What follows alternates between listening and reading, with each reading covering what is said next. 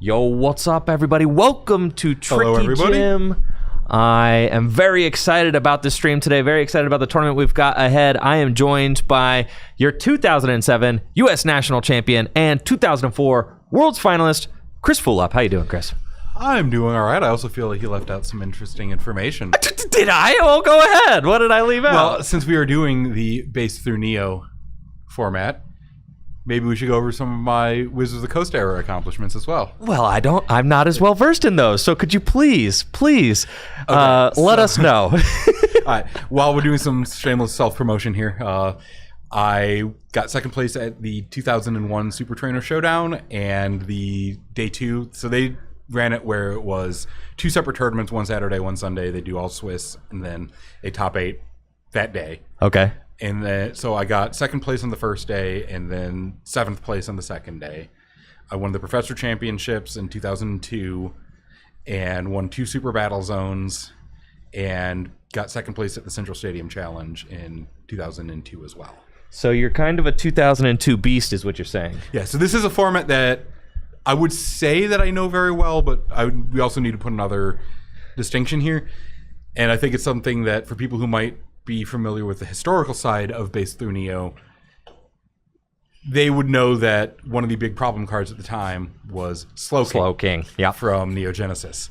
So Slowking was inaccurately translated from his Japanese card. The Japanese card said that when it was active and your opponent tried to play a non-stadium supporter card, a non-stadium trainer card, they had to flip a coin to use it. Otherwise, on tails, they went on top of your deck. Now, it was supposed to be when active. When it got translated into English, it just said when it was in play. So it worked on the bench and it worked in multiples. You could stack it, yeah. So the format was very much disturbed by the fact that Slowking was one of the best decks. And everything got kind of inbred from there. Yeah. So now we're doing a much more healthy, pure version of the format without that Slowking mistranslation. Yes, we've So what I eroded the played Slowking retroactively. Is slightly different, well, significantly different than what is going to be played today. Although I've also played the correct version of the format, which is what I know you won the last Base Neo tournament that we did. hosted here at Full Grip Games, actually, what feels like eons ago because it was pre-pandemic. It was like right before, like 2018, 2019? Yes, and there were 10 people at that tournament. You won 4 Japanese packs of Neo Genesis for winning the event. I got 2 for getting second, and there were 10 people. It's crazy. I remember buying the lot of like 8 Base Neo, the 8 Neo Genesis Japanese packs. I bought them on eBay for $120 as prize support for the whole event. Like 15 a piece or whatever. Yes, right? And I think you just said you just offed them lately for like hundreds of bucks a piece or something. Yeah, no, I sold. I had 4 of them. I ended up selling them for like a little over 200 each. Yeah. So, and that's in the span of since 5 years they went up that much. I know, it's crazy, right? You opened yours, didn't you? I opened one, and then I kept the other, and then I think I caved and opened the other eventually too, because I don't have it anymore. If I sit on it long enough, I'm surprised I had them. Usually, if I sit on a card long enough, I'm in a pack long enough, at some point I'm going to need to feel something. Like I could just have a bad day. Maybe I drank a little too much. Like the packs are in a drawer. I know they're there. Not safe. They're not safe. No, they're not safe. I had boxes of like Skyridge and stuff from back in the day, and I was like, I'm just going to hold on to this to sell eventually. And it was like 2 days later, I got bored. It did not last. I just shredded them. Dude, that's so crazy. We've got a huge turnout today for our Base Neo event. There are, I think, about 40 players here. Jesse showed up as Jesse Parker, Ohio's hero, showed up, and he was 39, I believe, and there was still some time to go. Right. And there were people looking for decks to be able to borrow to play. So I don't know what number we're going to have. At least 39. I wouldn't be surprised if we broke 40. Which is really exciting for a Base Neo event. I'm not aware of many paper Base Neo events, of this size in present day. I would be very surprised if something was larger than this. Yeah, this is huge. and this is very exciting because this is one of my favorite retro formats, and to get to commentate it with you, who is experienced and played through the time, and also very accomplished during the era as well, is really exciting for me. Like I said, maybe 6-7 years ago, we played a base Neo tournament, had 10 players showed up. I thought we had like closer to like 12 or 14. It was 10 because I just watched the vlog. Okay, because I knew it was small. It was under 16. I just watched the vlog. Yeah, and we cut to a top 4, which is like half the field. I need to believe it's closer to 16 in order to make myself feel better about my accomplishment. 10 doesn't sound so good for the win. Now, years ago, it was Kingdra. Was the deck that both of us played and made the finals with, and you ended up winning with Kingdra. Kingdra is one of the strongest decks in the format, something that I expect to see today. I already know multiple. I loaned one out to somebody, and I know there's at least 3 players playing Kingdra. I'm sure it's significantly more than that. I would be surprised if it's not the most popular deck. It's cheap to build. It's really good. It's not terribly difficult to play. Right. And I also lent out some Kingdras. But I also lent out and tried to inspire people to play what I consider to be a Kingdra counter deck, which is Zapdos Crobat. Which I'm going to say I'm not as convinced that being a... I'm pretty sure that matchup is still pretty competitive. Yeah, it might be. Especially, well, if there's a muck, it's not happening. For a reference, I already knew going into this event, if I was playing, that I would have played some form of Kingdra Muck. Yeah. I played Kingdra Muck at the Professor Tournament after Worlds 2002, I believe it was, the one in Seattle. There were tournaments after 2002? I thought, because this is right when things were starting to like get crazy in the history of the game, right? Because in 2003, there was no World Championship because the rights were getting... from Wizards of the Coast over to Pokemon. Yes. But 2002 was the one World Championships that they held... Well, the Masters Division They had no Masters Division, so this was the after hours, after we got done judging it, everybody got to play in an after hours tournament, and I played Kingdra Muck for that event. Really? I went 5-2. Okay. I'm pretty sure one of my opponents cheated against me. I last them 2 times in a row, and they top decked a Professor Oak both times. I'm pretty sure there's some palming involved. Dude! But it is what it is, and I think that I would have most definitely played a thin Muck line, either a 1-1 or a 2-2 and some balloon berries. Today is what you would have done. Play the event. Because I think Kingdra beats most decks. I think it doesn't really lose to anything as it is. Muck shores up some of the tougher matchups. I wouldn't know what these X60 would look like, but... Yeah, it's really exciting. I know that there's been quite a few players that have been testing for the event. I know Nick Baker's been really grinding out games and testing for the event. He runs the Ruby Retro YouTube channel. If you're familiar with that, does some great retro content. And Nick is a great guy. So yeah, for sure. So shout out to Nick. And he loves retro, loves the Wizards of the Coast formats. So he messaged me in the middle of the night, like a couple weeks ago, just asking about I mentioned the Super Battle Zone stuff earlier. He was asking about what I remembered from that time period, and I gave him the best information I could, but it was 25 years. It is a long time ago, man. Early 2000s, man. It's like it's my glory days. Like I remember it okay, but not with as much information as he probably would have liked. Yeah. No, I love hanging out with you, Chris. You make me feel young. Yeah. Thanks. Yeah, I'm turning 40 in a couple months. Okay. Yeah, so. I knew it had to be close because I'm 36 now. I'm getting closer. So I know if I'm getting closer, you're really close. Horrible. Horrible. I have to go to physical therapy, man. I'm not my posture's all wrong, and at this point I've been sitting on it for 30 years. So Oh no. You sleep a little wrong one night, you're done for a week. I know. We've got, like I said, great turnout today. I know a lot of players have been putting in a lot of work and testing and kind of brewing up new decks. A lot of players have read Jason Klaczynski's blog as well, which is going to be highly influential for this event. 80% plus of the players here today are just going to be playing an exact list off of Jason's blog, which is not a bad place to start. I will say... No, it's not. And I'll say this as a friend of Jason's, I do not think personally that all the lists are optimized. No. I think that they're a reasonable start to it. I think most of them are running 2 to 3 item finders, probably 3. I'm a big proponent of 4 item finders in pretty much everything I play. Personal preference, just he runs a lot of 3 item finder. He does. I've argued with him, and I'm not even saying debated. Argued, with him. Because it's that serious. No, and it's a lot of how me and Jason would discuss decks, going back 20-some years now, because we always had very polar opposite opinions on a lot of things. I found myself disagreeing with a lot. Now, I had to get started with Jason's blog, but I got started with Jason's blog 8 years ago. Yeah, and things are updated even. Yeah, so at this point, like, I started with Jason's blog, but now I find myself disagreeing with Jason as well on like some things that where I've started taking my own liberties with the decks and manipulating. That's when the format gets really fun. Yes. Is once you kind of take ownership of it. For a lot of the people here today, this is going to be their first introduction to the format, which is very exciting because that's how retro communities grow, and it really takes events like this in order for people to get interested. Base Neo is one of those formats that the decks are still largely capable of being constructed in 2025 for a lot of terribly expensive. It's not terribly expensive. Now, some decks, I mean, if you go trying to build Light Dragonite, okay, I can't help you there.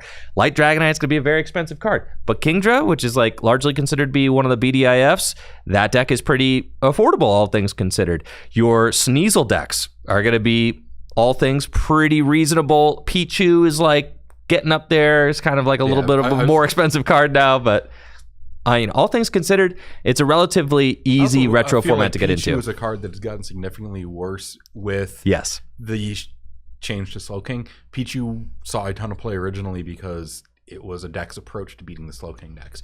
Now, even with like, obviously it's okay against like the bat stuff, but you're then forced to put down more babies. Like, it's kind of a two-way street there.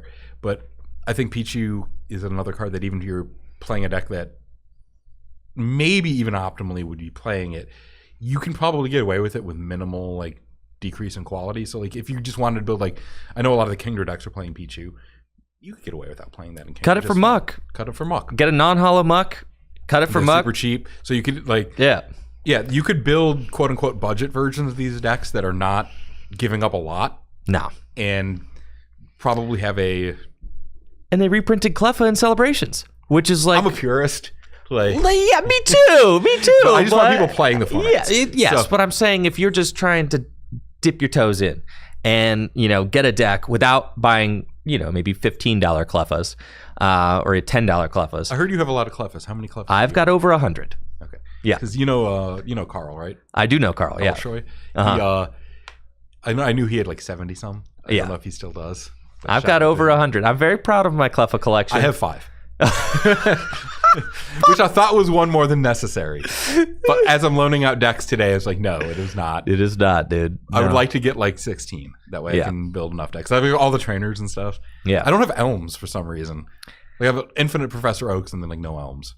Years ago, I mean, like when I was getting into content creation and building retro decks, I just decided that I wanted to have like a box of stuff, like a 5-row just full of WotC era stuff that I could just like play with like it was a sandbox, and like that would actually give me the feel of like existing back then. Right. and where I could like, oh well, if we're playing games and I'm like, oh well, I want to try this, I could just grab stuff from the box and sub it in and out instantly. To me, that's like, you know, once I created the WotC box, now I like have the format, right? And it's like, yeah, I have decks built, but I also have the WotC box, which just has crap in it that we could just like, we could play all night and just start tooling around and figure things out, you know? I put most of my focus on picking up the EX era stuff. No, I don't have an EX era. I don't have a big EX era collection. That stuff's hard to get. It is really hard to get. And I've been going, one of my buddies has started vending shows. So I've been going to some of these like mall shows or whatever where they've got all the cards for sale, and they have a ton of vendors. It's all like Wizards era stuff and modern era high end stuff.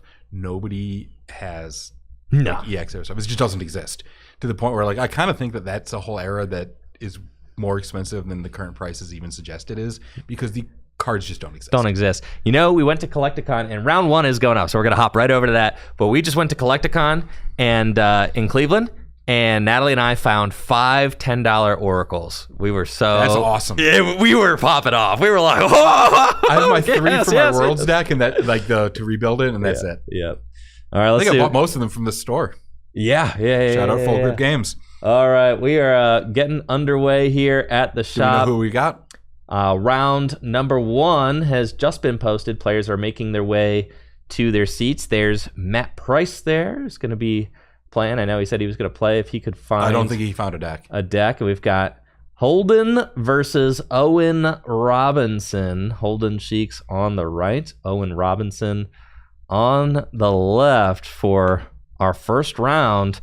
We're going to be playing 40-minute rounds today, which is like a little bit of an increased time limit But because this format is very slow. the format is slow, and also because I was torn. I was like, well, like 30, 35, keep things moving. But then when I realized that there were going to be quite a few players actually reading the cards in the tournament, I was like, let's just. I think 40 is the most 40. appropriate, anyways. Yeah, honestly. You think so? Yeah. As someone who played back then, now. And the thing is that we understand now how defensive the format can be. Back in the day, people were so much more aggressive. They were playing their oaks. They were playing to try to win the game quickly. Whereas now we've kind of understand that it's much more war of attrition, and you want to play slower. You don't want to run out of resources. Got it. So the pace of play is probably going to be like now that players generally have a better feel for the format, it's going to be slowed down a little bit. Plus, you have players that are not as familiar with the cards or the matchups necessarily. I know a lot of people are really trying it out for the first time. Yeah. Like I lent a deck to my friend Tony. Shout out Tony Bella. He's playing Wiggly Muck. I think I gather for him, and he has no experience with this era. Oh yeah. We were talking in the car ride down what the first turn rules were. So he just thought it was going to be fun. It's a different experience than modern Pokemon. Yeah. By a lot. For people who are just checking in and have no exposure to this format, it is so different than what modern Pokemon is like. The rules are more or less the same. The way everything plays out is completely different. 100%. It is a entirely different experience. One of the reasons that I love playing these formats is just because of how different it feels. I know Jesse Parker, last year's World's finalist in standard format, he hit me up last night. Do you have a deck? Sure. I took apart my modified Rocketon Kingdra deck, modified it for base Neo. I got you. And he's like building it on Limitless and running test hands and asking me, he's like, do I just like oak this hand to try and get some Seadras? And it's got like 2 item finders in it. I'm like, no, bro, no, you eek and chill, bro. Eek and chill. Yeah. The format is very slow, especially with Kingdra. Yeah. And trying to like instill that in a player who might just be like, I gotta like dig to get my stage ones on turn 2, right? We have to convince him to turn off his Miraidon brain. Yes, because for sure. Miraidon brain is not what this format is about. Absolutely not. So it'll be really exciting to see, how players that are accomplished in current standard. I mean, we've got another Worlds qualifier here, Austin Charles, who is qualified for this year's World Championships. He's going to be playing the format as well. It's always fun for me to see accomplished standard players, get their feet wet with the retro formats that they maybe have way less experience with or none at all. But then we also have some players who have traveled quite a bit to attend this event. I know I saw some players from Kentucky this morning. Woke up at 5 a.m., drive out to Full Grip to play the event. You'll love to see it. So for the retro community, this is huge. This is going to be quite possibly the biggest base Neo tournament, in the last decade, maybe. So before we get into this game, what are the odds that, since we brought up Jesse, what are the odds that I can bully Jesse into playing the Charizard Dusknoir deck for Worlds? Ooh. I think it's excellent. Yeah, that deck seems anybody good. looking for something in standard right now, there's a list going on in all the online events right now for Charizard Dusknoir. Kind of branched off from John Roberts' build from one of the regionals. Excellent. Cannot praise it enough. And looks like we've got Typhlosion here from Holden. This is actually a deck I'm not terribly familiar with. I mean, I know what it does. Scoot your prizes but towards the center a little bit. Scoot your prizes in a little bit more. Holden. Scoot prizes in more, Holden, please. Holden getting yelled at here for his prize placement. But Typhlosion obviously is aiming to get out a series of Typhlosions and use their abilities, their Pokemon powers, to put fire energies into play a bunch. I don't know if he's pairing it with Perfect, thank you. Arcanine or anything, that Blaine's Arcanine or anything like that, or like a Magcargo, or if it's just a Typhlosion. But there we go. It'll be interesting to see what this is, and then it'll be also interesting to see what Owen ends up being on. We don't have deck lists yet, so we don't know what players are playing or what the metagame's shaping out to look like. Now, Natalie did just, I think, read all of the rules to our competitors now over the... It looks like it's some kind of Sneasel deck here.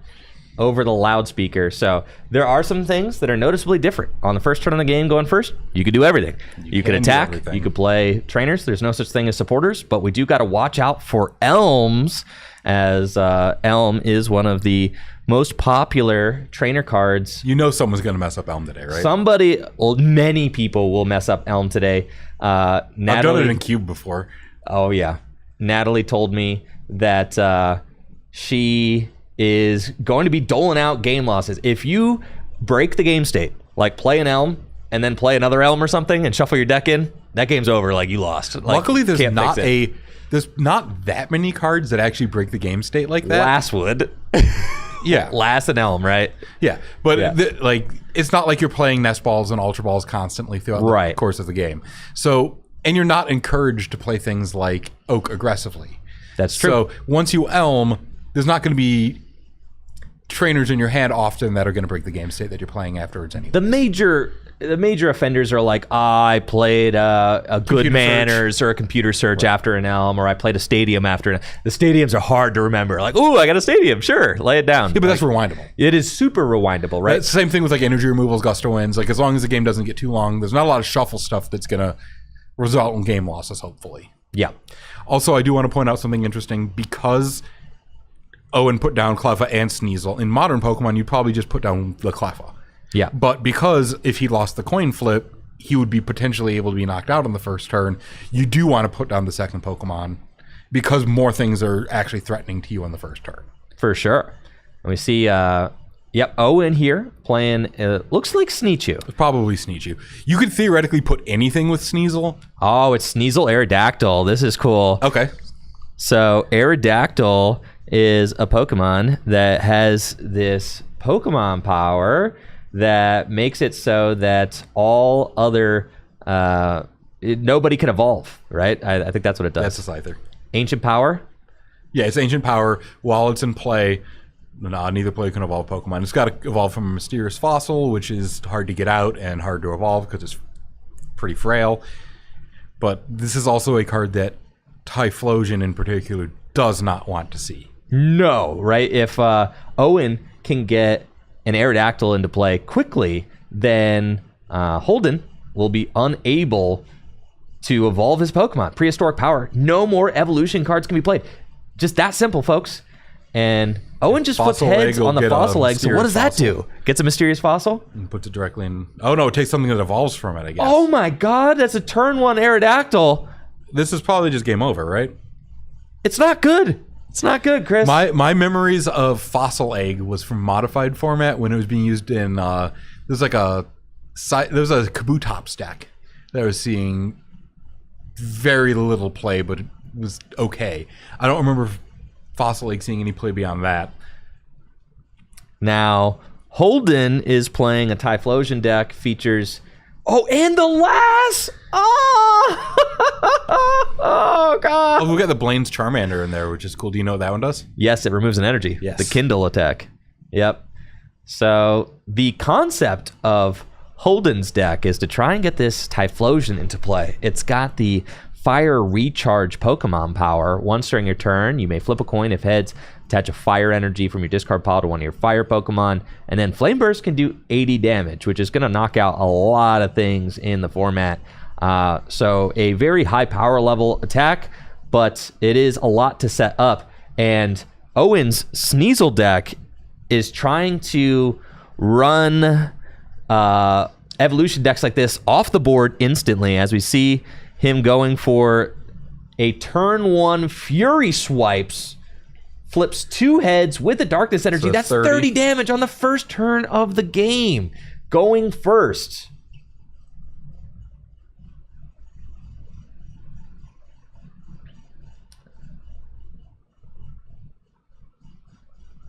We got Holden reading the Cyndaquil. I believe it's got like a smokescreen style attack.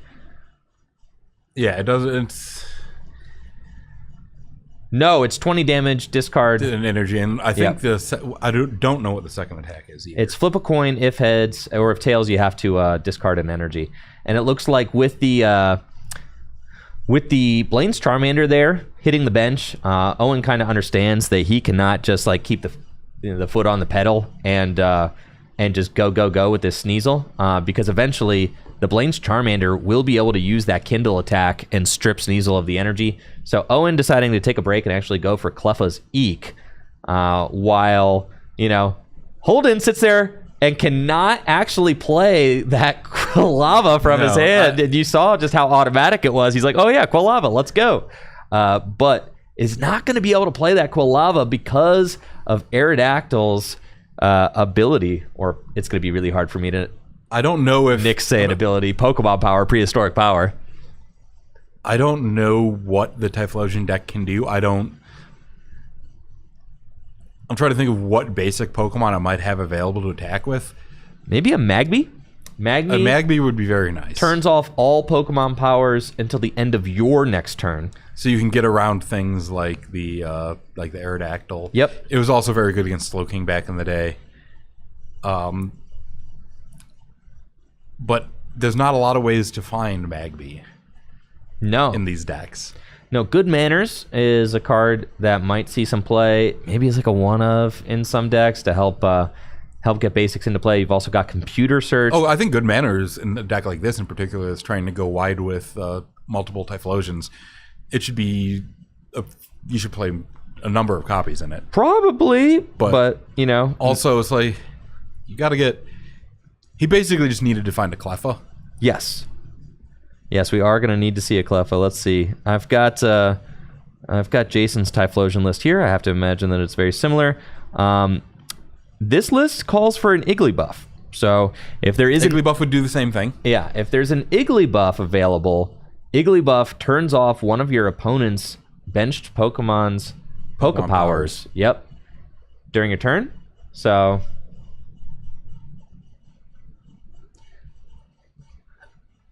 Yeah, I mean, that'll get around the Aerodactyl and allow you to evolve, but...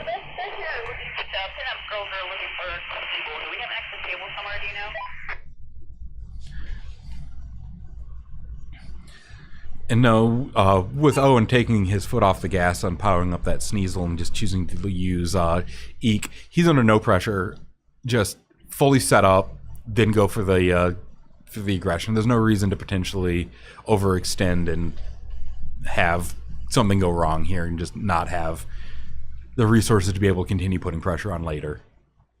All right, and Sneasel kind of is one of the most popular attackers in this format. We're going to see a lot of Sneasel today. We're going to see a lot of coins being flipped.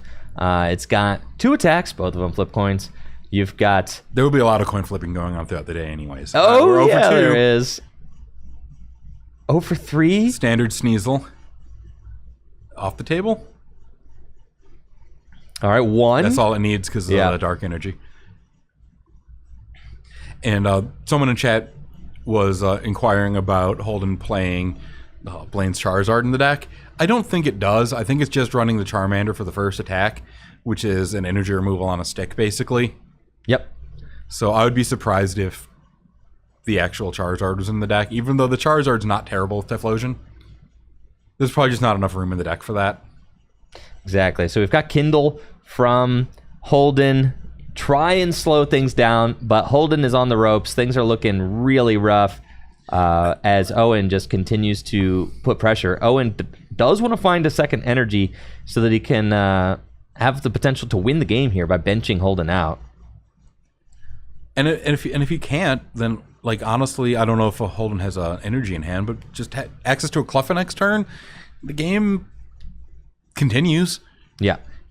And it's one of those things where like if Sneasel doesn't flip particularly well, like the game can definitely fall away. The game can always fall away when you're playing Sneasel, and a lot of that is... Sneasel, you play Sneasel because you love coins. Yes. A lot of it is because of the flips. But then there is also the fact that your energy is limited. In this format, there is no such thing as basic darkness energy. That's right, Chris. So you have to run either... well, you're probably running 4 of each, but 4 rainbow energies and 4 of these special dark energies. That's right. And that is it.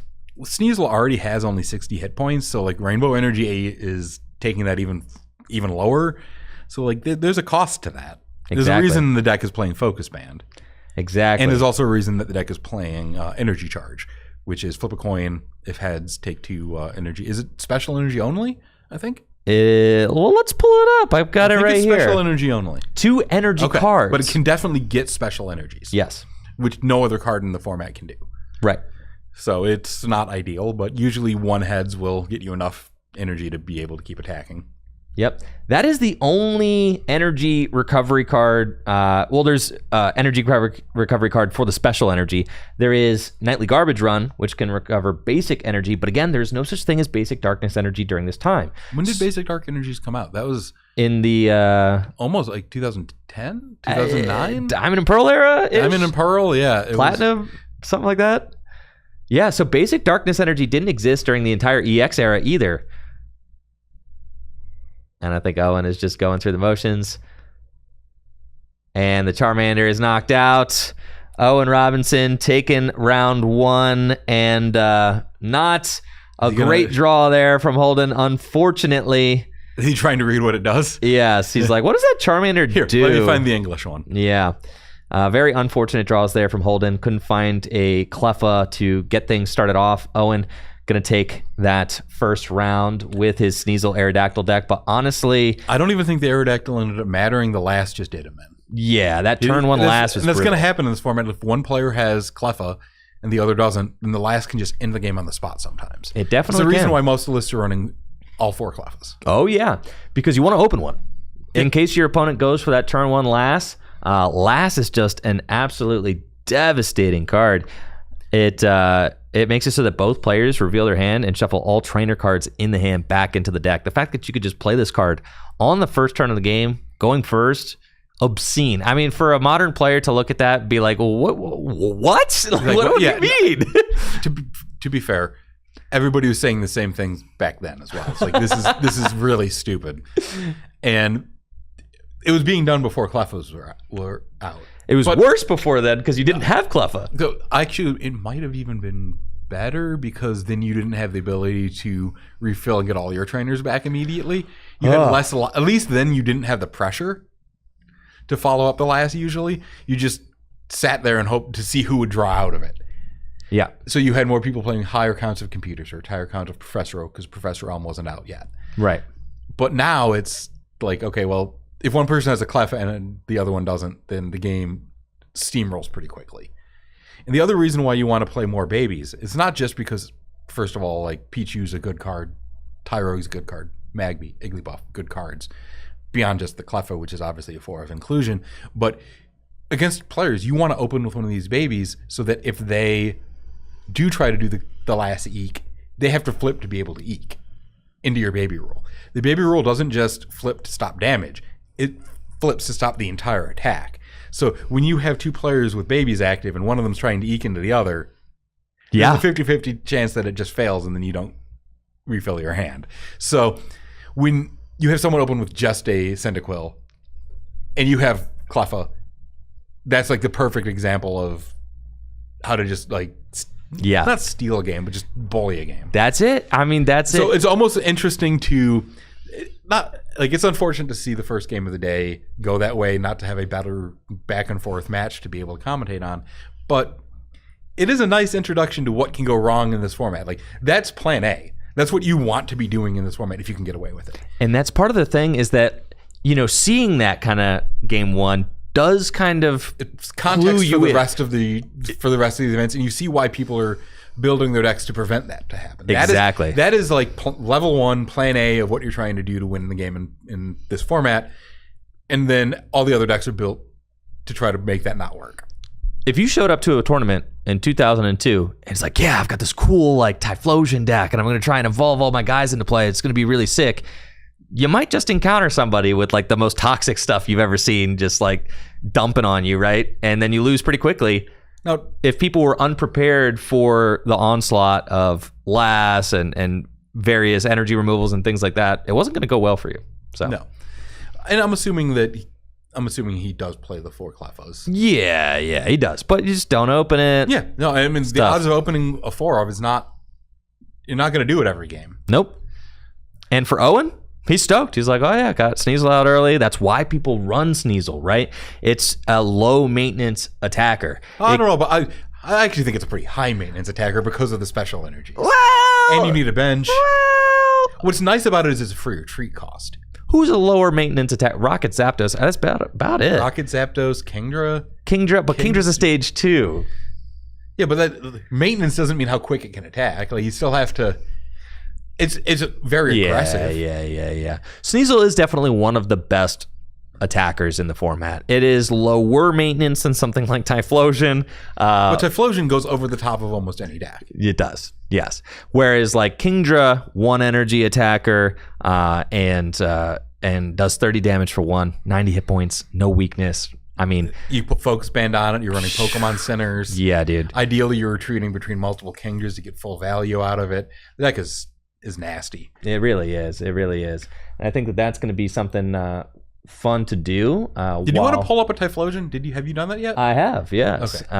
But just so people, because obviously it never came out. No, I did. Yeah, I pulled one up real quick during the game so people could see. But something that I'm going to do here is just pull up a card database and let's talk about the best decks in the format. What people can expect to see today as we play this base Neo tournament. I think a card like Kingdra is super funny because you just don't like reading it. You're like, this is like the best card, really? You know, it doesn't seem even if you were to look back, having not played the format before, and read every card in this that's played in this format, it doesn't read that good yet. And you're gonna have to pull up the Seadra, of course, because you're gonna be playing Genetic Memory 95+% of the time as the attack here. Twister absolutely comes up. It does. That's what Twister's very, very good. Yes. And there are certain matchups it's just excellent in. When you get this super grindy like game that goes incredibly long, you're gonna eventually power up Twisters, and it's gonna make a big difference, assuming you don't just keep flipping tails. So the concept, Genetic Memory. Yeah, the concept of the Kingdra deck, you're going to be using Genetic Memory. Use any attack from Kingdra's basic Pokemon or evolution card, and you don't have to pay for any energy. Show so us this high impact Seadra's attack. I know, and that's the thing is that it doesn't even read like you're doing anything degenerate. No, right? No, absolutely not. This is the end game. This is it. You're mud splashing. Yep.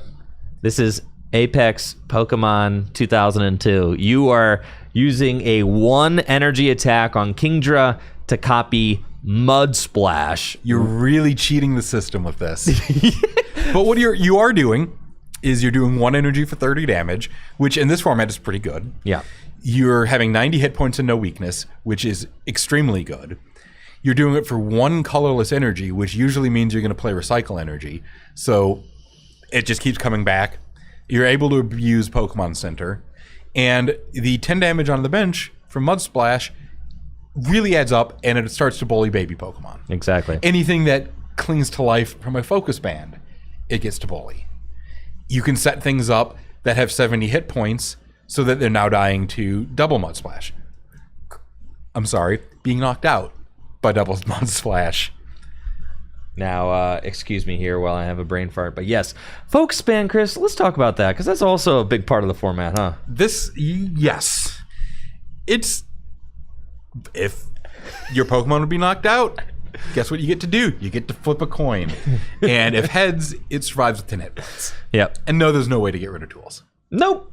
Yep, no Tool Scrapper, no Field Blower, Startling Megaphone, Lost Vacuum, nothing of the sort. No, what is it, Windstorm? Yeah. No. Nothing No of the Jamming sort. Tower. Nope. Just Focus Band ruling the day with Machoke's wonderful looking eyes. Yep. Is that a Machoke? That's got to be a Machoke, right? Might be a Machop. And it's a Kamiya artwork. It's a little hard to tell.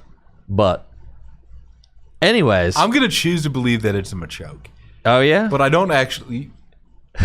I'm going to be honest, Chris. I've never thought about it. I can rule out Machamp. Oh, it's not Machamp. Yeah. They'd be showing off the extra arms. For sure. No, it's either Machop or Machoke for sure. He's very blue. Does Machoke have the different colored mouth? At what point did...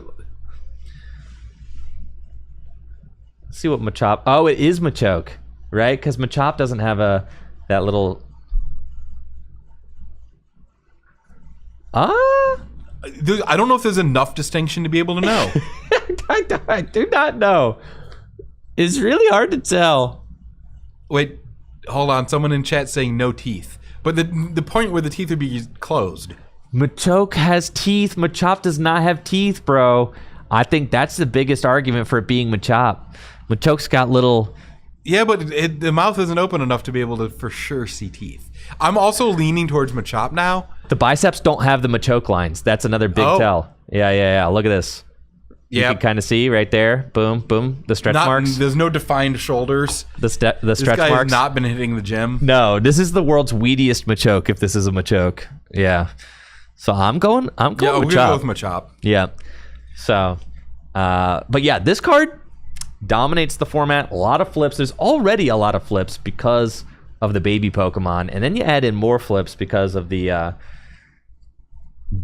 focus bands, and things get pretty crazy. Now let's talk about the baby Pokemon for a minute, because this was I think the most defining factor of the Neo formats was the introduction of babies and Clefairy's not close. And the baby rules, right? You could maybe have made a case with Slowking before, but obviously that's been correctly errated.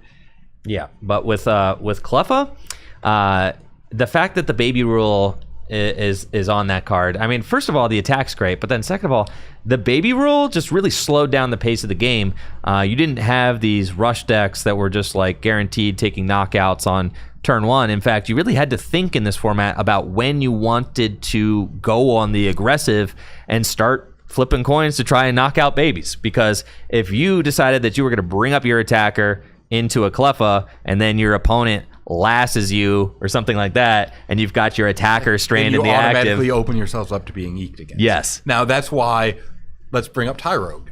Oh yeah. Which I feel is the next evolution of that conversation, where instead of bringing up your non-baby attacker to try to deal with baby Pokemon, this card saw play in a lot of decks. Mm-hmm. And you have a 25% chance of knocking out a Cleffa or any other baby Pokemon. But also, it keeps the baby roll in play. So they don't have the guarantee that if they play a Lass and an Eek, that they're going to get the Eek. Exactly. Yep. So this card randomly ended up being extremely popular. And I've also seen a number of games end on turn one where someone goes first, the opponent has a lone Cleffa, and they just smash punch, knock it out, game over. Game over. Which is why you would put down the Sneasel in addition to the Cleffa like Owen did in the first match. It's crazy that a card like this that with just so many flips on it, 30 hit points, smash punch, flip a coin of tails does nothing. You're like, yeah, that card does not look good. Oh, it was good. And it saw play. And it did allow you to continue aggressing. I'm going to detour once again here with something that someone said in chat, actually. Machoke wouldn't be struggling that hard to put the focus band on. That's true. Machoke would have that thing on immediately. It would be tidy. It would be tight. And he'd be flexing. Yeah. Machop looked like he was swing above his weight class. It was absolutely like featherweight trying to fight a heavyweight. That's what it looks like. So in context, it makes sense now. Machop's trying to hang on for dear life with the focus band. Yeah. Yeah, because otherwise he would be that Machop is staring down a Sneasel. He would be getting knocked out. Yep. So Sneasel, big attacker in the format. I'm actually going to pull up Jason Klaczynski's blog too, because he's just got a lot of decks there. The other detour I wanted to bring up, just since we have time with this game ending pretty quickly, we could talk about Murkrow, just because it's such a unique card. Oh, Murkrow, dude. Murkrow, kind of crazy. This is going to be something that people are going to look at and read the way it's like templated and be like, there's no way it should do that. Yeah, because it could just end games. Mean look. The defending Pokemon can't retreat for as long as Murkrow remains your active Pokemon. That never goes away. No. So if you hit Mean Look on a Cleffa, which requires a coin flip, they're stuck with that Cleffa active forever.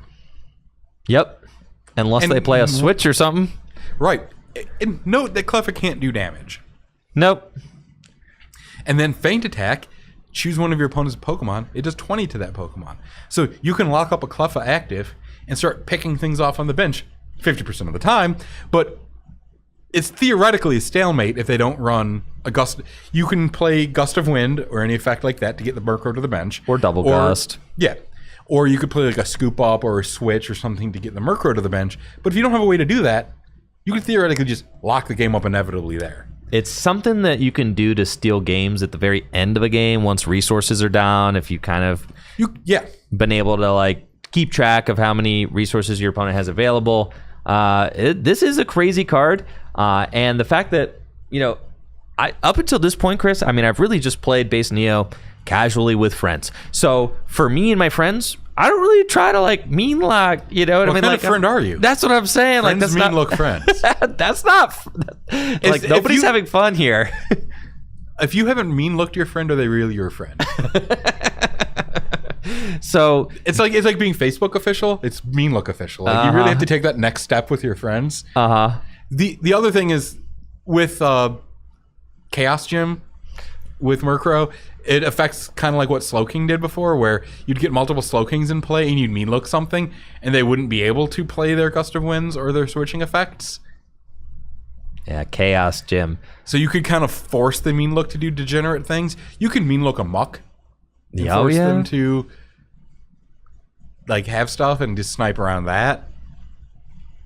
Dude, Chaos Gym, this is certainly a card in the format. It's a stadium card that says whenever a player plays a trainer card other than a stadium card, they flip a coin. If heads, that player plays the card normally. If tails, the player cannot play that card. If the card isn't put into play, so if it's not a tool, then the player's opponent may use the card instead. And they have to do everything in order to play the card. And then the card goes to the owner's discard pile. It's a mouthful, but what you thought I said, I did say. Also, it's a mouthful of generally vulgarities every time your opponent plays this against you. Oh, 100%. Because this card is incredibly frustrating.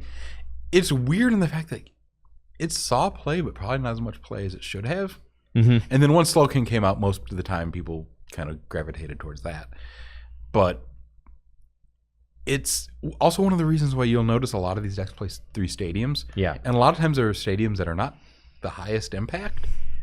A lot of times it's just so that decks have enough stadiums to be able to deal with this card. You need a bounce. You need something to bounce stadiums, because Chaos Gym being in play, it brings a lot of chaos to the table, right? And some decks function under it better than others. Oh, yeah. And again, generally they're the ones that are playing it down. Like Sneasel. Sneasel loves Chaos Gym because Sneasel is a very low to the ground deck, and you go wide and you put special energy, which are very limited, onto your Sneasel to try and launch big beat up attacks, right? And beat up, you flip a coin for each of your Pokemon in play, does 20 damage times the number of heads you flip, but then Darkness Energy also buffs your attack by 10. So you can do 80 to 100 damage sometimes. You can also do 0. You could also do over 120. So there's a big range there, but the big thing is you do not want to get those special energy stripped via energy removal, because energy removal, energy removal and super energy removal is still big threats in this format. Pull those up just for, and then Chaos Gym. Familiar with them? Chaos Gym. I mean, so think about it. Like if you've got Chaos Gym in play as the Sneasel deck, you've got 2 special energy on your Sneasel. Your opponent goes to play super energy removal. If they flip tails, I'm going to be the one super energy removaling you.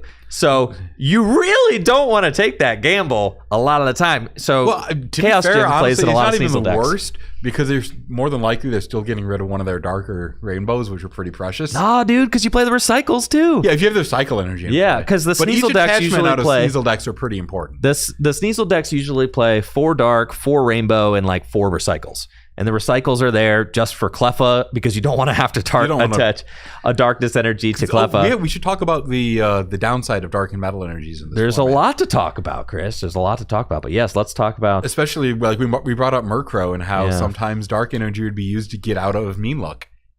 You're right, because you can knock out... You would knock out your own babies that were Mean Looked by attaching a Darkness Energy had a poison effect when it was attached to... Not literally poison, but style effect. It's effectively poison. Yeah. Just not named that, so it doesn't synergize with other things and can be poisoned at the same time. Right. But when it's attached... If the Pokemon Darkness Energy is attached, you damage the defending Pokemon after applying weakness and resistance. The attack does 10 more damage. At the end of every turn, put 1 damage counter on the Pokemon that the Darkness Energy is attached to, unless it is dark or has dark in its name.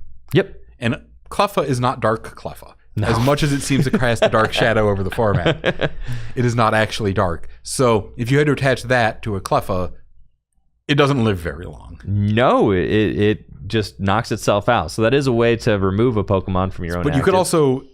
It still deals 10 extra damage if it's not attached to a dark Pokemon. So you could use it as a plus power in other decks. Like if you put it on a Wigglytuff, yep, you could hit 70. If you put it on, say, a Hitmonchan, you can hit 30, which eats through babies. Yep. There was on a Blastoise if you wanted to. Which is an important number, and you can also leverage the hit points. Yep. And if you're putting a Focus Band on it, then... Well, I guess it doesn't work well with Focus Band because it ticks away. Goldberry. It out. Goldberry, right. Yeah. Goldberry is nice. You can always retreat it off once you're done with it. Yeah. So there was that Aquapolis Scizor that came out.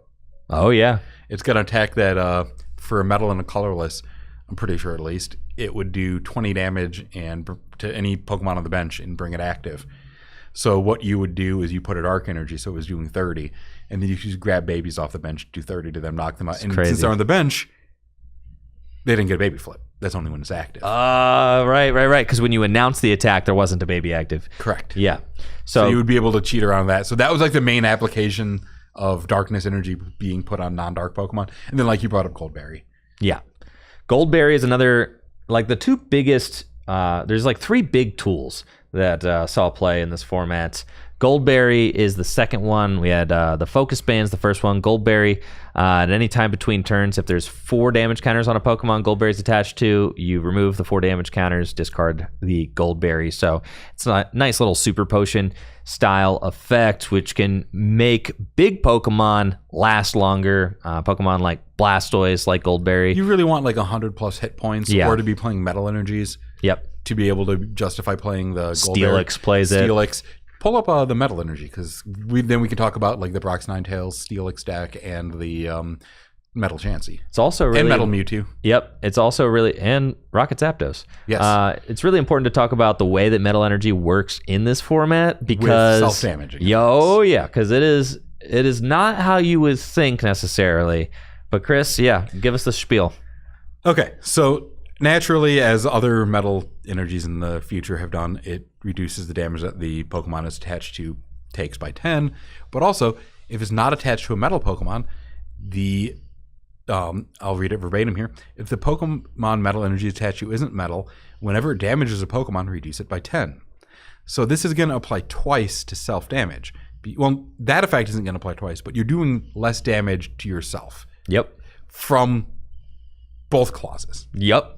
So you take less damage and you deal less damage. So if you have Chansey, who has Double Edge, which is 4 energy, 4 colorless, it deals 80 damage to the defending Pokemon and to itself.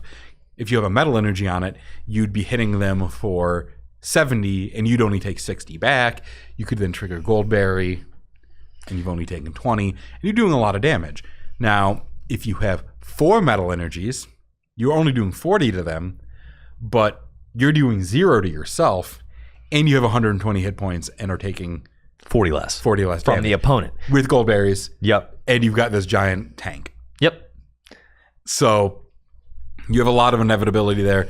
The deck's a little weak to energy removal, but it's also like really hard to knock everything out. So like you eventually build everything back up. Yep. Yeah, there's I think Metal Mewtwo is a deck too. Which I'm gonna take credit for that was actually my creation. Oh, let's go. I built that one a couple years ago. Not a couple years ago. I guess it's a long time ago now. Maybe about 10. It probably is about 10 years ago now. But that was a deck that was not. I actually stumbled upon that by doing Metal Mewtwo in Cube. Yeah. And I was like, wait, this would actually probably work in the format. Yep. And it was just like one of the best stall options. There are decks that probably can exploit it now that it's a known quantity, but for sure.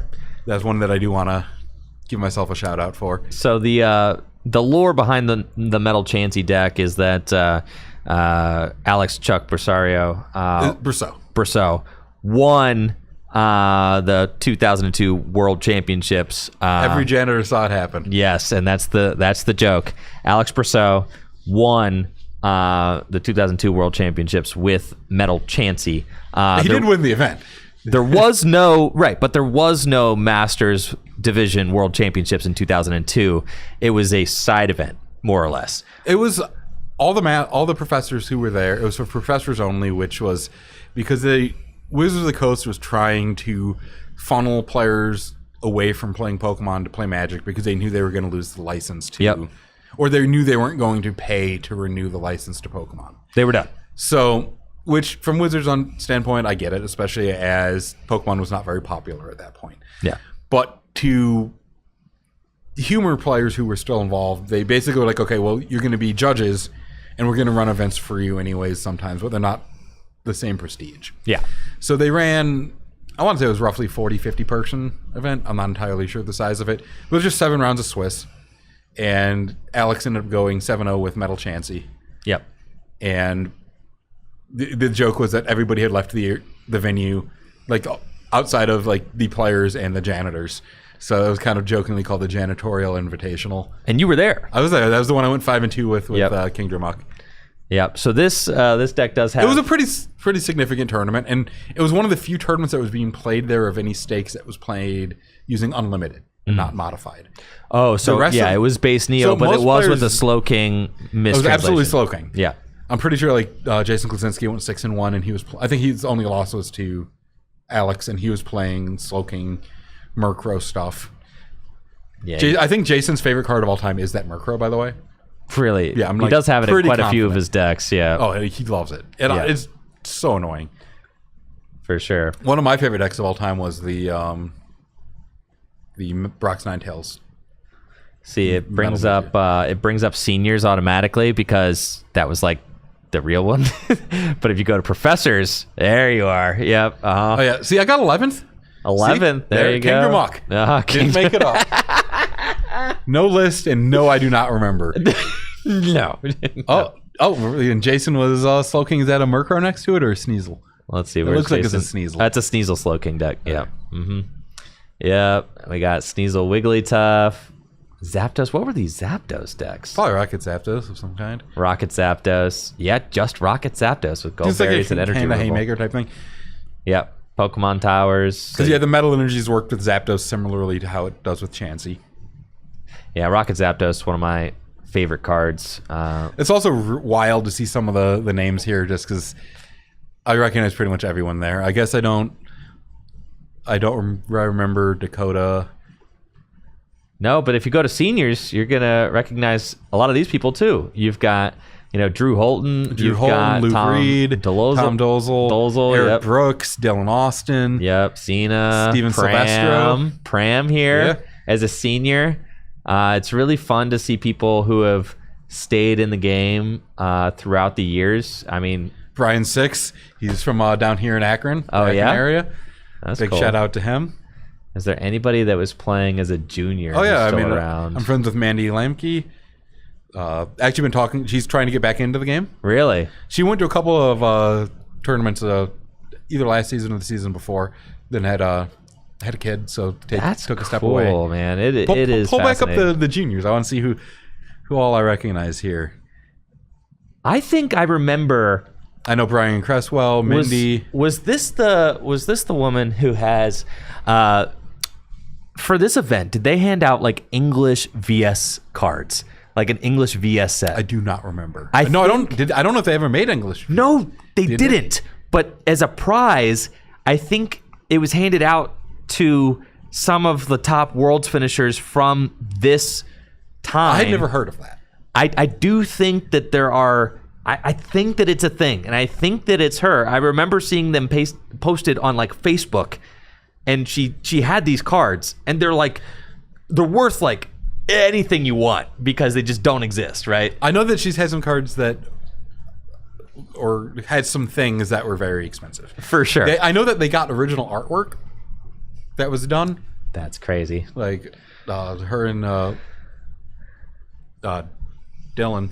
And then, so I know Brian Cresswell. Ben Salk is here. Ben Salk is there. Yeah. Dan Richard. Jeffrey Vernola, Dan Richard. I know. I think he is that German flag. Go up the 4th place. Yeah. You want to take a shot at the pronunciation? Jeffrey. I'm pretty sure that he was playing in the early Worlds as well. I think him and a brother. Belgium. Belgium flag. Yeah. I'm so bad with it. You're tripping, bro. Yeah. Sorry, we're just. David Marquardt's another. We're just stupid Americans, okay? So unbelievably uncultured. We're so and I'm uncultured. saying this as a history major. I don't know we're any just of the stupid flags. All I know is red, white, and blue, baby. It's crazy. Actually, pull that back up. I want to point out how many of these players in the senior division were from Ohio. Oh my God! So we had Drew Holton, Tom Dozel, David Marquardt, Sina Gaziaskar. Golly, yeah. So we got 4. Ohio was and huge. Brian 6. Those were 4 seniors there. And let's see the professors again too. So, Dallas Dalton. I haven't talked to him in forever. My brother was playing there, Brian Fulop. He got 24th with Brock's Ninetales Steelix. I was pretty sure he was on there. That's cool. Shout out to Pokemon for paying for the trip to Seattle for that. Freddie K is down there at 38th. A lot of these people stayed with the game for a while. I'm sure if you got, such an impactful experience like being involved in like a world championship or something like that, something that sticks with you for a while. And to be involved this deeply so early on in the game's life as well, right? Like Pokemon at this point, the cards have only been out for 3 years. Think about that. 3 years. Yeah, it came out in December. The starter decks came out in December '98. I was playing a lot of Champ Deck mirror matches with my brother, like around Christmas that year. Yeah. And it was like January, I want to say 15th when the first edition boosters came out. And then the starter decks, the theme decks came out later than that. Yeah, dude. It's crazy to think, back to the humble beginnings of the game with cards being mistranslated. Rulings were botched by Wizards of the Coast terrible. all the time. I mean, because Wizards of the Coast... We can blame Mike Boozer there. He was one of the heads of organized play at the time. Master Trainer Mike. Horrible rulings. Like, you had cards like Muck were kind of with Pokemon that had coming into play effects. Yes. It's because of Magic the Gathering stack, right? And the way that the stack works. But they weren't also getting a lot of input from Japan either. No, they weren't. They were just making it up, right? So Muck, incredible card, still relevant in base Neo, very much so. And you'll understand why once we read it. It's got the Toxic Gas Pokemon power. Ignore all Pokemon powers other than toxic gases. That's it. And it only stops working when Muck is asleep, confused, or paralyzed. This is like Garbodor's Garbotoxin ability on steroids. It's just and it would be like nuts. It was ruled as if like Tapu Lele would be able to still work while Garbotoxin was in play. Yes, and the way that Wizards of the Coast translated this into play was like if you played a come into play ability or come into play Pokemon power like Crobat, which places damage counters when it evolves, that would still work. There's like the Entei. Because of the way that in the Entei, which accelerates energy off the top of the deck, those Pokemon powers would still work when they came into play because of the way the stack worked, I guess, which doesn't make sense. The general argument is that like those effects are happening before it's in play, like during it coming into play, and the Mucks affects them as they're in play. So it would like trigger before it recognized that toxic gas was a thing. I guess. The thing is, at the time, like, nobody was like super up in arms. It's like they just established precedent. Right. There wasn't like, okay, that's reasonable. I wouldn't have ruled it that way. They also ruled the like Suicune, Entei, Raikou from the Neo Revelations, the non-hollow ones, incorrectly with how it would work with Double Gust. So like it would be active and like just Double Gust wouldn't work. Yeah. I argued it vehemently against that at the time, and it didn't help. No, and that's the thing is like the game again was 3 years old, right? And it was being designed in Japan. There's a language barrier. There isn't just like ample, communications worldwide happening like there is these days. And Wizards was left in a lot of situations to kind of just like make it up as they went. And their game, Magic the Gathering, is they were taking a lot of input from that, and also just saying like, we'll just do it this way and see how it goes, right? Yeah. And most of this, like the games were longer. Most of like things like that would still not break the game usually. Right. It would just change the way the game is played. Change the metagame. It's not like, oh, well, we ruled this wrong, so now the game is just completely unplayable. No, it was playable. Slowking, which was not, that wasn't a ruling, that was just a mistake. The card was mistranslated. You also literally had issues like, what was it, like the Dark Vileplume had 2 different printings that had 2 different weaknesses. Really? You had a fire weakness and a fighting weakness on Dark Vileplume. That's great. And I think that they actually ruled that it's just whichever one you played, you got Ain't no way. I'm pretty sure that was how that was handled. Well, yeah, because I think you'd usually go for the fire weakness because like it wouldn't get Hitmonchan. No, you figure. But I guess if Hitmonchan, you could probably just play a 1/1 line. In 1999, 2000, like you don't want to try and dispense that information to leagues all over the world. Like just play it as it lies, right? Like it's easier just play what's in front of you. They didn't want to do erratas. Like Magic never. They always tried to stay away from errata. Really? It was either. You got banned or you play as is. Right. It makes sense because, again, it's tough. Getting that information out there is very difficult, especially early 2000s, late 90s. Getting the information out about cards getting fixed post-print is... it's not logistically easy to do, right? People are out there playing... and not necessarily checking an online resource. No, I remember you had like Pojo had a website. There was the Dojo's Poke Gym, which eventually became Wizards Poke Gym, and then just Poke Gym in general. People might... Is that where Poke Gym came from? It was the Dojo's Poke Gym from like 2000. And then it got shut down and everybody was sad. So they made a semi-official Wizards Poke Gym, WizPog, as it was called back in the day. And then it eventually... And I don't know if Poke Gym's still a thing. But it is? I don't know if people use it. Pokepop does.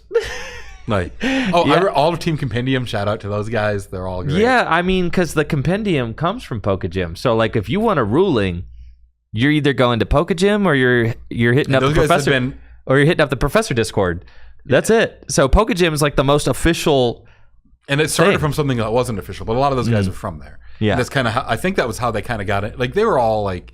I think most of them were already like staffing or judging and stuff like that, but I'm pretty sure most of them came from Poke Gym as well. Yep. I was always I got onto there like right before it got shut down. All right, folks. I was pretty young, so like my memory's not perfect on that, but yeah, no, for sure.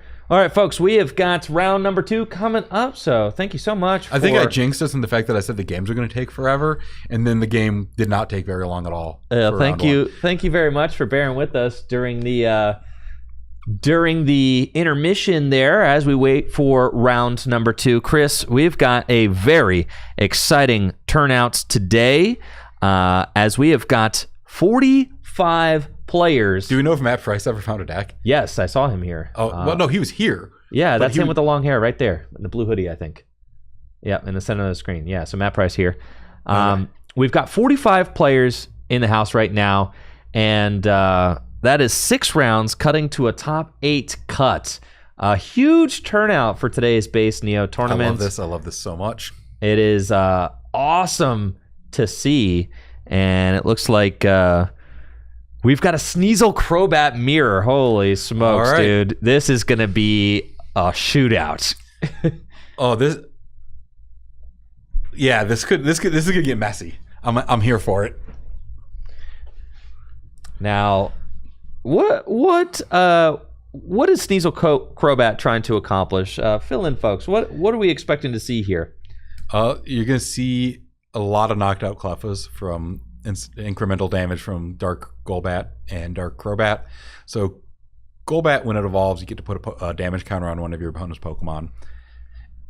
And Crobat is 2 damage counters. So by evolving through those, you're just able to knock out a baby Pokemon. Or pick off something that survived with a Focus Band. And then Sneasel's your main attacker. So you're just jamming Sneasel to put pressure on and hoping to take extra prizes and prevent your opponent from being able to recover from last by taking out their baby Pokemon with Crobat damage. Yeah. It's or using them as plus powers, depending, or to finish off things that survive. It's just a lot of extra damage. There's a lot of resources that you have to put into your deck to put the Crobat line in. It is. But Sneasel is Sneasel. It's a basic Pokemon, and all you need are the energies for it. Exactly. And you already need to fill the bench, so you're filling them with bats. Yep. And the synergy there is spot on. I mean, it's just perfect because the Zubat also has free retreat. So as you bring up. Yep. So you can very easily pivot in and out of the... I sadly don't own any of these Crobats, so like they're moderately expensive. Oh, they're like, tough to get. They're tough to find. They're what, like $40-$50? Yep. And when I was building them, when I was building this deck 7 years ago, they were like 25. So they could be upwards of like 70 now. Yeah, that's a card I'll just bite the bullet on and I'll pick them up. Yeah. Because I have the Golbats. This deck wasn't as much of a thing back during the time where this format was played. It's a deck that got pushed up by Slowking. Yes. This is kind of a modern development of the base Neo metagame because of the Slowking errata, which now pretty much all retro communities just adopt the way that Slowking was intended to be printed. I will go as far as saying, though, that it is more fun than you'd think to play with the Slowking as it was ruled, because you get to play Pichus, you get to play Brock's Mankey, you get Igglybuff, Magby, like Muk. There are ways to combat it, and enough of them that you still get interesting decks out of it. It just makes for a totally different metagame. It is. So like if you're investing in playing like the base through Neo formats and you just want to spice it up every now and then, play with the Slowking. It's like, it's not unplayable. Yeah. And I know some people who like it more. That's crazy. I'm pretty close to being like split. All right, very solid start here from Austin on the left. 3 Zubat down. One of the most difficult things. Probably now getting a Cleffa. Yep. One of the most difficult things about playing the Crobat builds is getting your Sneasels into play early. There is basic search. We just saw Austin played a Good Manners there on the first turn, so had to reveal his hand. Good Manners is a trainer card that you can only use if you have no other basic Pokemon in your hand. Allows you to search your deck for a basic Pokemon and put it straight onto your bench for free. We see Austin going straight for the Cleffa, and Keith is also opened with a Cleffa and a Zubat on the bench. I wouldn't be upset to be either player right now. We saw Austin doing what I'm assuming was a deck check there while getting the Cleffa, because I think getting Cleffa was foregone conclusion there. Oh, it was absolutely going to be Cleffa. The Recycle in hand, this is a turn 1 attempt. Yeah, which is, again, now you'll see how this is totally different than the first game, because all right, we're doing it out. Going to hopefully try to get a Lass here, I assume. I don't like Lass when I'm like up against a Cleffa right here. I would like to save maybe Lasses for later on, because there's a Cleffa. So yeah, but as a Cleffa is going to have to the other Cleffa is going to have to flip into your Cleffa. It's true. That is true. So you could you have the better setup. It's true. Next turn, you're probably going to be able to do some damage to said Cleffa with Crobat. And there's a successful Eek. Austin benches another Cleffa, and you do have to think carefully. Because those are all baits to bats. Yes. They're all bat bait. Uh-huh. You have to think carefully about how many Cleffa you're benching. Now, Keith has a Lass in his hand. So now, this is something that you see all the time. I'm assuming this deck runs Double Gust. Your opponent, your opponent will Eek into a fresh hand of 7, and you're like, don't even. Just return. Yep. Those cards are going right back in, baby. Okay, and there was obviously no option not, like, you're 100% lasting there. That hand 100%. Was so weak. Yep. We see that the Lass, both players have to reveal their hand, shuffle all trainer cards from their hands. Failed Eek. Yep, back into the deck. So Lass, just an absolutely devastating card in this format. Very impactful. And Keith misses the Eek there, so that is a big momentum swing. We see Austin finds a Dark Golbat and is going to be able to sneak attack, place a damage counter on the active Cleffa. Yeah, and it's not really realistic to expect. I mean, even if the last didn't hit there, it's not that easy to get multiple Dark Golbats into play here. So, like, obviously the dream turn would be triple Dark Golbat, kill the Cleffa, and then the game's pretty much over, unless Keith top decks out of it. But it's not realistic to be able to find all those, especially after that last. Now this could be game, dude, because if Austin finds a Crobat, knocks out this Cleffa, and Keith 2 failed Eeks back to back. Yeah, and now it's pretty reasonable to be able to knock out the Cleffa, and it's unfortunate that Sneasel didn't get to come down. Recycle Energy goes back to hand. But yeah, this is getting devastating early on. I mean, a prize take, but Keith unable to launch. So we're going to Elm. Eek. All right, let's not get a penalty here. No. This is our first opportunity. No additional trainers can be played after Elm. It's kind of like your pseudo first supporter card ever printed. It was their foray into the concept of a supporter. Exactly. And then you'd get your first supporter in Expedition, Yep. which is like a set after this. Right, because they realize there probably should be some balance or cost to trainer cards. Elm was not. Yeah, Elm was a pretty well designed one. Yep. And you'll notice that Elm was more popular than Oak at this point. Overall, you see a lot of 2-2 splits. Yeah. But I think that if you were to add a 5th copy, you'd go with the Elm over the Oak for sure. You just don't want to be discarding all the resources. And Eek makes things like so different than wanting to just like blitz through your deck. And now Austin does have a free Eek because there is no baby Pokemon in the active. So Keith does have a Crobat in hand, so actually can take a prize by knocking out the active Cleffa. And then Crobat, he has got free retreat, so it's not like... I mean, I don't think there's another... He didn't draw Cleffa, right? No, he doesn't have a Cleffa right now. Okay, so it's just... Yep, going to be a Lass. And now he can get a Cleffa off the prize. Or a trainer card. Yeah. So you want to play the Lass first. Yep. Because if you draw a trainer card off of the prize, yep. So that gives him a chance to maybe liberate into something decent here. Like a Cleffa here wouldn't be bad. No, but it wouldn't. It looks like it's not what we got. Tell what it is. He's got the Dark and the Recycle and Dark Golbat.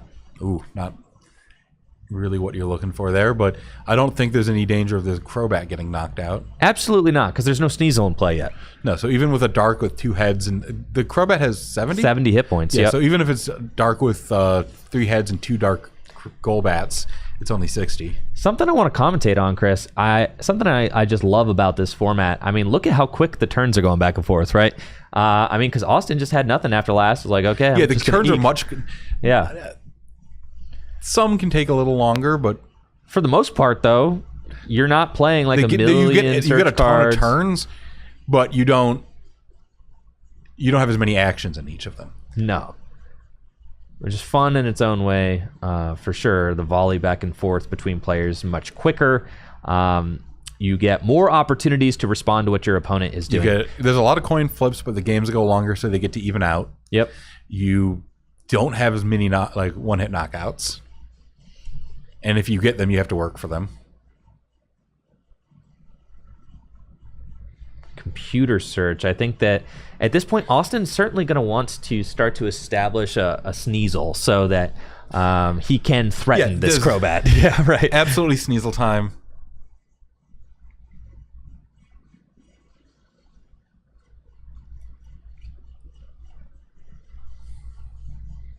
I'm getting word in the chat. Apparently, from a Tropical Mega Battle is where English VS cards came from. Okay, so that would have been the one that Jason won.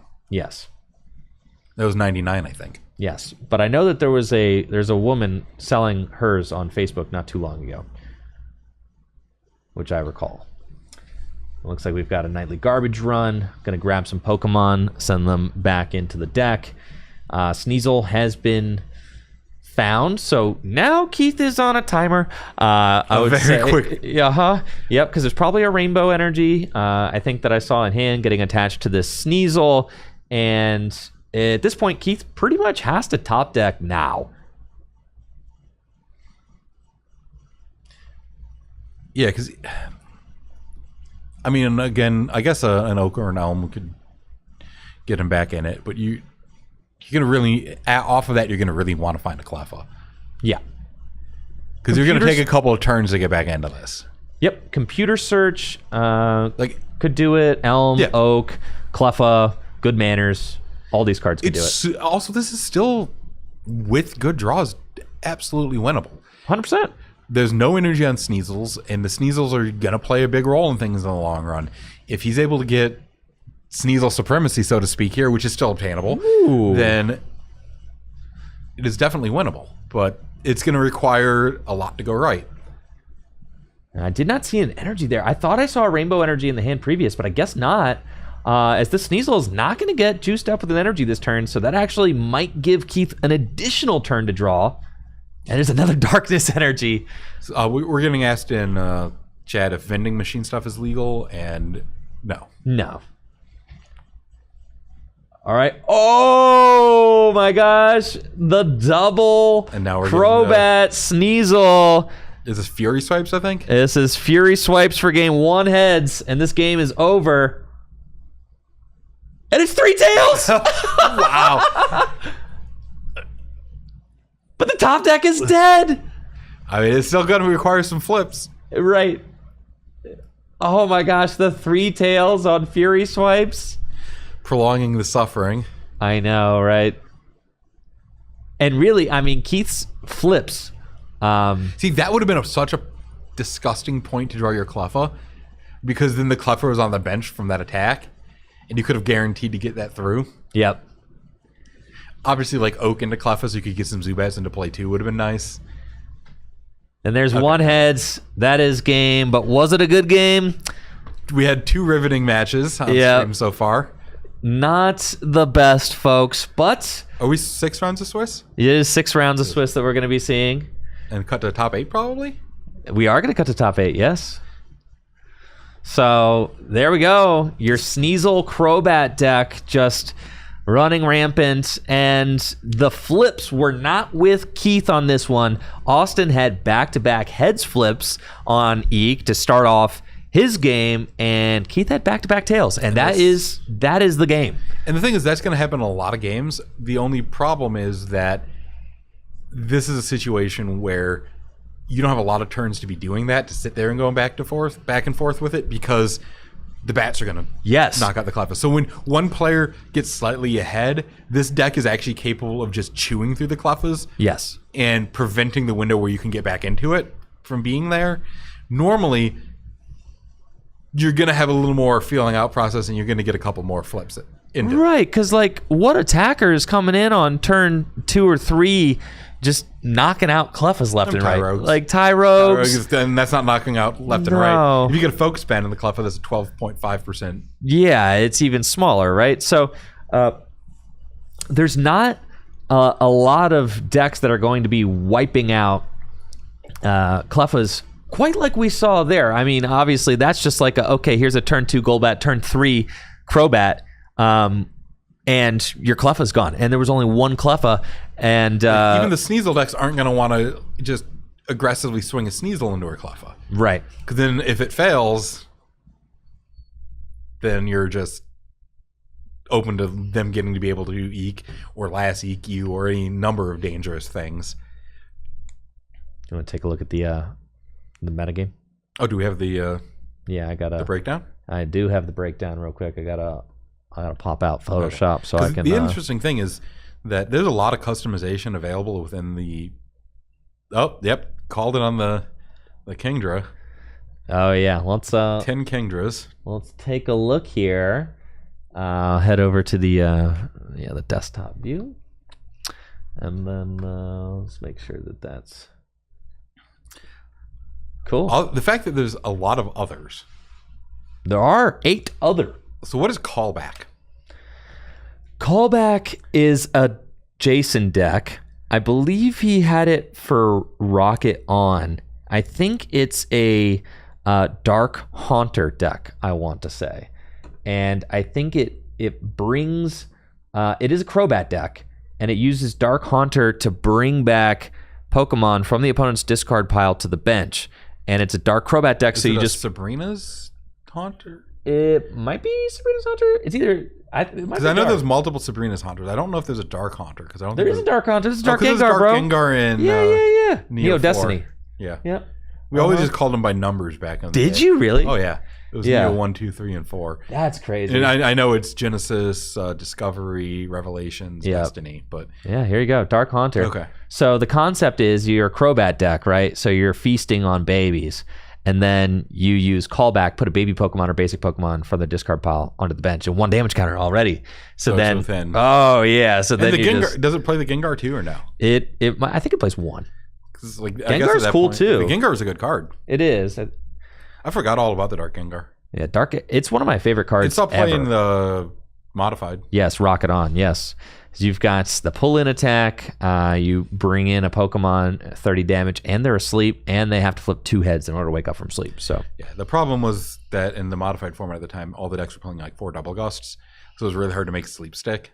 Yeah, so that's why I think the list that I have built for it, you're playing the Noctowl to try and strip you're trying to strip those trainer cards. Noctowl didn't see as much play as it probably should have. Right. It's one of those like late adaptations of people who've gone back and played the format. Jason's blog. Yeah. For sure, right? I mean, you've got a bunch of people playing it on like TCG1, for example. Yeah.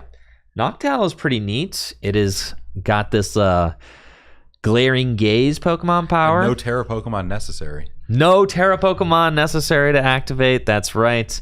Glaring Gaze, 1 during your turn. You may flip a coin if heads, look at your opponent's hand, and if they have any trainer cards there, choose one of them, shuffle that into their deck. Yeah, card's excellent. It's nuts. I mean, imagine this. 0 retreat. Yeah, very solid card. Resists fighting by 30. I mean, just a solid Pokemon card there. And as far as the metagame goes, this is what we got. Kingdra. I like how Clefable variants. There's 1. Yeah, variants. Clefable variant. Yeah, 1. Yep. Kingdra. Oh, someone did high roll and bring Light Dragonite. Woo! I'm rooting for them. Yeah, but against Kingdra, right? It's not that great. It's probably a bloodbath. But but Sneasel. It's still, just because if someone's going to invest in the Light Dragonites, if they're proxy Light Dragonites, though, I'm out. If they're English ones, absolutely. Yeah. And if they're first edition, then even more so.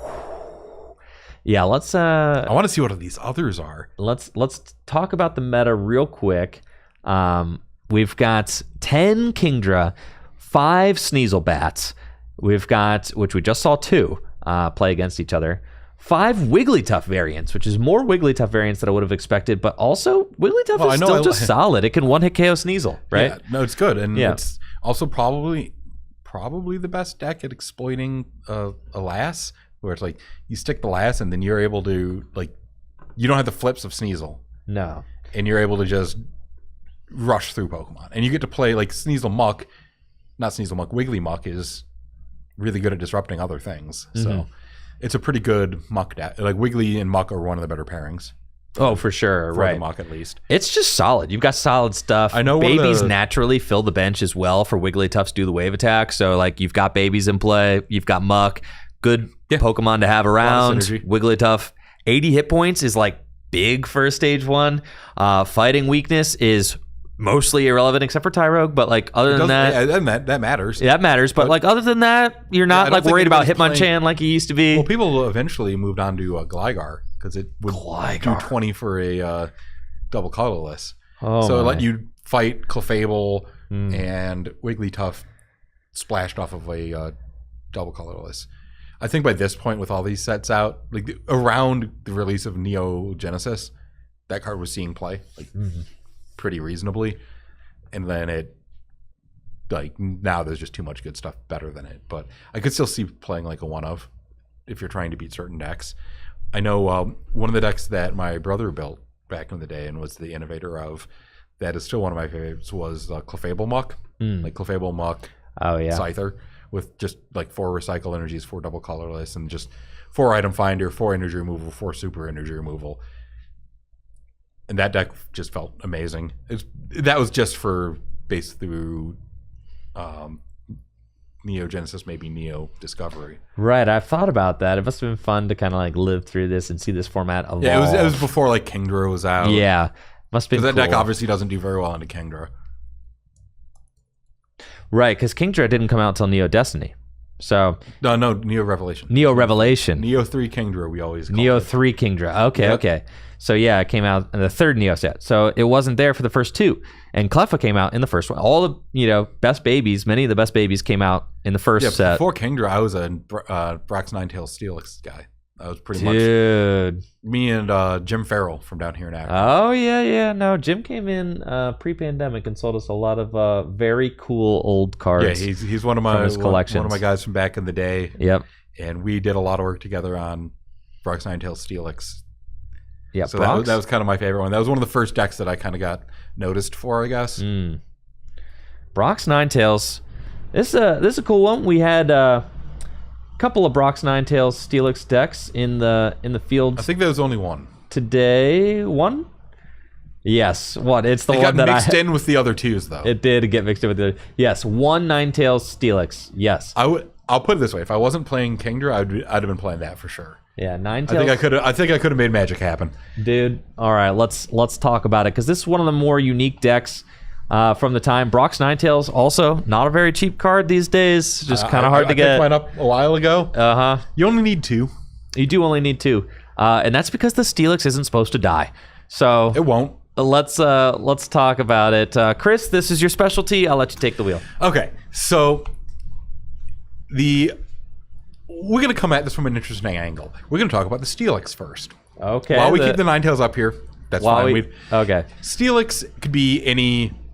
It's your best metal wielding attacker. Yeah. Its attacks aren't particularly great, but it has 110 hit points and it can use metal energies. The problem is, you're not killing things very fast, and it needs to have your metal energies, which are getting absolutely annihilated by energy removals. Yes. And you're not closing the game very quickly, so you're giving your opponent times, even with hand disruption, to find them and get rid of them all. So, rather than evolve from Onyx, and you can run an Onyx in the Brox Ninetales decks as well. That's for cool. when you're under, like, muck and stuff. But you use the Pokemon Power Shapeshift, which allows you to put a... Let's go with the exact wording on it so I don't butcher it here. Once during your turn, you may attach an evolution card from your hand to Brox Ninetales. It doesn't count as evolving it. Treat Brox Ninetales as if it were that Pokemon instead. It can't evolve, or use the Pokemon powers of that Pokemon. Irrelevant with Steelix. Right. You can choose to discard it at any time. And it can't be used if it's asleep, confused, or paralyzed. Note it doesn't specify poison, so it can work during poison. Oddly enough, comes up, it matters. That's crazy. So you put Steelix on it, and the important card is Brock's Protection. Yeah. It's the first attempt at like a Pokemon tool, It is. and you put it on a Brock's Pokemon, and it makes it immune to energy removals, basically. Like, if you want to pull up the exact wording. Yep. But you use that to make your Brock's Ninetales, which then becomes Brock's Steelix, if you will. So that it can't have its metal energies removed. Right. So you just super tank a Steelix, you put gold berries on it, and it eventually just cleans the game. Yep. The only reason, like, most decks can't get through it. No. And if you want to build a second one, you can run the movie promo Mewtwo that has energy absorption. Yeah. To bring back all the metal energies, which then protects it, and you can play energy flow, and then just rebuild a Steelix. What does energy flow do? You can take any energies that you have in play and put into your hand. See, I need to get your Brox Ninetales list, bro, because mine doesn't have this technology. Oh yeah, no, it's got like a mini movie promo. Like this was being used back in the day when it was when. See, all I got And is the movie Jason's promo list, Mewtwo bro. I need the also- Chris Fulop. There's no Chris Fulop blog, bro. How am I supposed to get the? Yeah, no. Some of Jason's is mine, but Yeah, I gotta hit you up. but Get no, the sauce. and the movie Pro Mewtwo also being a psychic type attacker hits for 40, which is 80 weakness on Muck. So if you're playing as a Muck deck, you just bring up the movie Pro Mewtwo Gust of Winds, the Muck, knock them out, and eventually build up your Rocks Ninetales. But yeah, with the energy flow, and you can have item finders to get it back more than once, you can just keep rebuilding them even if they do manage to knock them out. How do you deal with so my question about the Brock's Ninetales Steelix deck, because it is extremely cool, right? There is no tool removal. No. This isn't even a tool. No. It just sticks, right? There's no way to get around the Brock's Ninetales.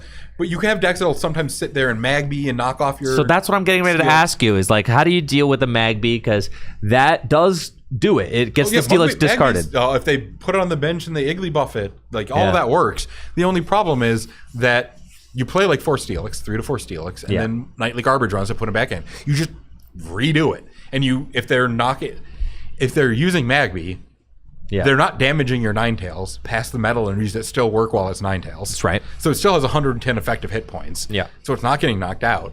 And at that point, you either bring up Tyrogue to fight the Magby, or you bring up the movie promo Mewtwo and go at it. Yes. You have other things like, if they're sitting there with Muck is a little tougher, but Muck just lets you do you guys have to knock it out with the Mewtwo.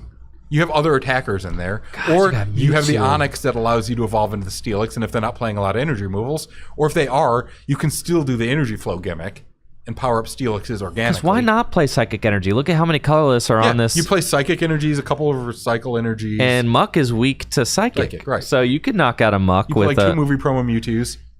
They're also what you use to put pressure on when you're building up your Steelix, because it's pretty self-sustained. Dude, this deck seems... You've got me convinced, bro. You've got me convinced of the Ninetales Steelix deck. All these problems that I have encountered playing it, I have not been able to think my way out of. But you have the... Pull up a Piloswine. Have you seen the Piloswine? No! You have the... This is a great one sauce, too, dude. This is a one-of inclusion that I like. What? You spelled it wrong. There's only one I'm I. sure at one L. 1L? Okay. Yeah. Piloswine would be way cooler. Yeah. Piloswine. Pillow. Yeah. I think Piloswine. I think there's no W. It's just Pilo swine. Oh, you're right. God, there are so you many... were off by quite a bit. I was. It's one of the Neo ones. Yeah, it's the one at the very bottom of the middle. The fighting guy there. Nap. What are we doing with Nap, dude? You're stalling. If you're ever falling behind and you just need to catch up, you put that on the with a bunch of metal energies. You're taking 40 less damage. You're taking 70. You're taking 70 less damage in a turn cycle. So if you're like trying to stabilize and falling behind and being able to heal everything off, you can bring that up. Then you're taking 70 less damage every turn.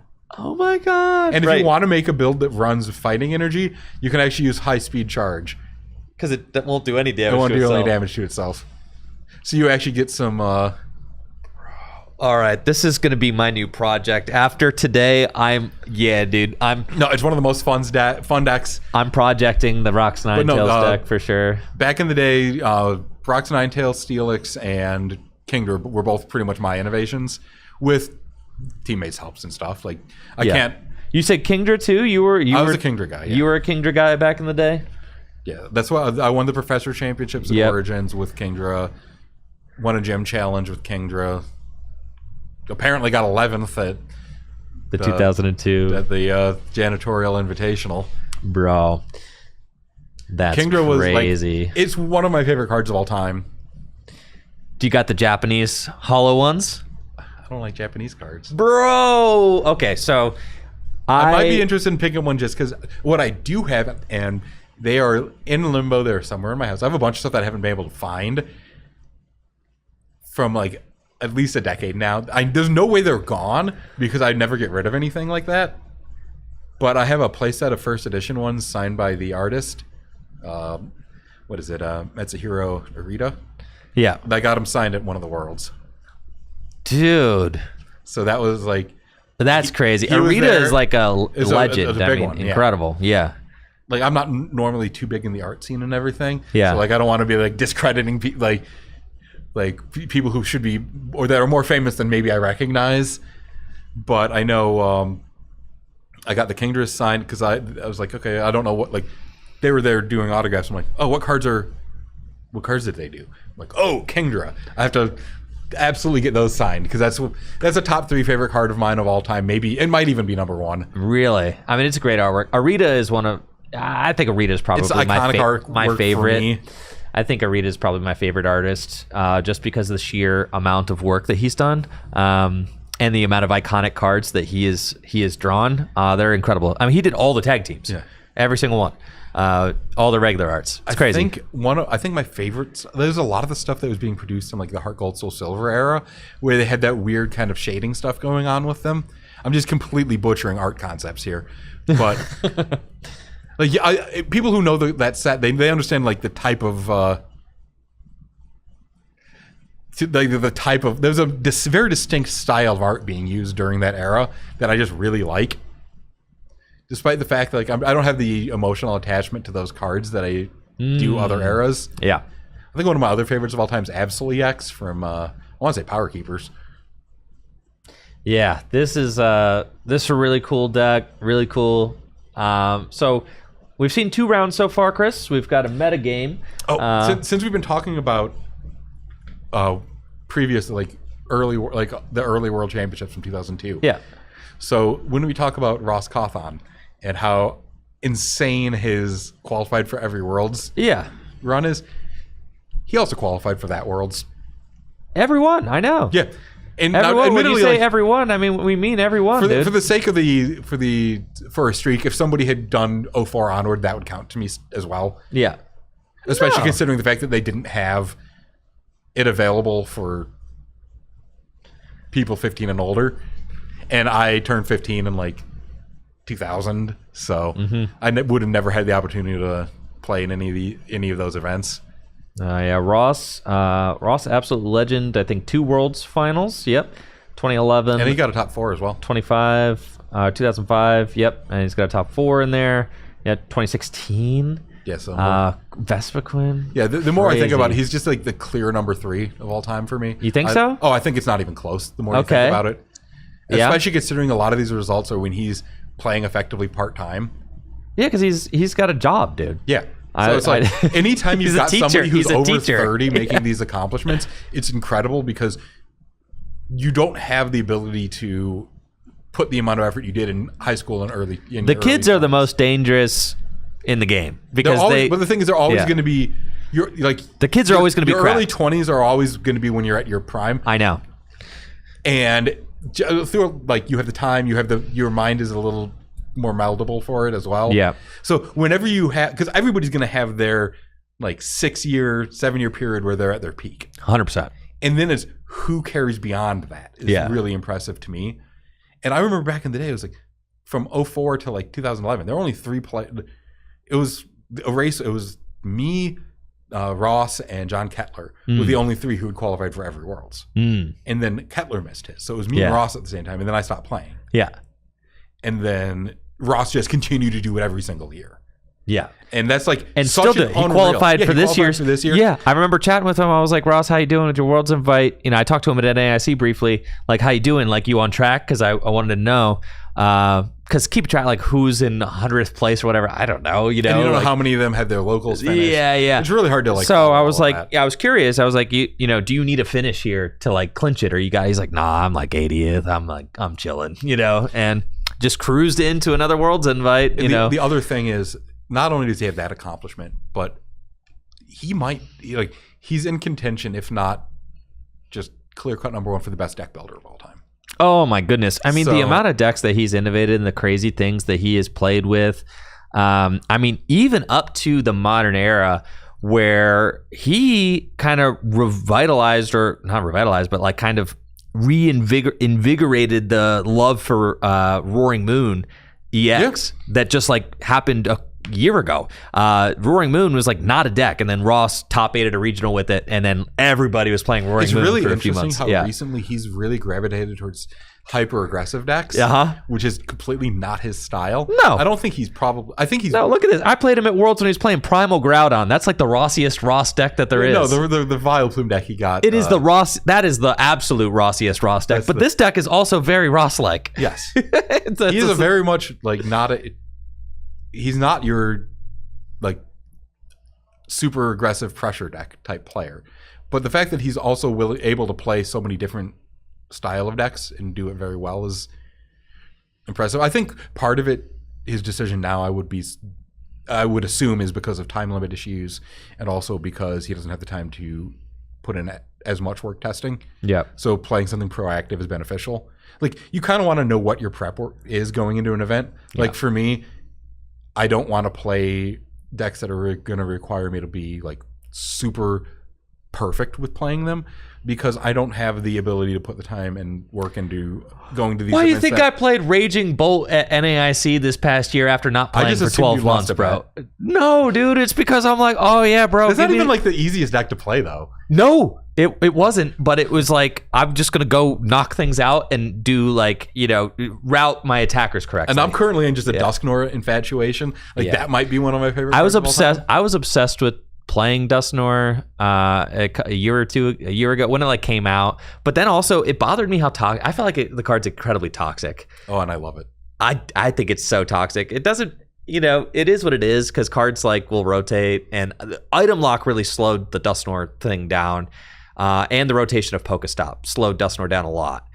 Which now it doesn't bother me as much as it did. But back Pokestop before, wasn't even. I didn't even find Pokestop was crazy, dude, because you just Night Stretcher item, but you don't want Night Stretcher, rare candy, Pokestop, the churn, way I churn, was churn. playing it is, I was trying to like combo off and then Iono them, like real, or a Roxanne even, really aggressively, and like blow up their support stuff. Why would I want to give them a card that lets them find like more? It's such a double-edged sword that I don't want to leave a Pokestop in play. Yeah, something I do want to touch on today. It's incredibly sad news. Justin Basil passed away last night. Had a pulmonary embolism. He posted on Twitter last night that he was heading to the ER and ended up passing away. So that is just incredibly sad, and I'm going to be thinking of him today and praying for his friends and family, because it is he was a huge member of the community. His love for the game was on display everywhere. I mean, what he did for this game cannot really be understated. For sure. Like, I don't believe I ever got the opportunity to meet him in person or anything over the years, but I was still very well aware of all of his contributions. Yeah, I mean, justinbasil.com, I mean, just like an incredible resource for new players, right? Like what to play, what's next. It was very helpful for me. Yep. Figuring out what's going on in the format. I mean, just the depth of this website really put on display his passion for the game. He would do translations as well. He went as far as to develop his own format. Eternal format was his creation, and he did he just did so much to help grow the game and to support the game, just grassroots style. I don't think he was making a lot of money off this. I think he just did it because he loved the game, and for that, I'm just incredibly thankful for him and his contributions to the game. And obviously, he will be missed dearly from this community. So again, rest in peace, Justin Basil, and huge thanks to him for his contributions to the Pokemon TCG. Also give a shout out his real name, Jason Kingsford. There you go. So, Jason Kingsford. We heard someone in chat say this is the first time that they learned his real name. Learned his real name. No, actually, I met him once, and when he introduced himself to me, he introduced himself as Justin Basil. So I actually thought his name was Justin Basil. That's what I thought. Yeah. But no, Jason Kingsford, R.I.P. A legend in the community for sure. It's one of those things where like the resources that he put on at our disposal, what I would have done for those back in the day. Like, we didn't have like these kind of useful resources, like between his site and like Limitless, like they didn't exist. Mm-hmm. No, these resources, and really, the resources are so valuable to this community, in helping players get involved with the game, helping players learn about the game. I mean, PokeBeach included. PokeBeach has been around for like a very long time. I have been using PokeBeach for my Pokemon TCG news source since I started playing in like 2012, 2011, and it had been around for a decade prior to that. So these resources are invaluable to the community and helping it grow. And the amount of work and love and care that Justin put into his website was absolutely phenomenal. So, like I said, it was my go-to, Yeah. like my default place for resources. So yeah. So RIP to Justin again, and just a huge thank you from us here at Tricky Jim and at Full Grip Games for all of the love and care and efforts and supports that you have put into the Pokemon TCG over your years playing the game. So yeah, really sad. Really sad. That was a crazy thing to wake up to this morning, for sure. yeah, I found out when I got here. Yeah, I told you. I briefed you like pre-stream. Was like, hey, dude, you might not have seen, but like, yeah, it happened. Just last night. So it has been it's been a whirlwind for the community. Oh, it looks like Jesse here. Some players kind of gathering around. I know he's on Kingdra. Yes, he's on Kingdra. Jesse hit me up just last night and was like, I think I want to play in this event. Do you got a deck? And I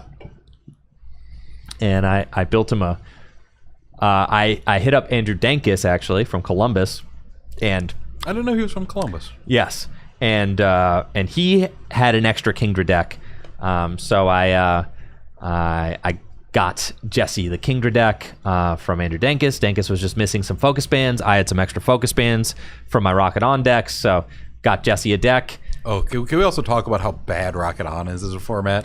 Rocket On, it's got some really cool decks. There are some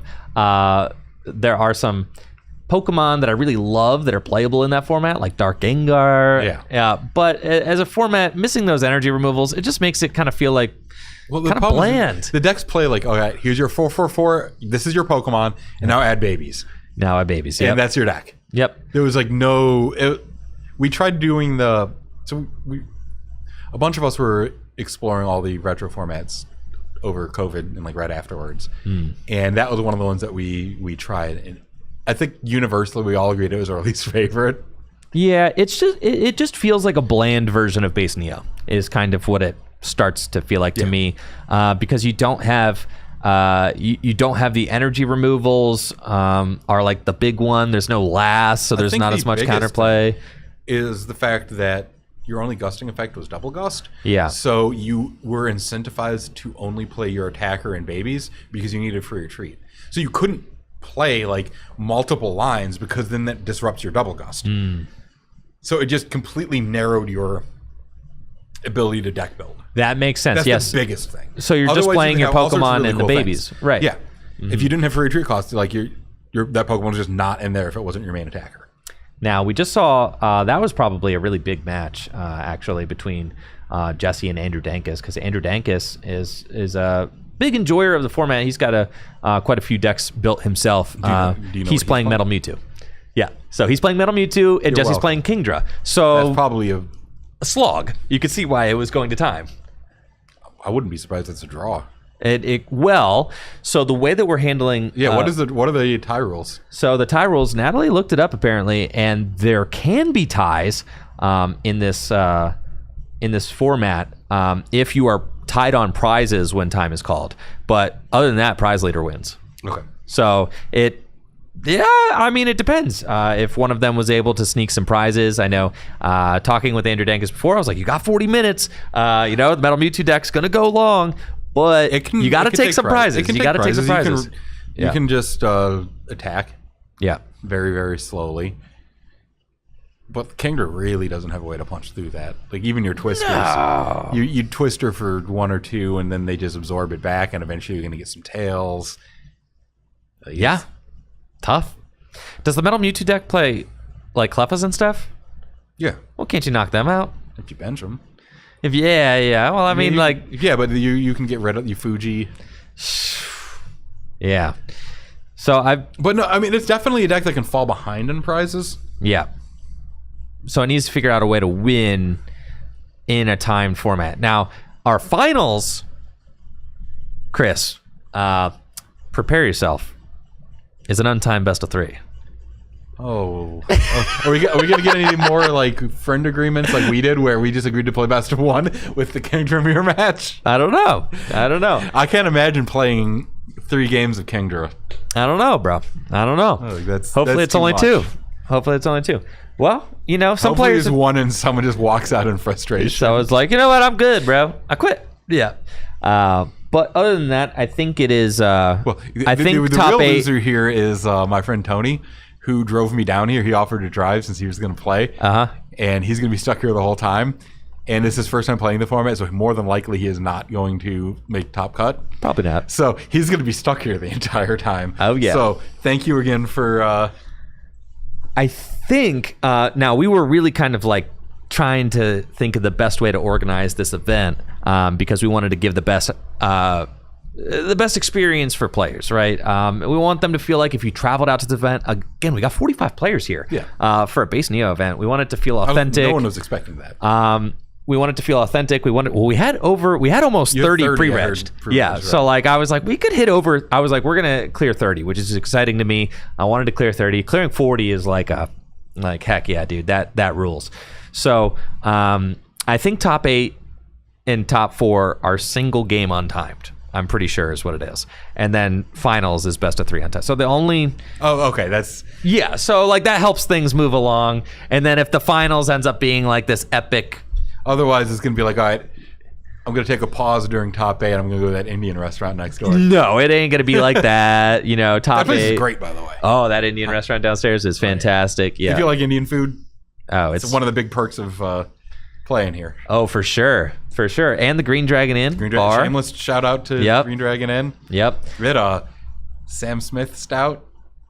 There you go. Chocolate stout that I don't know if they have it all the time, but man, I had that there a couple times. Got a great selection there. What we were into. And they're actually streaming on like their TVs. They've got the broadcast here on the TV, so players can go to the tournament hall. They can participate in the event. I wonder if I just moved a couple of stouts for them. There you go. You know? If you could participate in the event, and then if say your buddy Tony, who's here, I might be the one driving back. Yeah, can go up to the Green Dragon Inn and can continue to watch the event with a beer in hand. I definitely was here one of the pre-releases.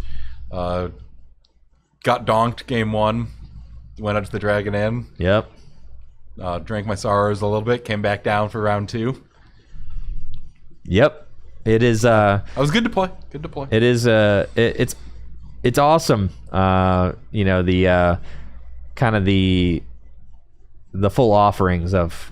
There's a lot going around here, and the play space is so vast now, dude. We don't have another Beyblade tournament today, do we? No, but we do have Magic pre-releases happening at the same time. But there's enough space for that. There is. And those are not going to be as loud as the Beyblades. The Beyblade tournament was crazy the time we were hosting that. I'm not going to lie. The Beyblade stuff is actually kind of cool. It is but cool. It is way too loud to be having at the same time as another tournament. Oh, for sure. Yeah, that would be very distracting, I think. I didn't notice it was happening during the last tournament until I left. And it was still going on and I could hear it. This is very exciting to me, as I'm going to be we're going to be commentating over 2 players that I have never seen before. So this is awesome. The fact that we've got players who have maybe never been to the shop, you know, traveling out to participate in the retro events. My problem is I don't know all of the full grip locals because it's a little bit of a drive for me to get down here. Oh, for sure. 50 minutes. Yeah. So I don't usually come down for locals and stuff. So I have no idea who's like a local and who's not if I don't recognize them. God, Natalie's got the Nashville World shirt on. Oh man, this is so sick. Natalie and I both played Buzzrock to that World. Buzzrock's a nice deck. We loved Buzzrock, man. We loved that deck so much. I got some really cool old shirts though, like from like I had a there's a pre-release EX Dragons shirt that I had randomly, dude, and I just ended up selling that to my buddy. Yeah, this is but I've got like Super Trainer Showdown shirts that I gotta come to your place and just look at all your stuff one day. You would enjoy a lot of that. I gotta do come up and cube with a bunch of us. I know. I really should just do an entirely Chris Fulop documentary, bro, where you just lure me up. Yeah, like you bring me some of that Sam Smith stout. I know. Lure me up, take me through your catacombs, show me all your items. Force you to cube in order to leave. Force me to cube, yeah. You have to win a cube to leave. Okay, yep. That's going to be tough. Looks like we got our first Kingdra on stream.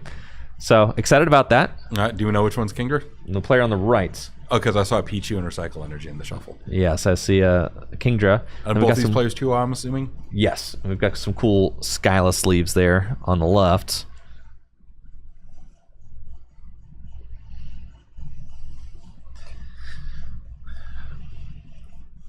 I mean, I'm going to be unbiased and be like, I got to root. I'm going to be biased. I'm always going to root for Kingdra unless it's against the Brock's Ninetales deck. Yeah, Brock's Ninetales. Yeah, one of the downsides of doing commentary for this is that I would love to be playing on all of these.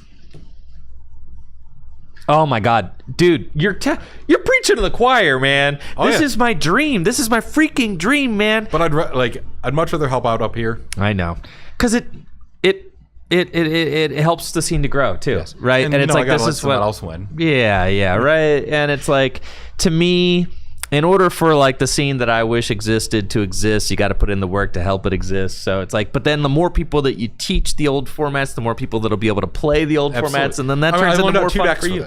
Right? That turns into. You loaned out a ton. I loaned out over a dozen decks. Yeah. So like a quarter of the players here are playing out of my catalog. Yeah. So it is.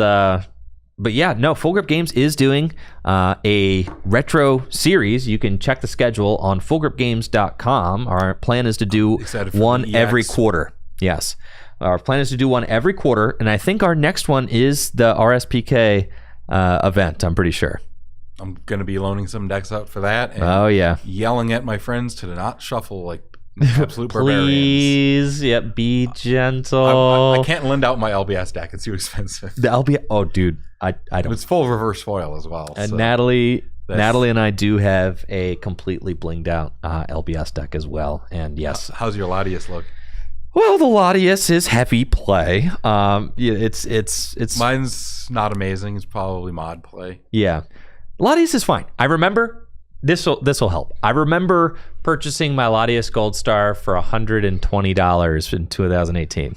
That was about when I bought mine, and I had to get it for like $150. Yeah, I was trying to talk them down to $120, and someone else was like, "Oh, is that a Latias Gold Star?" And you're like, just give it to me. Fine, I'll eat the 30. Like I was convinced that I could talk him down, but then a Predator was like trying to prey on the Latias, and I'm like, all right, I need it.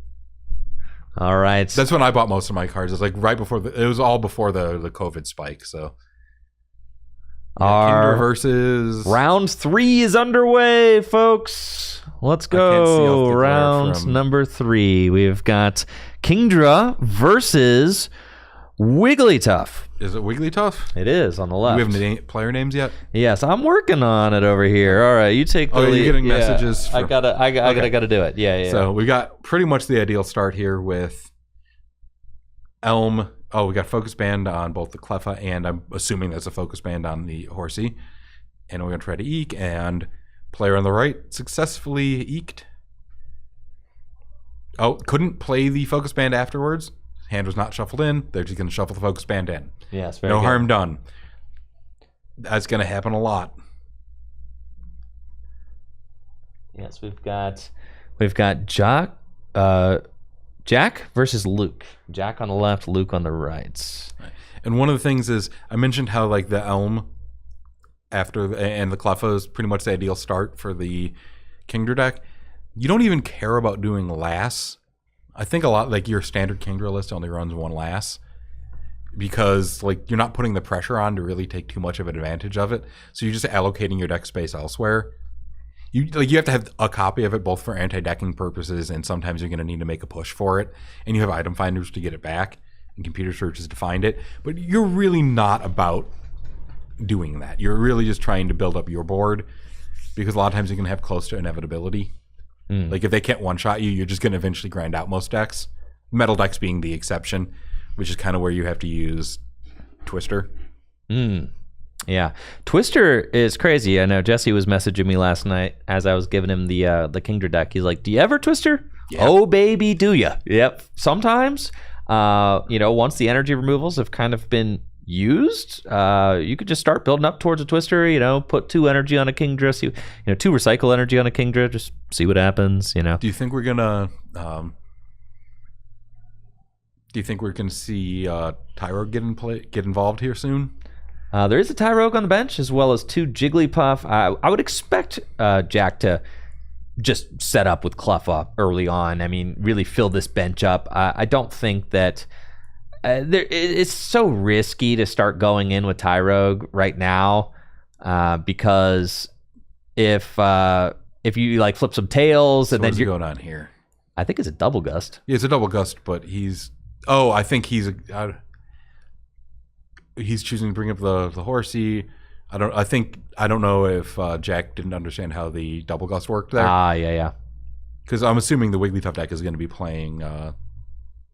Is it Gust. playing Gust to win, probably, right? Especially if it plays Mach. Yeah, so double gust is a really interesting card. There's not a ton of decks in this that really take advantage of it. Yeah, like the Bats and the Kingdra deck both do.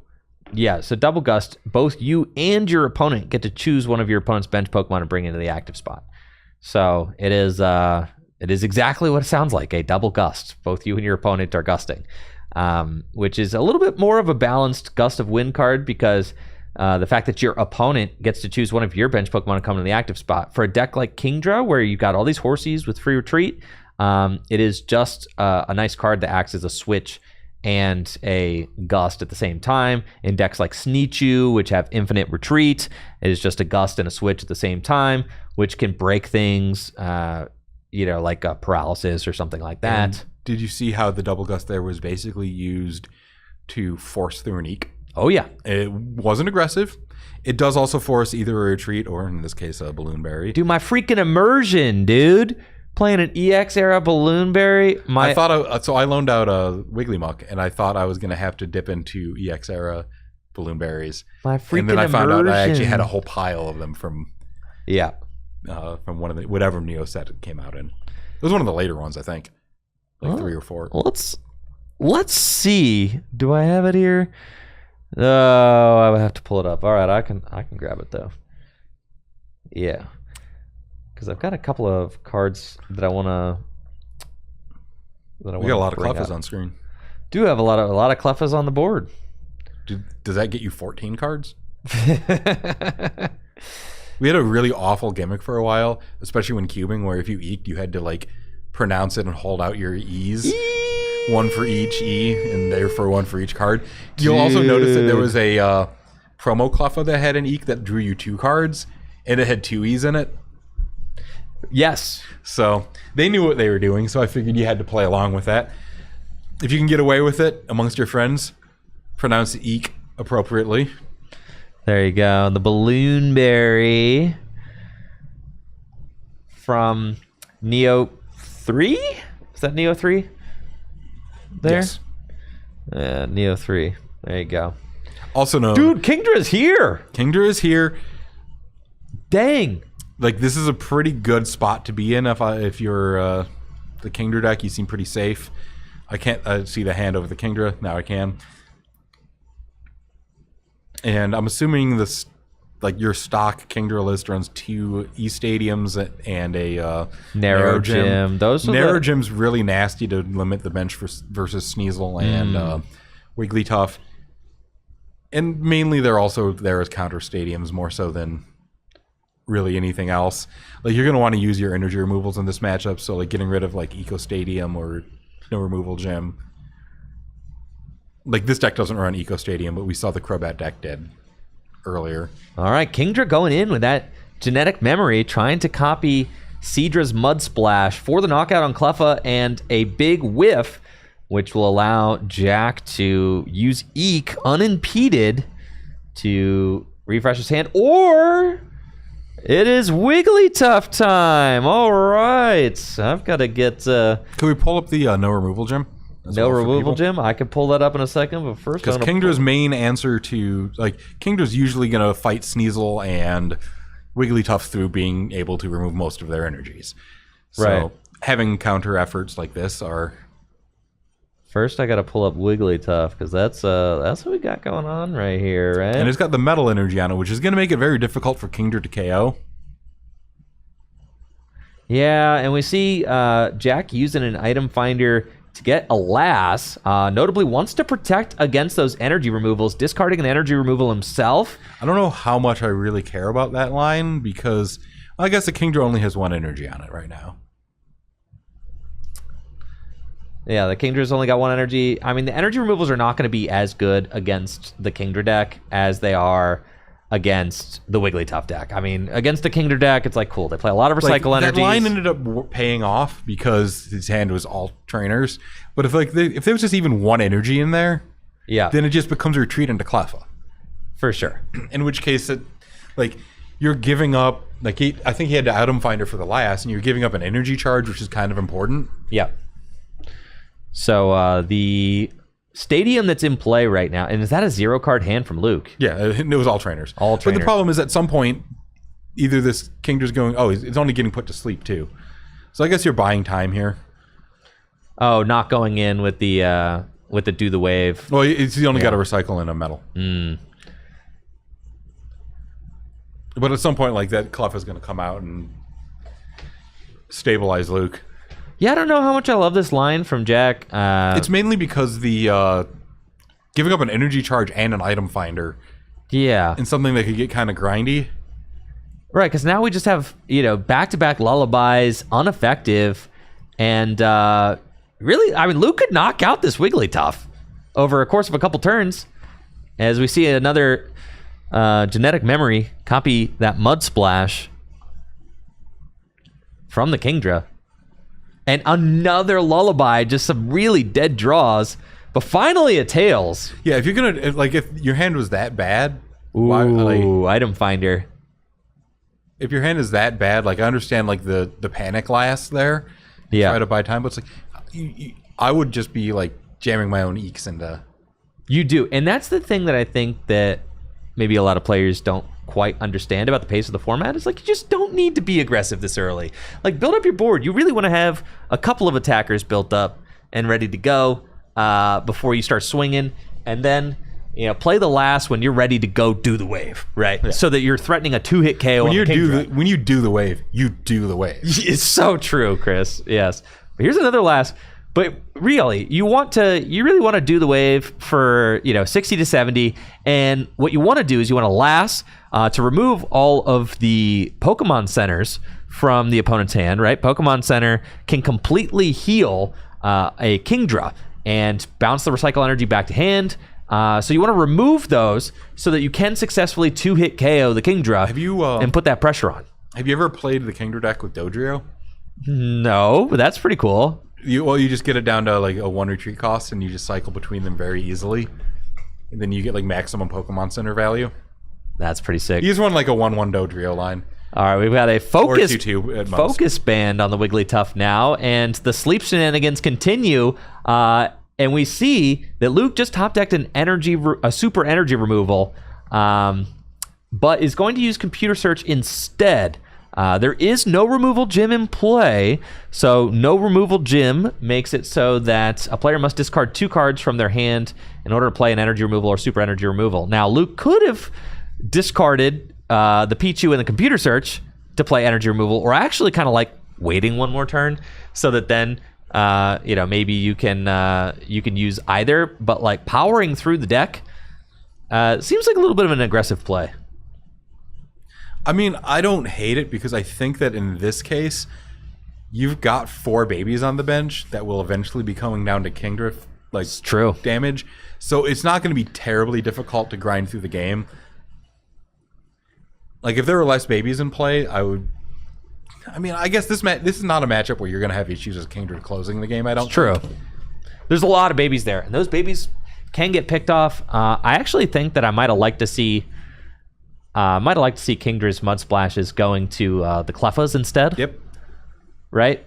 But I would. Finally, Jack does get an energy, and we're going to see it do the wave attack.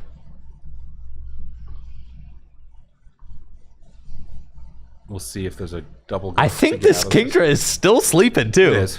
Yeah, this Kingdra is... It had flipped pretty well for a while. It did. But it is... it has been sleeping now for a couple of turns. There's our first of what I assume will be many Pokemon Centers. I don't know if that's...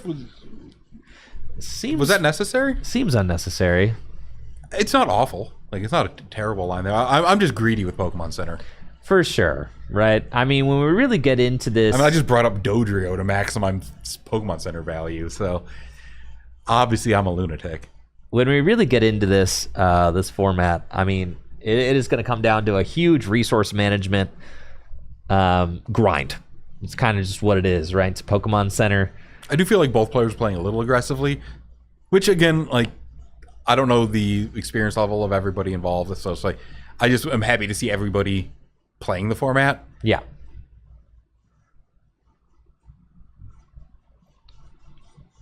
Like, overall, like, I think that Luke's played pretty well. Yeah. I can see, like, I could see a point for putting the damage on the Wigglytuff. Yeah. I like putting... Well, because if you put 20 on the Wigglytuff, that's 2 hits from Kingdra, so it adds up, right? Yeah. I think, like, the list from Jason, if this is the Muck version, ran, like, 1 Metal, 1 Potion energy, I think. I do see the Muck in the deck. I think I've seen it, yes. So that would be ways to get around bench damage or whatever. But yeah, Metal energy on the bench would be really good. And we see this Kingdra. Okay, so here you go. Maybe trying to maximize your Pokemon centers, right? This is exactly what we were talking about. Choosing to retreat that active Kingdra. The recycle energies go back to hand. And then... Recycle energy is so broken in this format. I have the foil ones only, unfortunately. I want to get some of the ones from the actual Neo set, from Neo Genesis. Oh, yeah? I don't know, which ones do you have more of? I have just the regular Neo Genesis ones, not the hollows, but just the regular. I don't even remember what the hollows were from. They're like a promo, like a WotC promo. All right, Gust I know of I got Wind, from League, but I don't remember. Gust of Wind on the benched Kingdra. It is damaged, and I think we might see a knockout, right? Well, keyword might. Because there is a focus band attached, which is going to force a flip. And if that flip is heads, then the Kingdra holds on with 10 hit points left, and the focus band gets discarded.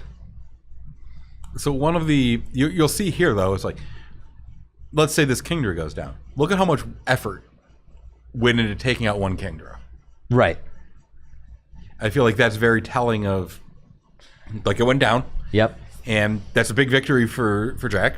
It is. For sure. Like, you have to, like, if that focus band flipped heads, that was a disaster. It is. You just can't take, like, another turn of dealing with that particular Kingdra. And then it probably would have gotten Pokemon Center and you attach a recycle to it, and then it's a nightmare.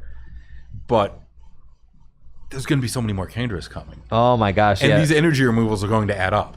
They are. It is worth noting there is an energy stadium in play, so every turn players will have an opportunity to flip a coin, and if heads, put an energy from your discard pile. Basic energy. So you can't get back.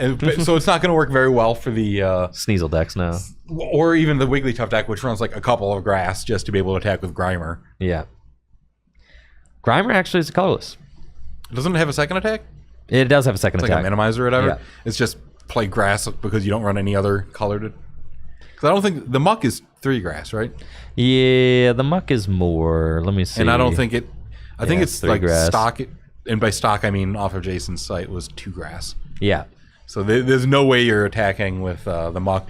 At that point, once you're running any at all. All right, focus band. What is it? Ah, it's a Tails. All right, another prize taken. Another prize taken. All right. Here we go. Back to back. But that was kind of like that was a really important Wigglytuff because it had the metal on it. Well, it did at one point. It did at 1 point, yes. Yeah, like that. Like the metal your metaled Wigglytuff is really. And I think that was just a Tails flip on energy charge, dude. So and one other energy charge got discarded and double colorless on that Wigglytuff. This hurts. So that's going to get super energy removal. See, I don't even like that. I don't. The double... It looks like he's going to oak, so like what do you do? Like no, but I don't like the oak either. I like just eking here. Yeah, dude, because there's item finder there. You could just, Yeah, I mean, I think this position is really bad to begin with. Yeah. But I think you have to...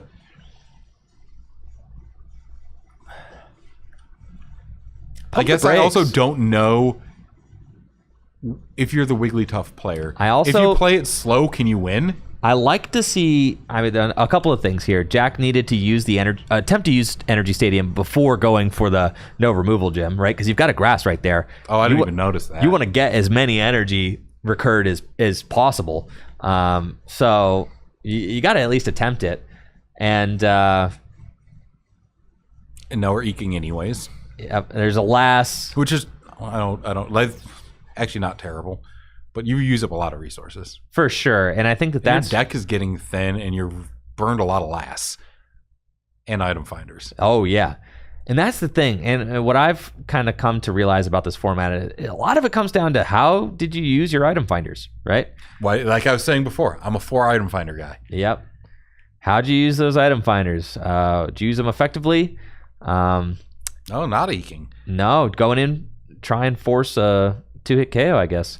Which I think with the line that Jack is taking, this actually is the line that I like the best. Just be aggressive. If you're committed to being aggressive, then just, then commit to being aggressive. Sure. I think I still would have eked. But I probably wouldn't have wound up in that position. Oh, yeah, for sure. Because now you just get eked on. You do get eked on, right? And what are you going to do? And you don't have a... You don't have anything because you're getting eked on, right? That Kingdra had 2 energy on it. What a phrase. That Kingdra had 2 energy on it, so it was always going to be able to retreat. And the last... And you took away the flip for the eke. The last did more damage to you than it did to your opponent, right? That is a prize card taken, though. Heads on the flip. But now, Luke has got a whole hand of 8 to work with the top deck, whereas Jack has got a little tiny 3-card hand and 1... Pokemon in the active. There is a no removal gym in play, but who cares? Luke has got a huge hand. Could play an energy removal if he wanted to. Yeah, again, I really feel like the no energy removal stadium is more about being able to counter chaos gym or narrow gyms than it is even about protecting your energy, because it doesn't really, like, they'll still just do it most of the time. And I think that's what we're going to see here. I think Luke is going down to a 0-card hand. Yep. No, because he removed the no removal gym. So gets to keep the item finder and the Kingdra. Going to play that super energy removal. Absolutely devastating. Discard an energy from your hands. And you get to remove 2 of your opponent's energy from play. That Wigglytuff completely stripped. And yep. And this is a position that Jack now finds himself in. And I mean, admittedly, now that 10 damage looks really clever. Yep. So, all right.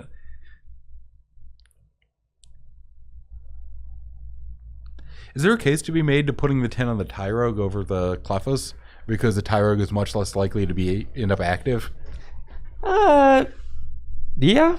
Because if I'm going to be eking, I'll do it on my damaged Clefairy. All right. We've got a warp point here. That's a 1-of, if I remember correctly. Again, I'm basing everything off of assuming that people are just using lists from Jason's blog. And many people will be. Yeah, which isn't, like, I was saying before, I don't think they're optimal, but they're all good. Again, and that was actually another missed opportunity to potentially use the Energy Stadium. Would have liked to see Jack go for the Energy Stadium before countering with the no removal gym. You got to do that. I mean, just... little incremental options to refill your deck with cards, especially when your resources are running really low.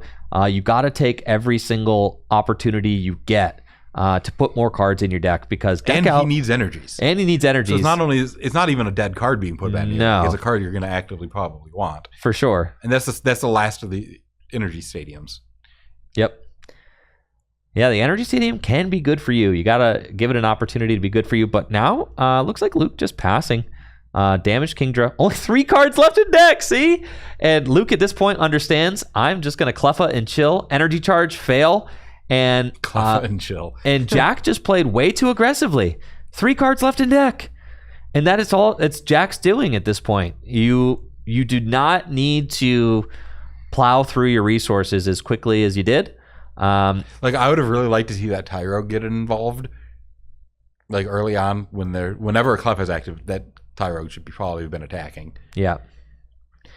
Now, even to set up a Kingdra to do 30 on it, and then you get to, like, you promote that, and then whenever the 30 actually sticks, then you're threatening to bring up the do the wave for 60.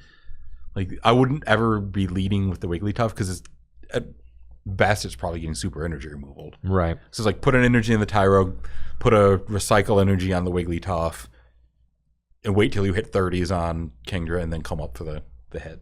Something that's really interesting is that the APOM here You can put cards back into the deck. Yes, which something really neat. I think that's an innovation that Jason's been making with his decks. I don't know if it was actually played back in the day. You could give me a better idea of that.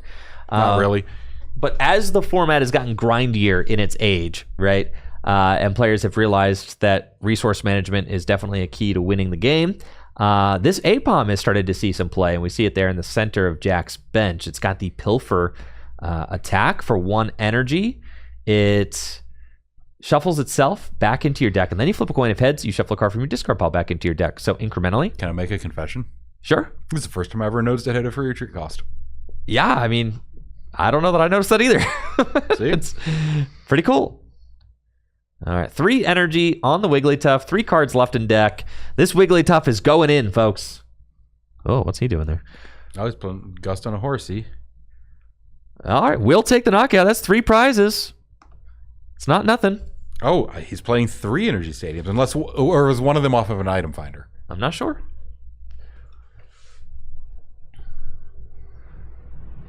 So now it's what? Just put it on the health. Are we? Pokemon Center. At this point, with your opponent having just 3 cards left in deck, you could certainly win the war of attrition. I would have probably just attached to the healthy Kingdra and gone there. Force them to use Gust. Heal both off of the Pokemon Center. Yeah. I don't think it's going to matter. No, but that's probably optimal. All right, we got to cling on. Successful focus bands. Oh, wait. Okay, yes. Successful focus band, successful Mud Splash, 10 snipe. Also, someone in chat is asking if anybody plays Bill in this format, and the answer is pretty much no. Like, all right, good on Luke discarding the focus band. I was going to have to radio down to discard that. Yeah. So, like, Bill decks you out too quickly. It's kind of low impact, and there's so much eking and lasting going on that, I mean, you only have 2 Oaks and 2 Elms in a lot of decks, and like a couple of computer searches. Yeah. You're relying heavily on Clefas. And we can see Jack just kind of blowing a gust of wind here, trying to take a bonus prize on the Cleffa. But at this point, with a heavily damaged Wigglytuff, a potential 2 prize take from this Kingdra here, it's not looking great. Yep, 2 prize take from Luke, knocking out the Cleffa on the bench and the active.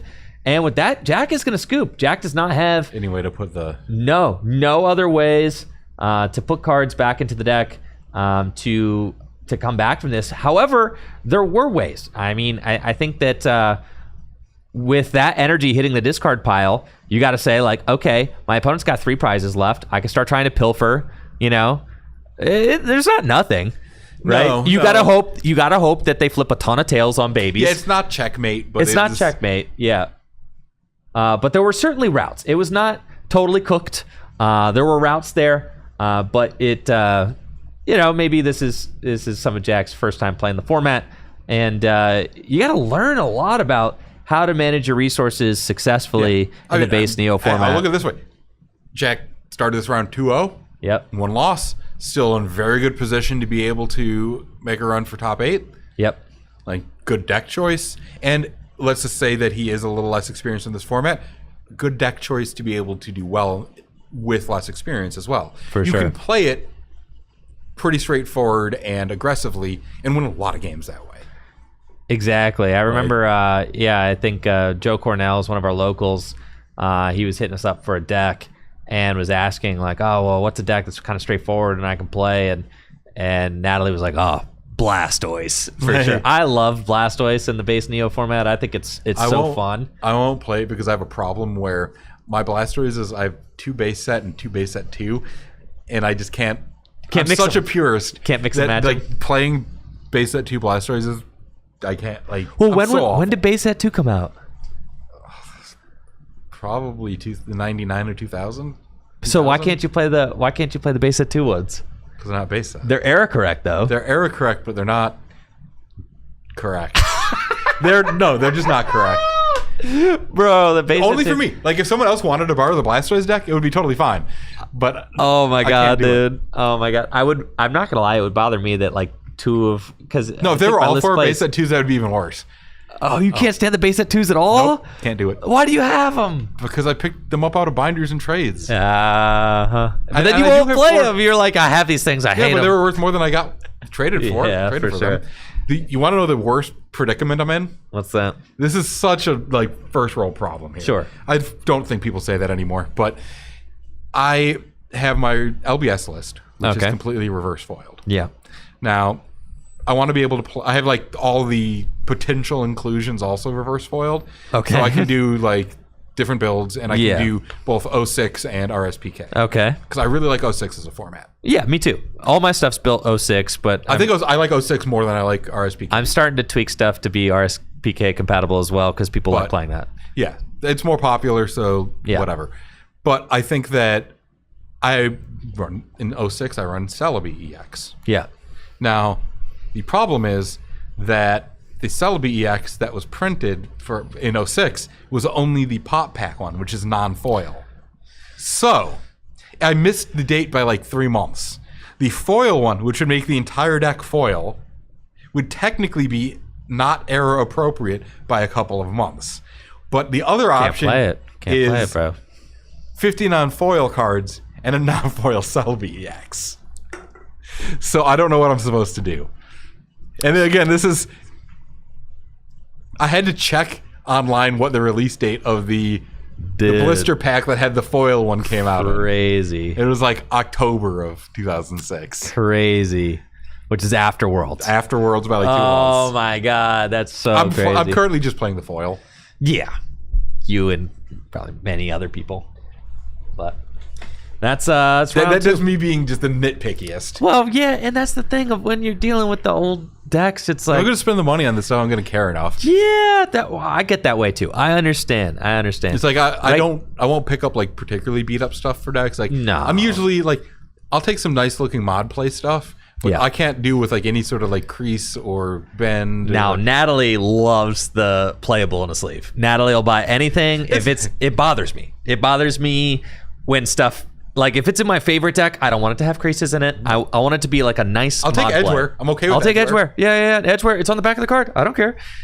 I hate peeling because a lot of the no peeling. The EX cards, they love to peel. Don't want any of that. Deoxys and don't want any of that. Yep. But honestly, at this point, as the years have gone on, I'm getting less picky because the stuff doesn't show up. I'm getting more much. picky now, unfortunately. Oh no, it's not good. I'm getting more picky and have less disposable income to deal with it. It's not the economy's getting way worse, and I'm out here trying to get cards are getting more expensive. Yeah, everything else is costing more, and I'm getting pickier with my ancient, hard to find cards. That's sick, honestly. Now, something that's bothering me extensively right now, my favorite 06 deck is the Dragtro deck, and Sneasels? I got the deck's built. I got it. Do you have the cool Jason build with the Charizard?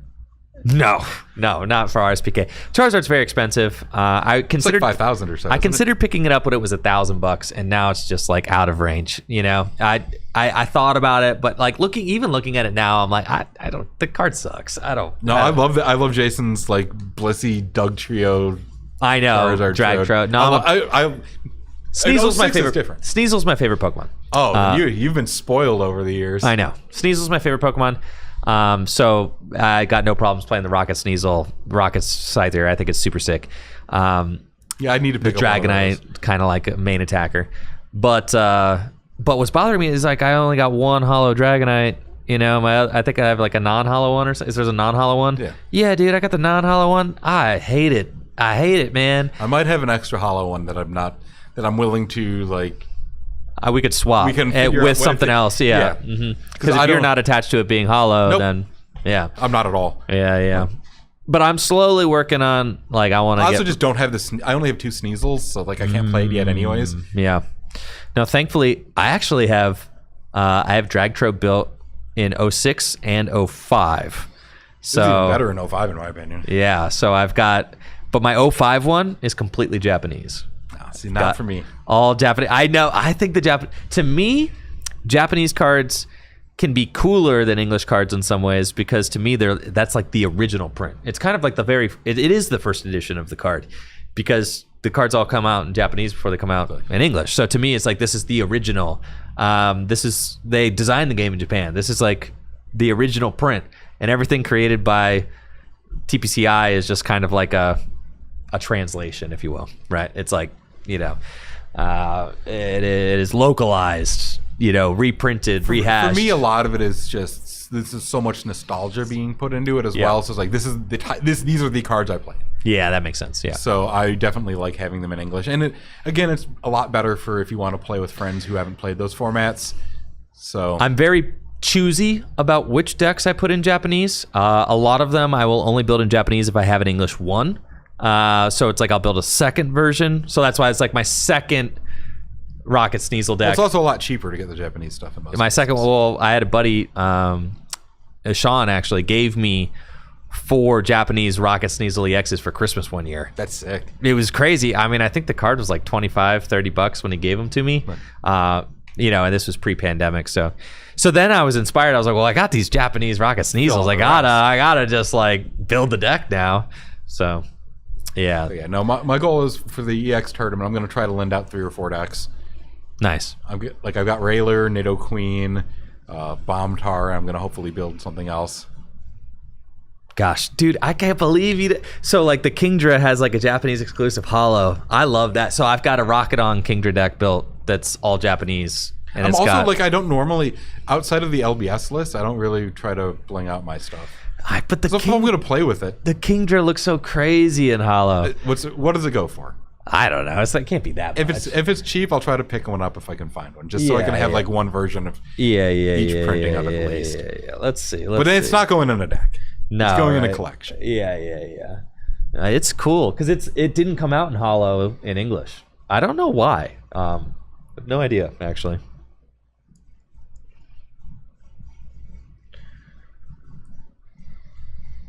Let's see how much it's worth.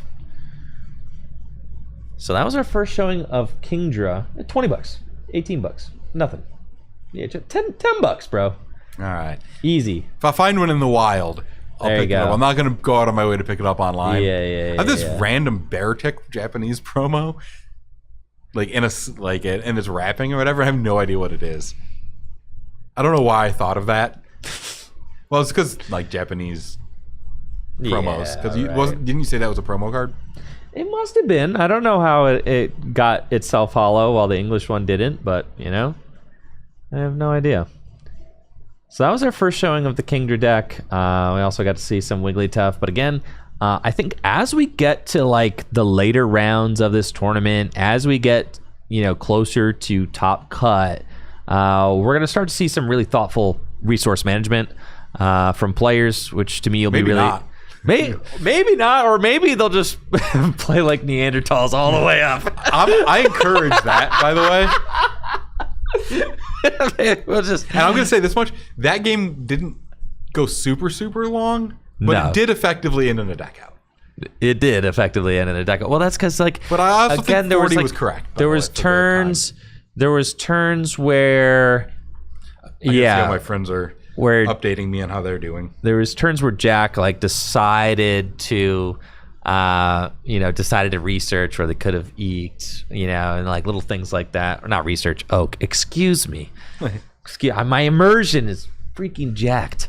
I know Tony's playing the whole Wigglytuff deck, all era appropriate, except he's got like 2 prize pack foil grass energies in it. And I think he's very proud of it too, because he's a monster. Proud of it. Oh, I gotta be error correct. Not being error correct hurts.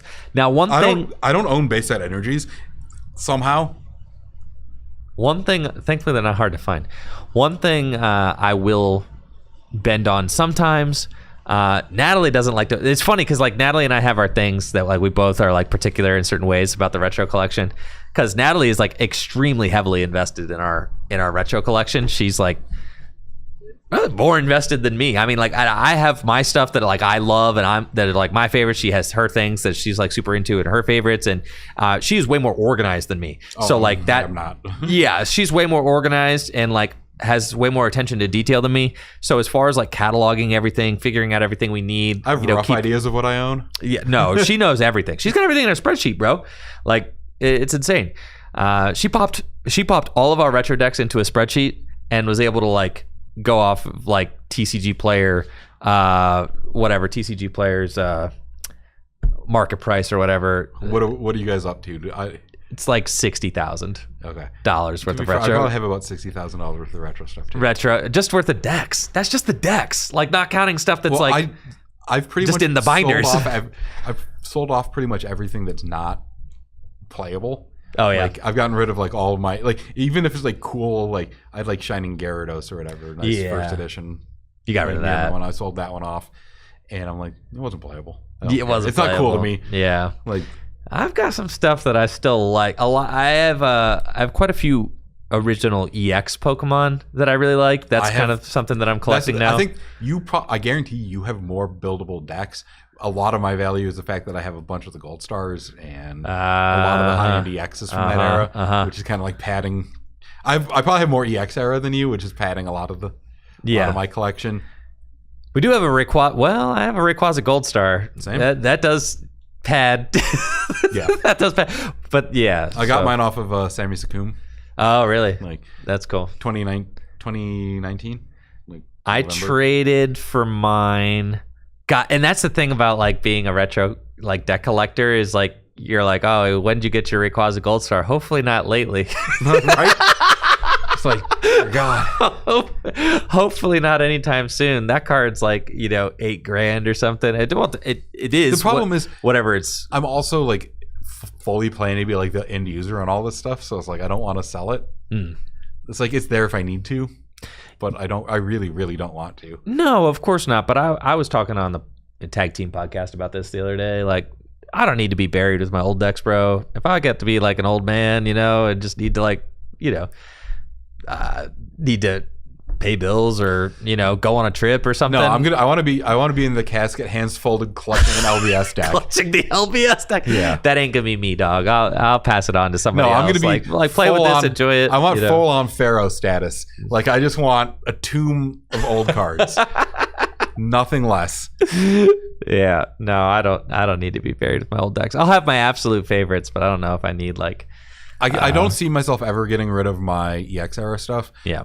But I'm at the point where I can build most decks from like base, just straight up base set all the way up to like 2011. Yeah. Like world stuff. I'm probably maybe about $5,000 away from being able to build like anything out of there. But it's like most of those formats I'm not I'm not like super attached to.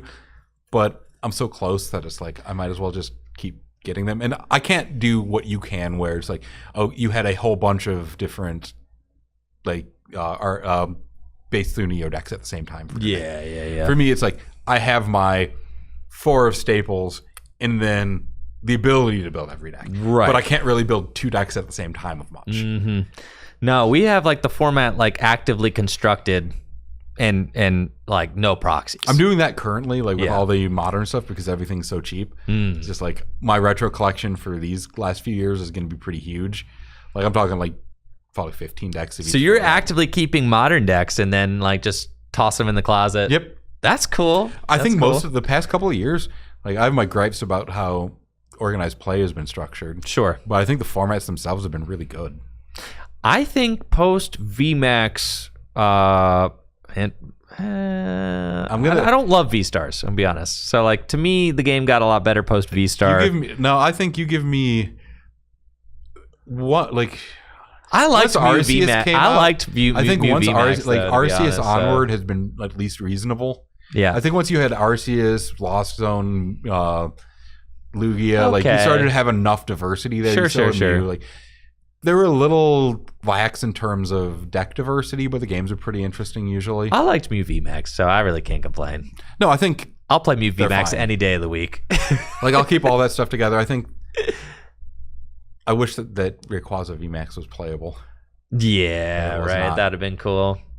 But I think that's neat. I mean, we have everything up until Sun and Moon retro stuff. I told I told Natalie, I was like, well, what about our VMAXs, right? Because like that became a thing. Like, are we gonna sell off all of our VMAXs? She's like, bro, we're never building those decks for like retro. I was like, well, That's what's like. Everybody likes these tag teams. I'm like, oh, I'm glad I hated that format and never want them. Yeah, like, well, what if one day like. What if one day we soften on the VMAXs and we decide to actually build them? You're not going to soften. You're going to get old and grumpy and you're going to hate them more. We're past the point. We're past the age of softening. I think so. You know what? You're correct. Only harder from here. It's only harder. Like the hate's just going to escalate. Like these decks, you don't understand. Like I hated the 2011 Worlds format when it happened. And every year I've hated it more. All right. Well, you're going to be very disappointed. I think next year Natalie wants to do a 2011. The other flippy format? She wants to do 2011. Apparently, this is the cope. Apparently, the retro heads, the gamers out there, say that 2011 was one of those. It was such a short notice format. Going to Worlds is very underdeveloped. But apparently, if you revisit it, it's more interesting than it was back then. Nope. It's trash. I'm not joking. I played during the Trapper formats, and this is still my least. And through all the Slow King, I've played pretty much every format. That's still my least favorite format of all time. Dang. That's crazy. All right, folks. I'm going to take a quick break, but we'll be right back with the next round after this. So hang tight. We're going to be right back with round 4. After this quick break, huge shout out to the sponsors, Full Grip Games, fullgripgames.com for all the best Pokemon trading card game singles and sealed products, as well as dragonshield.com. We're getting accused of boomer takes. Boomer takes. Well, I'll embrace it. That's fine. Yep, dragonshield.com. Back in my day. Dragonshield.com for the best sleeves and accessories. We'll be right back. This tournament is sponsored by Dragon Shield. Dragon Shield makes the highest quality sleeves and accessories for your favorite tabletop games, like the Pokemon TCG. Dragon Shield sleeves are super durable, making them perfect for tournament play and collecting. They also come in a huge variety of colors, so there's always a great choice to match your deck. You can even turn your favorite photograph or design into a custom box of Dragon Shield sleeves using the Sleeve Crafter on dragonshield.com. Head over to dragonshield.com and place an order for your favorite sleeves today. Use code TrickyJim at checkout for 5% off your order. Again, that's dragonshield.com for the highest quality sleeves and accessories for your favorite tabletop games. Huge thank you to Dragon Shield for being a continued sponsor of the channel.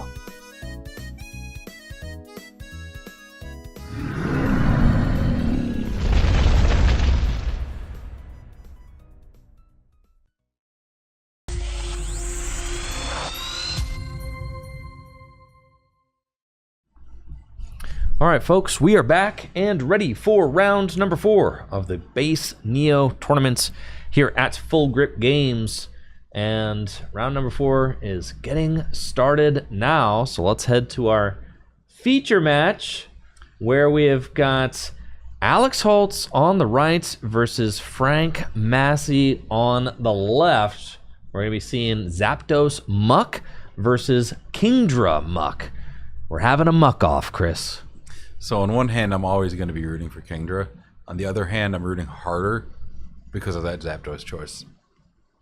The celebrations one. Oh, the celebration. Dude, Rocket Zapdos is my favorite Pokemon. Now, I am conflicted. Rocket Zapdos is my favorite Pokemon card of all time. So I absolutely love this card. I think it is just so cool. I had this card in Japanese as a kid. Which is one of the reasons why I don't mind Japanese cards, because I had a lot of Japanese cards when I was a kid collecting, so they are nostalgic for me.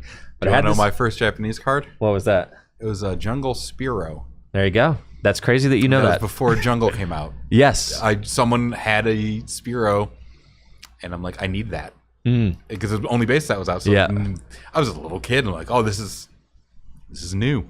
Yeah. They were really hard to find back then. I ended up getting the gym leader decks. Okay. Like the Sabrina themed decks and stuff. Yeah. Through my dad knew somebody who was a distributor. Oh, that's cool. He was able to get some Japanese ones in.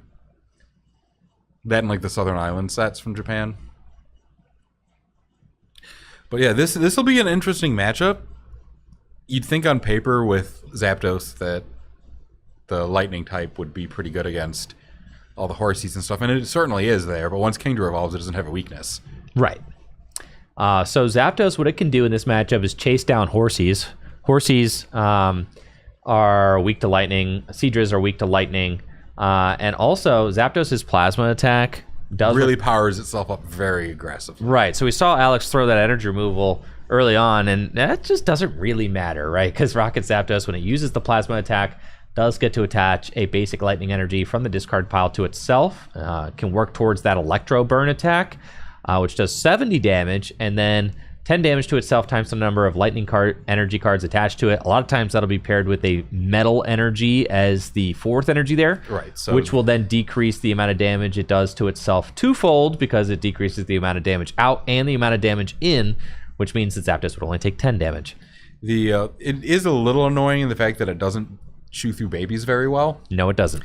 And the interesting take on the energy removal is you're 100% right in the fact that the energy removal is not very good in this matchup.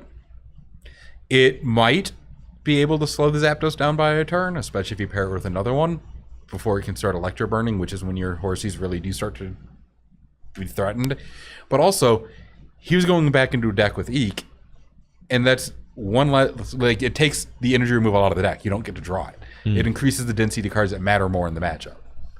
Yeah, I really don't like Frank's decision to try and just dive in with that Zapdos right away. I would have stayed Eek. Like, just go Eek, you know? You only got one Pokemon in play.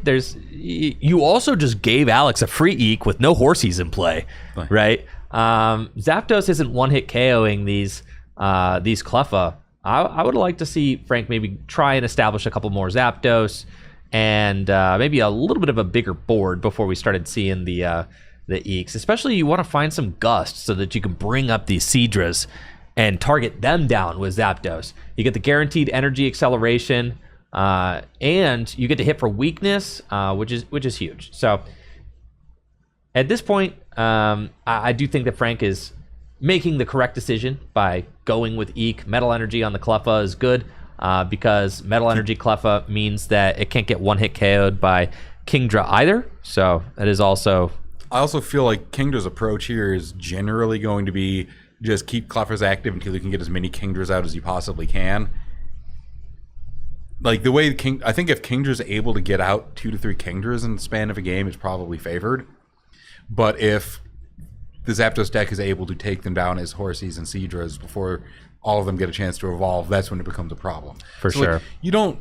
Like, you know what your plan is. You probably have inevitability as the Kingdra deck if you get it set up safely. Yep. You don't have to... the burden's not on you to progress the game.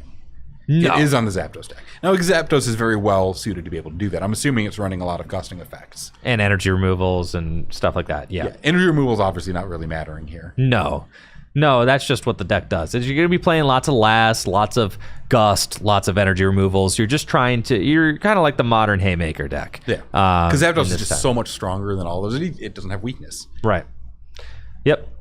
Now, Alex, I like his approach here. He's just, chilling out, setting up his board.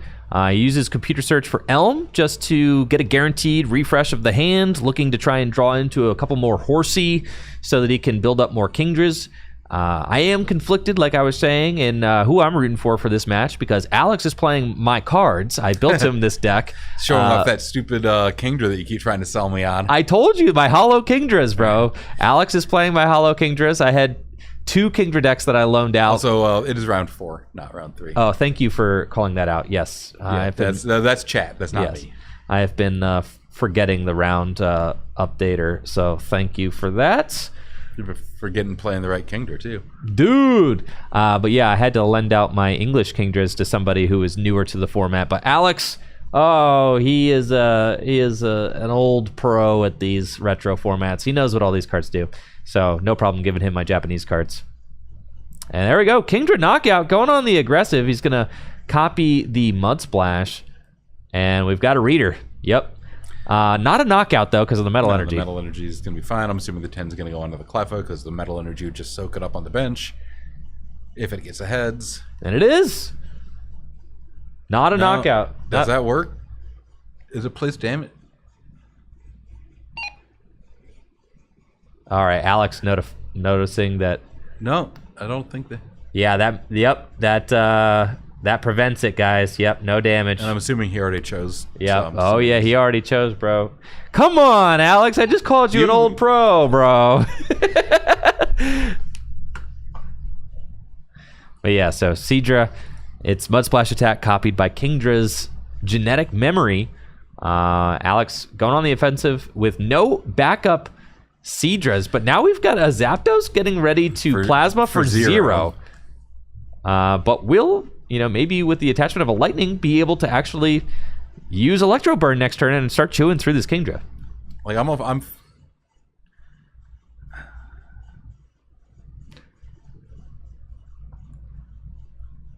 you just take those metals off, right? Yeah, so looks like that's what Alex is doing. Wants to actually deal some damage now, right? So you got a super energy removal, both the metals. And there's not really a way to get the metals back. Nah. Does it run probably not running energy charge, right? No. Nope. Because you're usually just putting one on a time, so. And that's the thing. Usually it's just one on the Zapdos, so it does 10 damage to itself. I could see maybe getting away with like one energy charge because you could item finder for it, like as a utility option. But I don't think it's going to come up enough to justify. Alex does finally find a good manners. So we'll go into the deck, grab a Horsey, which he can put onto the bench. Has to reveal his hand, as you're only able to play good manners if you have no other basic Pokemon in your hand. And we can see Frank's hand is not great, so I actually don't mind like a retreat into Cleffa and just go find some stuff. Can't retreat, right? Why not? It only has the one energy on it. Zapdos got 2 energy on it. No, you mean as the Zapdos? I thought you were saying even as Alex. No! I was going to say Alex can retreat and just get more Horsies and stuff. He's not really under a lot of pressure. No, he's not. Alex is chilling. He'll probably swing. But I think that Frank, with a hand like that... He's already down 3 metal energies. Yeah. Frank, with a hand like that, I'm looking to retreat and go find some more stuff. Right? All right, let's see. All right, there we go. Okay, yes. He dodged the metal energy this time. Very good. Thank you, Alex, for, putting the white die on. Very good. Oh, I'd have messed that one up. Yep. Now let's see what Frank decides to do this turn. Is it going to be like a lightning to the active retreat? Because you don't really mind getting the energy in the discard pile. It's fine. In the 20s, I mean, I guess it is somewhat incrementally relevant. But if he 20s and tries to use a second attack, he's going to knock himself out. And that's the thing. It almost feels like it's kind of too late for the Zapdos deck at this point. Oh, I think so, for sure. Yeah, because... I mean, 3 metal energies are committed. Yep. And then what, is the Zapdos going to knock itself out with Electro Burn? Deal 30 damage to itself next turn? It could potentially knock out the Kingdra, it's true, if Frank is able to... But now Frank put himself in a position where he has to top deck a Lightning. And I don't like that either. So I really would have preferred just the retreat to Cleffa. Let's just do the thing. Try to find more resources. Try to find more cards. This single Zapdos is not going to carry you through a Kingdra, necessarily. Especially with a hand as weak as this. Alex looks like he's not taking any risks with the Electro Burn. So it's going to item finder for super energy removal. Take 2 of those energy away. Recycle energy back to hand. And then another Kingdra attack. Mud Splash surely will be the copy. And another 10 damage placed to Cleffa. Everybody's so aggressive. Oh my gosh, so aggressive, Chris. I know. And these are good players too. So I'm heckling a little bit, but...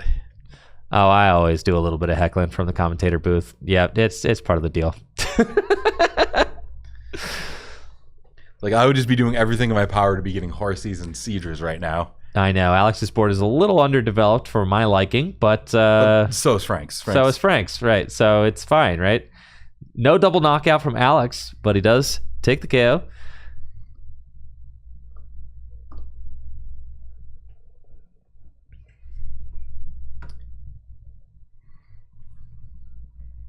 So what if he had energy flow to get this metal energy back? What if he did have energy flow? That'd be pretty hype, right? It would be. And an Elm off the top. It's not a good spot when the Grimer has to hit. Grimer is not the worst evolving basic, though. It's got a little... 1 retreat cost. Its attack's pretty good. Yep, Nasty Goo. Do 10 damage. Nasty. 10 damage. Paralysis. 1 colorless energy. If you Nasty Goo to Kingdra, would that make it a Goodra? I don't think that's how that works. Are you sure, though? I can't say with 100% certainty. Frank could help us find out. Tyrogue. Time to flip some heads, dude. No, again, I'm all for Tyrogues. Let's go. That is a Tails. Now, Alex has an opportunity to keep the pressure up. Finding that seed was a huge deal. It is. Now you've got some insurance. Backup attacker. Genetic memory. Mud Splash. Does it connect? No. Another Tails. You don't know that he was going to use Mud Splash. Come on. He could bubble. I doubt it. What would happen if we were on live right now and we were playing that card and you timed it? You went AFK in the middle of genetic memory. It would select bubble, right? Well, it could take Horsey too. Oh. Yeah. So impossible to say. What is the Horsey's attack? It's like 20 and like flip. I feel like it's like a smoke screen style attack for yeah. Well, of course, now we evolved the Horsey, so we can't tell. I got the Horsey somewhere on my computer. Okay, we've got another Zapdos off computer search. Pokemon Tower, actually a really interesting stadium card. Oh, that card's awesome. Yeah, really It's interesting just weird stadium that card. it's hard to find the right deck for it. I guess this is probably as good of a deck for it as you're going to get. Yeah, the Rocket Zapdos does like the Energy Tower. This what did I say it was? Pokemon Tower. Yeah. Yep. And then I think the Typhlosion deck was also playing it. That would make sense because you have a way of recurring a bunch of energy into play. Exactly. So the Typhlosion deck's playing it too. But the Pokemon Tower just makes it so that players cannot recover cards from their discard pile, which is really good against Item Finder. And equally good against Recycle Energy. Right. So decks that are really, really reliant on Recycle Energy are getting punished for that. Exactly. Like you had, like I mentioned, the Clefable Muck deck that only ran 4 double colorless and 4 recycles. Yep.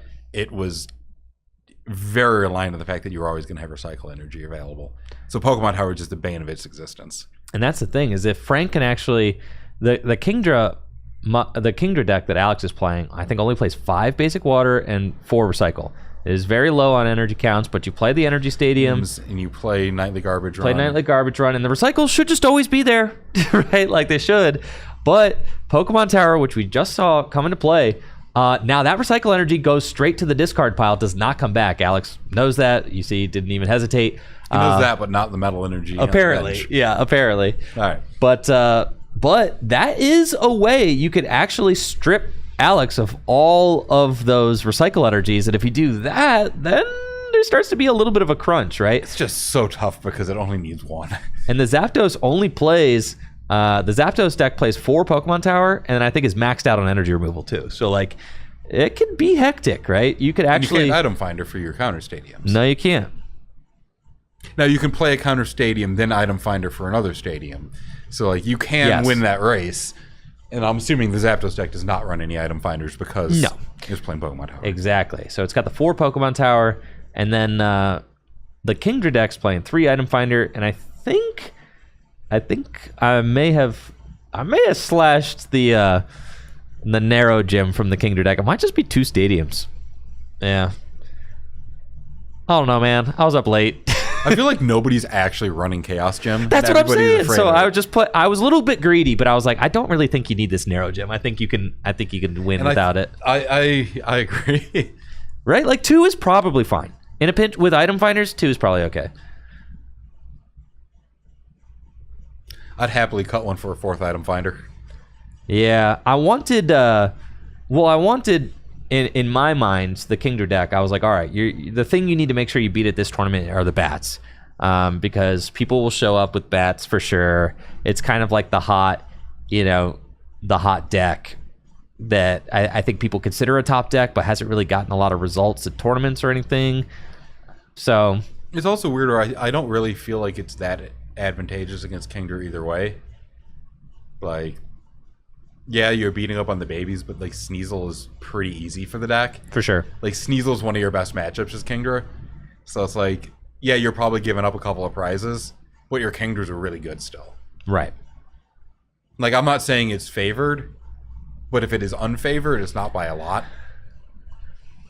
No, it's not. I don't think Kingdra has any matchups that are truly unfavored by a lot. Which Metal Mewtwo probably. Metal Mewtwo, you think? Well, I think we saw Jesse and Did they draw? I'm curious how Jesse and Andrew Dankis' matchup ended up. I'll message down to Natalie and ask her. I wonder how many. I mentioned during one of the breaks that Tony got donked his first 2 rounds in a row. I wonder if he's gotten donked since then.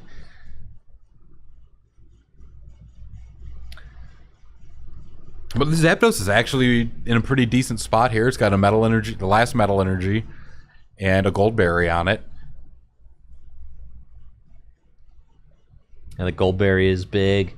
The problem is that, like, you're at a point where the Kingdra is not getting, like, it's two hits away still. Right, because Electro Burn's only going to do 60 damage. And Plasma just pinged it for 10, and then you still have the Focus Band to deal with. But Alex is stuck. Look at this. Does he not have a energy? No. He's dry right now. Can't use... there we go. All right, Energy Stadium off the top. That's a huge draw for Alex. He has to flip ahead still. And it's a Tails, so no energy from the discard pile. There might have been an item finder that was turned off by them. Nope. No. And we noticed that Frank did decide to go with Plasma. I like that, actually. Decided to go with Plasma. Yeah, because you're gonna have to weave it in at some point. Yep. Although I believe it's not optional on the Plasma attack, so he had to put another And I like that, too. Just well, it's going to cause more damage from Electro Burn to itself. Exactly. Oh, yeah, that is a thing. There's a Goldberry, thankfully, but yeah, that is true. Yeah, so you have to attach the energy. Yeah. You have to attach the energy and it makes Electro Burn rougher. Yep. But and the Metal Energy working the way Metal does. It's a potential knockout, and it is another Tails flip on the Focus Band. Frank going to take his first prize of the match. Electro Burn dealing, 1, 2, 3, 4. So it would deal 40. Okay, and Alex corrects it. Yes, because there's that extra energy there. So it's dealing 30 to itself. It would normally deal 40. It's only 20, isn't it? No, it is only 20. I'll radio down, right? Because it would deal 40 to itself, minus 10 out, minus 10 in. All right, Zapdos should only have 20 on it. It's 40 to itself, minus 10, 30 to itself, minus 10, 20 to itself. Thank you. Yep. There you go. Perfect. And we can see those Pokemon towers are going to put in work. There's the and then right as he draws an item finder too. Yep. Right. And like I said, I think this Kingdra deck's only playing 2 counter stadiums. So Alex being stuck without the recycle can't. Alex, you cannot play that item finder because of the Pokemon tower. Yep. He picks it up to read. He's like, oh God. Holy crap, dude. He's the realization setting in. I think the item finder goes to hand still, right? Like it cannot be played. I don't know what the wording on the Pokemon tower is. Yeah, I gotta pull that up because I do not know. So let's pull up Pokemon Tower and see what's going on with that. Should they pause the match while you figure? Let's see.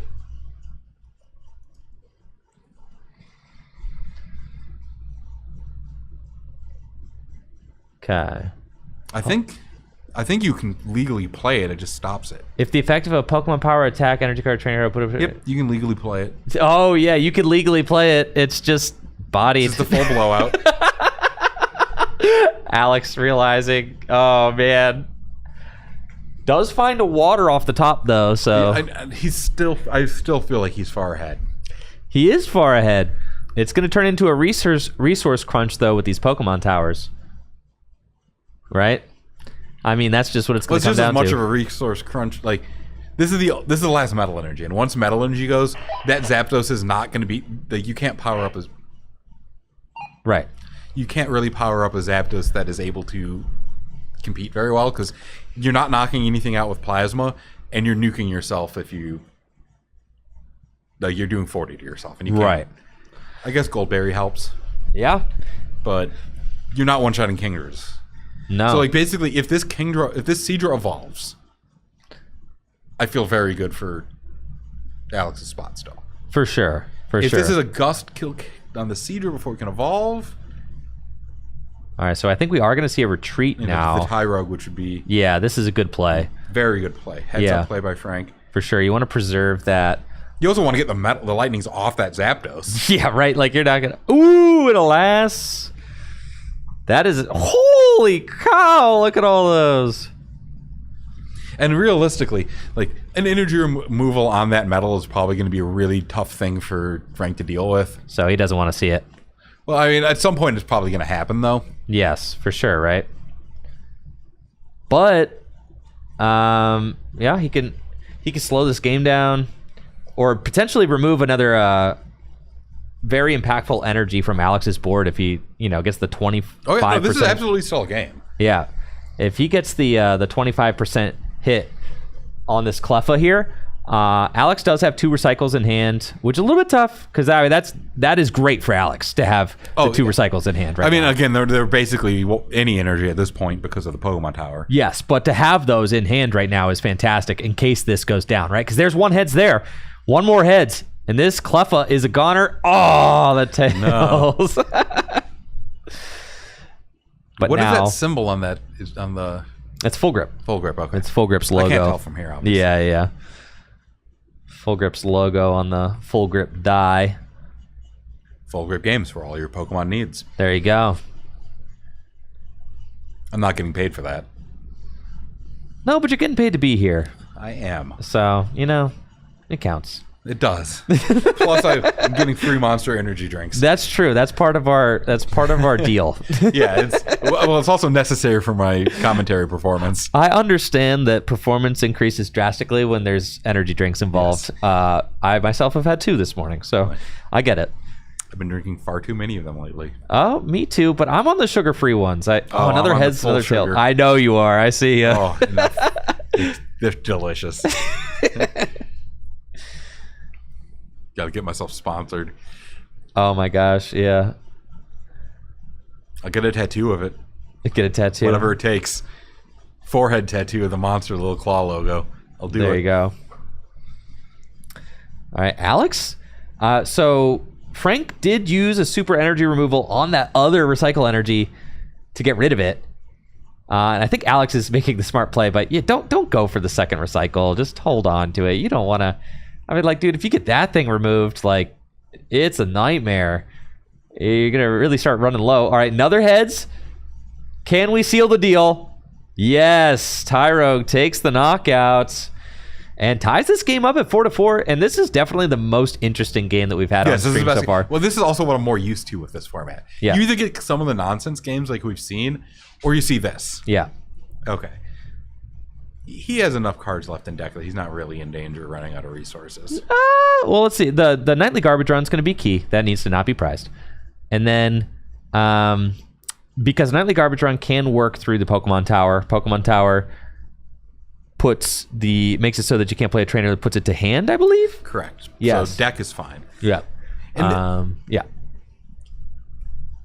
I also feel like Alex, if he knew what Pokemon Tower did exactly, would have played this game pretty different with his item finders. Yeah, right. And that is kind of the fun thing about these retro tournaments. A lot of times you'll have like good players kind of learning on the fly, right? Yeah. Which is fun to see them react in real time to like roadblocks like a Pokemon Tower. I forget who Jack earlier probably I don't think had read Double Gust before. No, right? And it's like it's not in his deck. Yep. So it's not in a lot of the decks. So it's very reasonable that something like that's not going to be on everybody's radar. For Same sure. thing with like this Pokemon Tower. Most decks don't play it. Okay, that's a big flip. That is a big flip for sure. And That is a big flip. Double knockout. Alex Holtz going to just 2 prizes remaining with Kingdra. Like as weird as to say this, like he's liberating resources into his hand too, off those prizes. So right. Yeah, that was huge. I still can't believe that he hasn't evolved into the another Kingdra yet. Well, I think this list's only playing 3 Kingdra. I'm a 4/4/4 guy. Are you? I am. Yeah. It's just about finding them. It is, for sure. All right, that's another recycle energy down. Energy removal, Pokemon Tower, making sure that recycle energy stays gone instead of bouncing back to hand. And here comes Daddy Zapdos. This is going to trigger the Goldberry. Will it? It's only going to do 10 to itself. Oh, that's true. Yep. See, Alex corrects it. I was so used to the fact that it was overloaded. No, yeah, you retreated those off. So that is going to do 60 damage to the Kingdra, threatening a 2-hit KO. Well, let's see what Alex has got in response. He just needs to find an energy removal really badly. Because the second this metal is gone... And he's got one in hand right here. But his energy at this point, I mean, like, his recycle energies aren't coming back. The water energies are low. Are you running normal? Like, he There's a runs 3-3. normal energy. Yeah, it's a 3-3 energy removal. He's got a super energy removal in hand. Well, we're in a really... If you knock out... If you take away this metal here, Zapdos is in a weird position where he can only have another metal lightning attack, and then it just nukes itself past the Goldberry. Yep. I would have much rather supered here. Well, You think so? You just got to... Once that metal's gone, Yeah. so is the game, pretty much. Right. I mean, because, like, here, you're swinging for 20, you're proccing the Goldberry, and then if you put then another the Kingdra might go down, right? Yeah, it's tough. Finds a bunch of trainers off of the Elm, but cannot play them. Don't even try to, Alex. Get ready. I know. I'm turning the radio on. Don't even try it. Now, I would expect Alex... He's trigger happy. You know it. I know. Natalie did make an announcement to the entire field to, like, be wary of the Elms. Yeah. Because it's the easiest way to make a game state error. It's only 20. Yeah. These should be at 50. So, yeah, the Kingdra only did 20 because of metal energy, so make sure that math was done correctly. I think it's only 10 damage on the 10 on the Zapdos now. 50, heal 40 to 10. Yeah. Yep. Okay. Nothing like reading the Goldberry after the fact. Yep.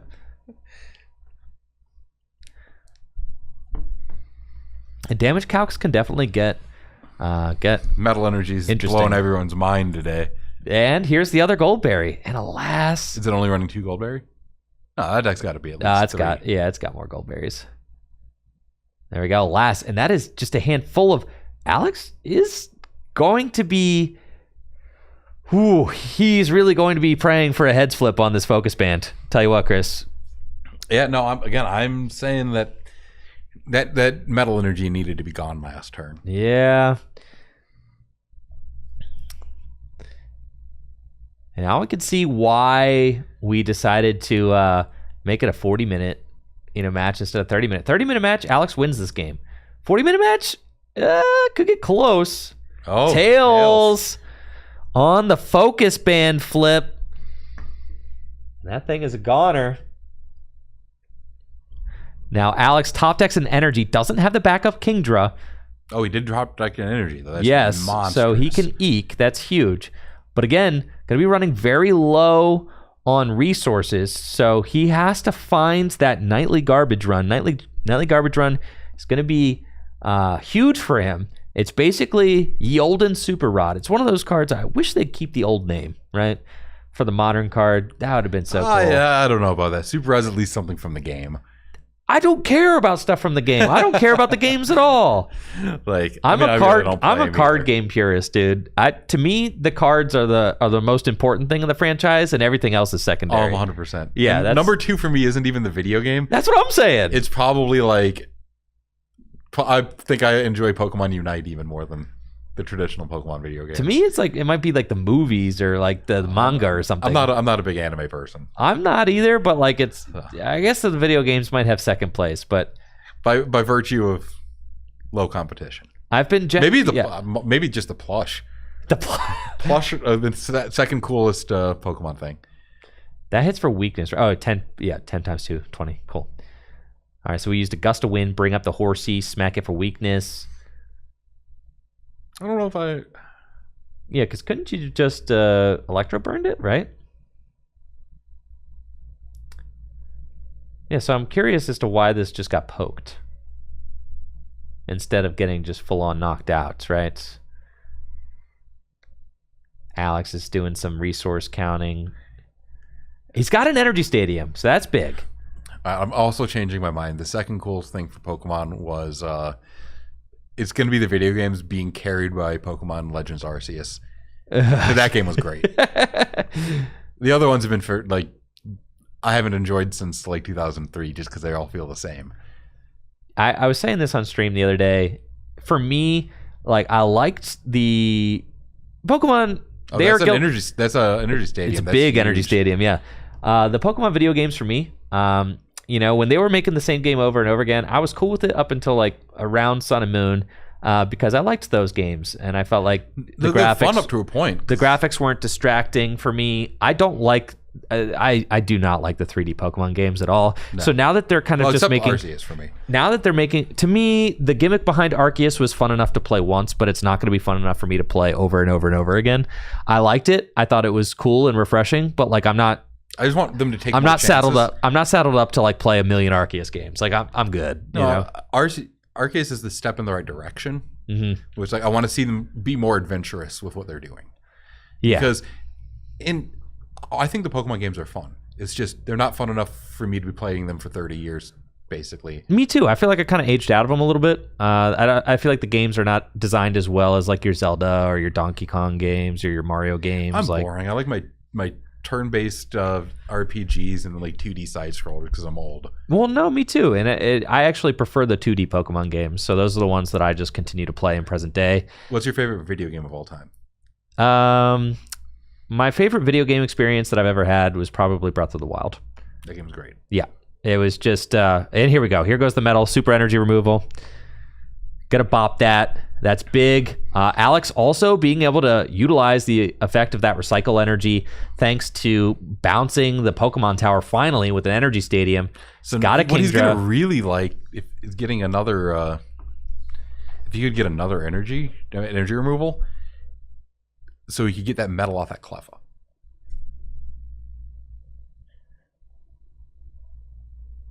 Right, a regular energy removal to bounce the energy off the Cleffa would be big. Or yeah. again, it's super. I don't care. Overdo it. Yeah.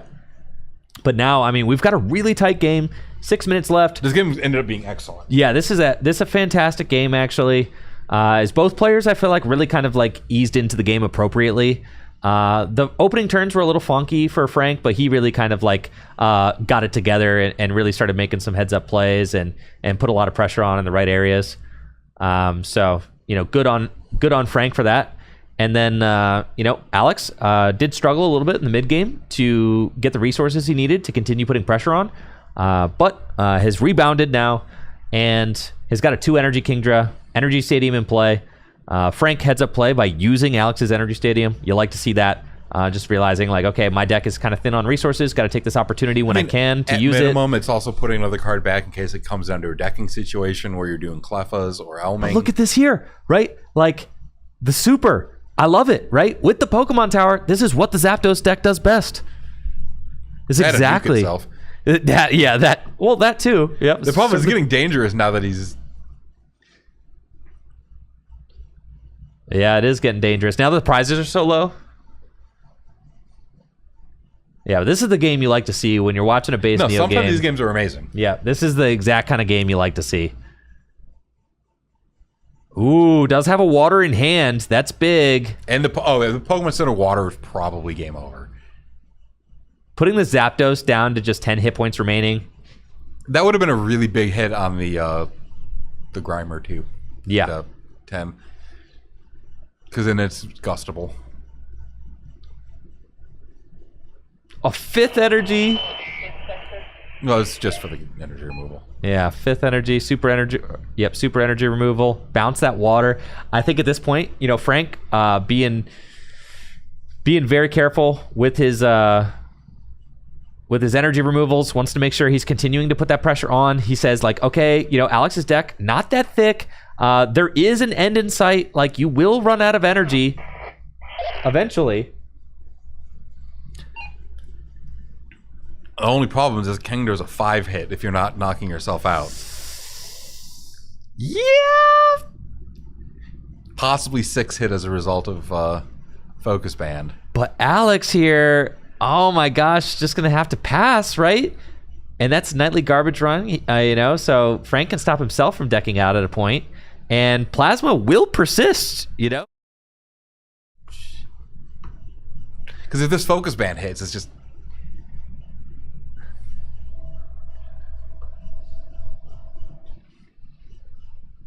Yeah, Plasma will persist. That Gust doesn't do anything. No, yeah, these cards are not Center, helpful. A Pokemon Center. No, you can buy another turn before Pokemon Centering.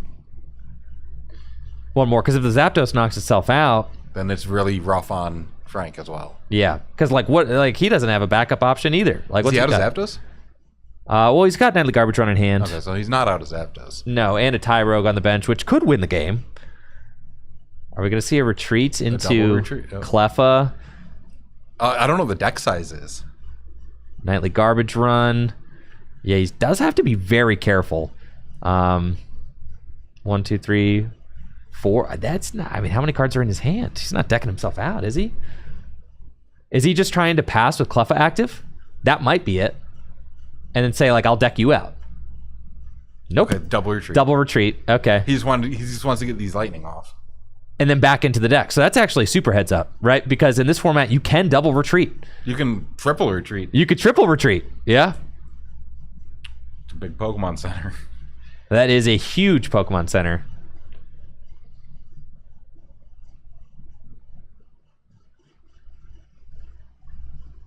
Item Finder, but cannot play it. Oh my goodness. 3 cards left in deck though for Frank. Does he have time? He might deck out. He might deck out. Because I don't think he can eke. Well, he can't eat I don't think he can eke profitably. Like, he might be able to eke and stay alive exactly by a turn, but you have to keep eking. Does he need to do the double knockout? I think he does. He needs to do this. All right, does Alex live? No. Oh, did Alex have does Frank have 3 prizes left? I don't think so. Oh, that's 2 cards in his deck. Yeah. For some reason, I thought No. those were Yeah, prizes. so 1-to-1 prizes. Alex has to press. Can Frank win with Tyrogue? This is... It's asking a lot. It is asking a lot, but this is the only shot he's got. 12.5%er. We'd have to flip 3 coins his way before he decks out. There's 1 heads. Needs another heads, and then he needs Alex to flip tails. Oh my goodness, come on. There's the other heads. What does Alex flip? No! Oh, wow. Oh my God. Absolutely insane. Absolutely nuts, dude. I can't believe it. See, there we go. That makes up for a lot of the earlier games not being particularly amazing. It really does, Chris. It really does. That was nuts. Right there, the buzzer beater. Frank with just 1 card left in deck had to have 3 coin flips go his And those way. focus bands did not work for Alex at all that game. No. That was crazy. Unbelievable. Alex got out to a quick lead, and we were saying the entire time, Chris, that this game had not gotten out of Frank's hands. I mean, it was not out of grasp with the Pokemon towers and the energy removals. Like, I mean, he definitely... Alex had to get pretty unlucky to be able to, like, end up losing that, I think, from a certain point. But that's why you play. Yeah, that's why you it's play. what Last does. Yep. Like, Pokemon Tower is brutal. I think that had Alex known what Pokemon Tower was doing early on, then he could have also like timed his item finders with his counter stadiums. Dude, check out this grand prize. Oh, that is sick. Isn't that hype, dude? Is that the correct amount of E's on Eek? I don't think it is. Is it 1, 2, 3, 4, 5, 6? No, it's 7, bro. It's Good. 7. It's It looked 7. like It's 8. 7. It's 7. Good. I Of would've course, been you rid would of it. audit that. I didn't audit it. You know what? I didn't have my artist audit it. I didn't audit it. Because if it would have been the incorrect amount of E's, I'd have personally thrown it out. Okay. No, this looks incredible. I'm so excited about this. Shout outs to my my thumbnail artist, Sephra. She does an amazing job bringing my ideas to life. She designed this thumbnail, which if you're watching on YouTube, then you saw this thumbnail. Oh, it's gorgeous. It's so good. I love it, and we replaced the text at the top with champion. I got it Rush printed and delivered, So Natalie is bringing it out to show off because it just got delivered right now, actually. Nice. Its estimated date of delivery when I placed the order was Saturday. And I was like, All well, that'll work. Oh, can we also talk about the DCI printout deck lists that you guys had? Oh, what did we have? Oh, did you not know about it? Natalie told me, but I didn't get to look at it, so I don't really know what it is. So they were basically Magic deck lists. Really? Because it's for DCI, which is what ran these tournaments back in the day. Really? So rather than be Pokemon deck lists, they were era-appropriate deck list forms. Unreal. Wait, so they were they Magic the Gathering? They had deck list? DCI listed on What's a it. DCI? DCI was the organized play of Magic. Is that like It was like Duelist Convocation International or something like that. But that's what they what they used. technically ran. Yeah. Yeah, so you saw those and you're like, dang, I haven't seen one. I popped pretty hard for that. You're like, I was- I have not seen this piece of paper since, Oh yeah, and it was 20, awesome. 20 years. Yeah. Yes, it was. You need your DCI number, which is obviously just pop numbers. That's too It's just a funny. little detail. She said she printed out 30 of them, thinking that was going to be more than enough. It was not. It was not enough. So like the last 15 players or whatever had to fill out era inappropriate deck lists. But that was a nice touch that I don't know if anybody else is going to appreciate as much as me. Yeah. Am I the only one here who played back then? Yes. Well, Chris, not a lot of us were playing competitively in 2002. Not many people were from that are still alive. Yeah, it's I could have rallied the troops from the nursing home and got them. goodness. Yeah, that mat looks awesome. I'm really stoked on that. That is one of our prizes for the top finishers today. We've also got some really cool boxes, like empty cartons from Now that we see Jesse, do we know how that match went? I'm gonna see let's see. I messaged Natalie. We've got some empty Neo era swag, like cartons, like theme deck cartons and things like that. That's cool. Yeah, just little things like that. Like those empty boxes just go for a decent amount of money these days. They're like I 20, sold some 20 empty bucks or booster wrappers the other day. Oh yeah, dude. Collectors like that, and also the boxes just display really well. You can fold them up nice. Natalie actually had them all set up behind the registration forms, which was really cool. And it's just super nostalgic because the box is like what you would have seen in a Walmart or a Target or and when you fold it up nice, it looks great. So yeah, those theme deck boxes are really nice. So that's I think I heard thunder. yeah, I think I did hear that. Yes, we are in fact under a severe thunderstorm warning. I blame the Zapdos. But But we actually legitimately are also under severe thunderstorm warning. Yeah. So apparently, my word from Natalie is that Andrew Dankus won in that matchup between Andrew Dankus and Jesse. However, it was very close. Yeah, really went down to it. So that's that's crazy. Metal Mewtwo taking down the Kingdra deck. And then, do we got Alex Carpenter? It's one of our versus someone that I think you probably Cook? Did you travel with Dave here? No, I did not. I drove down with Tony. Yeah, but you guys are buddies. Oh yeah, absolutely. Yep. Yeah, and me and Dave are buddies too. I love Dave. Known him for a long time. He's one of the players that is just he's been in the game since I started playing. I mean, he's been around for a long time. Yep. Not as long as you. Nobody. Very few people have been around as long as you. Very few. All right. So we've got Less and less by the year. It seems like people are. There was so many people from that would at least stop by occasionally that are just not coming by at all anymore. So yeah, it's life depressing. happens. Life happens. I I mean, even myself, I went to one tournament this past year. It was NAIC, and that's because I had a kid this year. I didn't go to any regional last season or NAIC. I mean, the time limit is just too much of a problem for me, and the invite structures.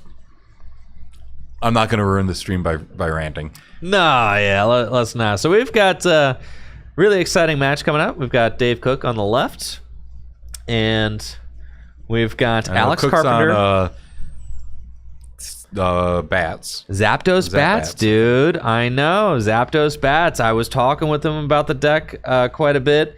I'm big on Zapdos bats. Now, I'm going to toot my own horn a little bit, Chris. I came up with Zapdos bats. All right, that's my thing. That's my thing. Because I know like the traditional list is Sneasel bats. But Zapdos bats is my thing. And there are 2 Zapdos bats decks here. How did you choose between your favorites? It's hard. Between Zapdos and I have both of them built. Okay. Now I know why all the Crobats are expensive. You're monopolizing. Well, them. and Crobat is also one of my favorite. As I won my regional with Crobat. So like, was that Landy Bats? Or yeah, with Landy Bats, which did the same exact thing as the Dark Crobat. So like for me, I'm like, oh yeah, build me all the Bats decks. I'll build all of them for sure. I've always loved Crobat. Yeah, it's so the Bats deck's extremely aggressive. I like the way that they play. Zapdos Bats, it combines like 2 of my favorite cards, right? You got the Rocket Zapdos, Dark Crobat, Team Rocket stuff. I love Team Rocket stuff thematically. I have a huge Rockets collection, so I love that as well. And yeah, it's just it's really exciting for me. Now Zapdos Bats was kind of. And Dave's doing well with it. He's 3-1 right now. Are they both 3-1 or is it 3-1? They're both 3-1. Okay. And the Zapdos Bats deck was cooked up originally as a counter deck to Sneasel Crobat and also to Kingdra. It was a deck that tried to, while also just absolutely farming babies.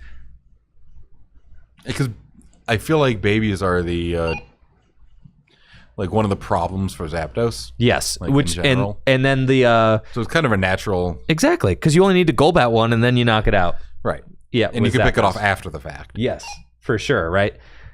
And otherwise, you can just be like, I'll Crobat and kill them all. For sure. Yeah. So I feel like it's a very natural pairing. You could do some pretty cool things like Mr. Fuji. Your bats back into the deck, helps you stop from decking out, also allows you to reuse the bat. Yeah. So that's something that Dave and I had talked about. You can also Devolution Spray to reuse them. I think that Dave said he was not into the Super Scoop Ups, and I can't blame him. Super Scoop Ups an acquired taste, okay? I like them personally. I think I'm like 25% lifetime on Super Scoop Up. Yeah, well, I won my regional with Super Scoop Ups, so for me, you're putting them in the Bats deck. That's what it is. Flip some heads. I've used so many of them over my lifetime, which is why that 25% statistic is so egregious. Relevant. It's not like you flipped 4 Super Scoop Ups. Oh, no. Lots of Super Scoop Ups, huh? I was an 09 Kingdra player. Okay. As well, so like that was a 4 of in that deck. Yep. All right, round number 5 is underway, folks. It's our second to last Swiss round before we cut to top 8. We've got Dave Cook on the left versus Alex Carpenter on the right. Going to be a Sneasel Aerodactyl deck against Dave Cook playing Zapdos Bats. And this is going to be a close one because Aerodactyl is just incredibly strong against those evolutions, right? So like being able to shut down pretty much exactly what Dave is trying to do with the whole Crobat thing. That could be devastating if Alex is able to get an Aerodactyl into play. However, on the other side of the coin, Dave's deck's going to have lots of energy removal in it. That's what I was going to say. I'm like, I don't know if you like. This is not a matchup where you really even need to leverage the bats. If you consider the Aerodactyl package and the bat package both being a wash, then you still have a Zapdos with a huge amount of energy removal into a Sneasel deck, which is reasonable. And the thing is that since this, since the Sneasel deck is, it might just have energy charges, right? Because that's all you have to recover those rainbow, those darkness energy. Yeah, that doesn't get stopped by Pokemon Tower. It doesn't, but you have to flip hands, right? So like a couple of tails on energy charge, and you're just out of energy. Like Sneasel, unfortunately, like it takes 3 plasmas to get knocked out. It does. So like you don't really have to even take too much of an advantage with using the was it Electroburn or something like that? Yeah. Is that the actual attack name? Electroburn, yeah. Okay, wow. Yeah, there you go. Yeah, I got lucky. So this is a huge start from Dave. Notice Dave's deck, entirely Japanese, man after my own heart here, playing the deck that is my favorite deck in the format. Talked to him about this, I'm pretty sure it's a wallet after your own heart because it was cheaper. No, he's man after my own. Hold on, I don't have my walkie turned on. I'm at the finish. Can I borrow you for 2 minutes at stage? It's not me calling down on the walk. That's not me. There's a lot of interference. I don't know what it is. Just, we'll try to change channels here in a minute. Really, we got to change it to channel 2.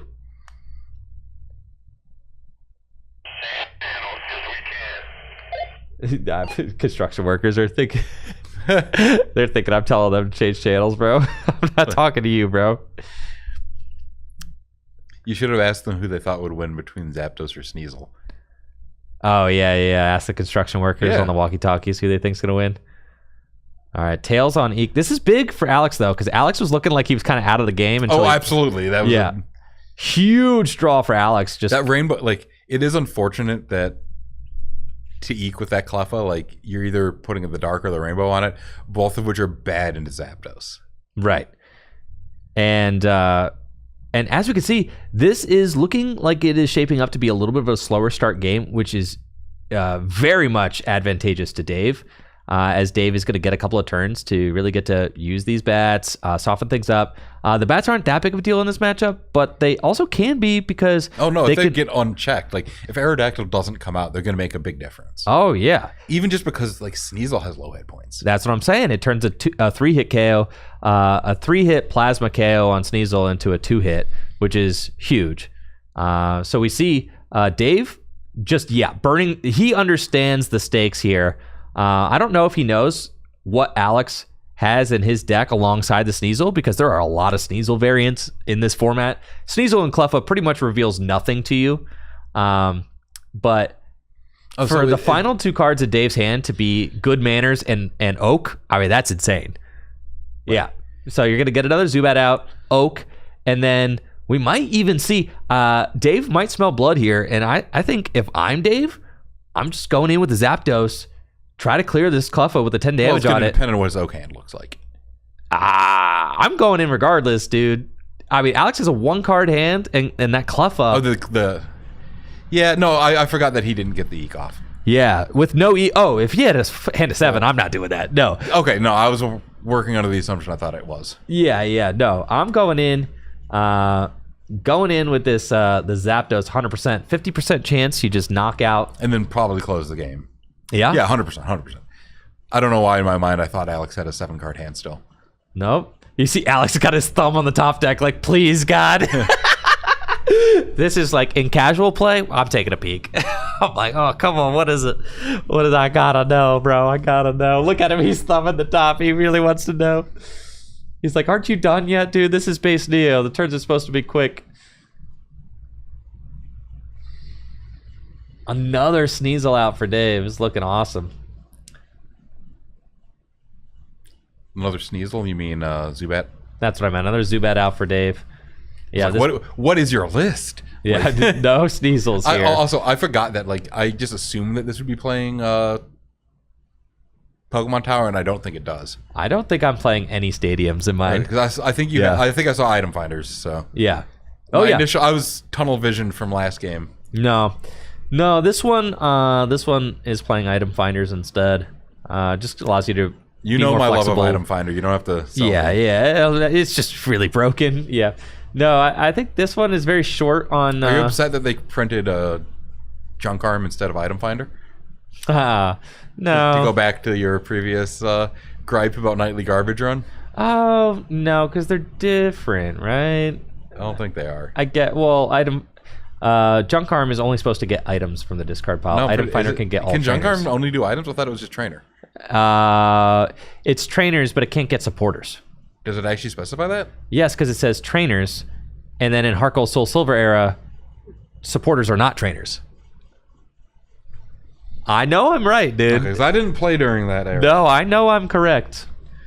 Yeah, item cards didn't exist in Heart Gold Soul Silver yet, but when the formats bled together, so like when you when you combined Heart Gold Soul Silver with the black and white sets, the Junk Arm could only get items. It could not get supporters because that's the way it was intended to be. Ooh, we've got a Crobat coming down from Dave. So this Cleffa is going to go down. with a surprise bite. Dude, the boss's way, searching it out. How many bosses away does that deck run? Dave sent me his list the other day. I could actually pull it up. I'm assuming it was pretty. Because you're trying to aggressively get these Pokemon into play, right. for So sure. I could see 2 to 3. Yeah. I think 2 feels right. Because there are just so many cards you're trying to like fit into the list. Well, Zapdos right? is a pretty low maintenance attacker, so that helps. Oh, that's the reason the deck works. Because like Sneasel, I mean, to your credit earlier, Sneasel, a little bit of a more high maintenance, high maintenance attacker with It's the just 2 very energy. fast and aggressive early. Yeah, but Zapdos requires almost nothing. So as a pure bat deck, Zapdos almost just works better because Zapdos requires nothing. Whereas like you basically are just playing a bat deck with Zapdos who could just punch and harass while you bat. Whereas Sneasel feels almost more like Sneasel with bat. Yes, it's the Sneasel deck with bat on the side. The Zapdos deck is bat deck with Zapdos as just like the guy who punches. Oh, he's going. Well, I guess there's not really a way to knock this out this turn. So he's got the Crobat to knock out the Cleffa. No, he can't win this turn because I almost liked just playing last that turn and eking.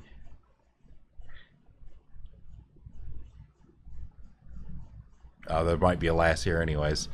Yep, not the item finder. All right, let's see. Taking a look at. Oh, I see what's going on. Yeah, there are 2 bosses way in David's list. 3 lasts. 4 super energy removal. Yeah. The 1 Fuji. How many Devos? 3. Okay, sounds about right, especially about item finders. Yeah. And now we're going aggressive here with the last. Yep. Last Zapdos to the active. Double retreat. No, considering the retreat. Zapdos can't retreat. It's got 1 energy on it. He does he had a Bloomberry in hand, I thought. And it's going to choose to eke first. I like it. I like that better, right? Find the super, dude. Go find that super. I was calling for him to do it before using that oak. He had the last in hand. I was like, yeah. I'd have just gone for it there.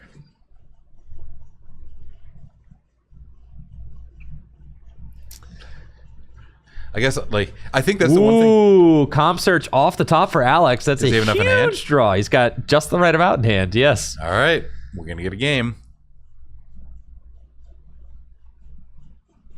Dang, this is crazy. This is crazy. I can't believe we've got so many players here playing this format. This is so I'm thrilled, especially now that we're in like the thicker. Now that we're in the thick of it, right? We're past the first couple rounds where we had some players maybe learning their decks and things like that. Now we're at players with good records, and we're getting to see some good games, some real back and forth action. This could still end up being just lopsided. This could be, but I still think this is just going to be a disaster. to get 45 players and then to get to watch the top 8. I mean, that's I am beyond thrilled to watch the top 8. And then the finals is going to be really exciting.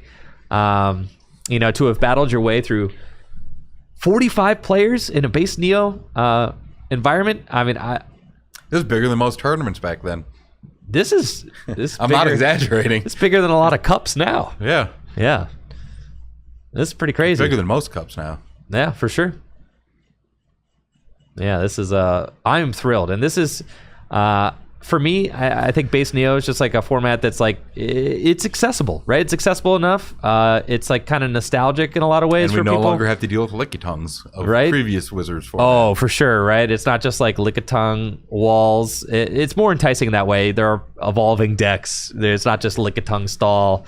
It's not like every other match is literally ending in a deck out, right? There's still deck outs, but in the fossil formats, there's a lot of deck outs. Oh, trust me, we got stuck trying to play those during COVID as well. Some people like them. Like Jason loves some fossil. I know stuff. he does. And for me, it was like no. Like they needed an 8th for one of their turns. I was like, you can't bully me into this. It's just not happening. Now, something to note.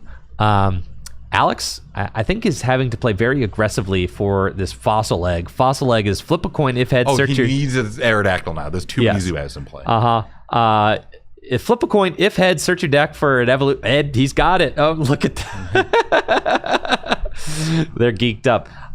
But something worth noting, Sneasel, really great attacker. But he needs a bench. He does need a bench, Chris, and there is no bench to speak of over here. It is just Aerodactyl and Sneasel. 2 Darkness Energy. It looks like Alex going to let that Gust of Wind fly. I think do we go Fury Swipes? Does Fury Swipe? No, you got to beat up. Flip 2 heads. Beat up. You're doing 60. Minus 10. Or you're doing 0. Huh? Should have taken Fury Swipes. Get another coin in there. Right, the Fury Swipes for 30 wouldn't have felt bad. No. You flip 1 heads. I guess it would have been Fury Swipes for 20. 20 after the metal, for sure. But yeah, this Aerodactyl, the Aerodactyl does a lot. This is why I'm not a big Sneasel fan. No. Well, this is why I switched to Zapdos bats over Sneasel bats. For what it's worth, in this format, I genuinely don't like Sneasel. Well, getting the energy stripped is just such a pain. Yeah, no, I think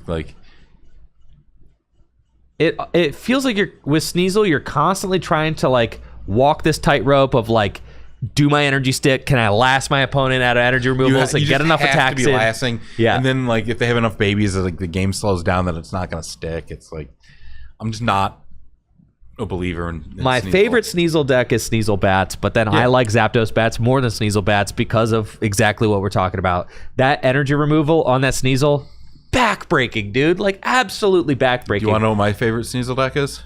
What's that? Sneasel Slow King. Well, it was great. That deck was awesome. Yeah. I'm not a fan of it now without you don't have a way to protect it. I guess if you had a build that also ran Chaos Gem, Chaos Gem is really good with Sneasel. You have to really just go all in on being able to prevent it from getting its energy stripped all the time. Oh, saves himself with the Focus Band. But this is going to get picked off. Oh, I guess it's not getting picked off by a bat. It is not. We've got another Focus Band.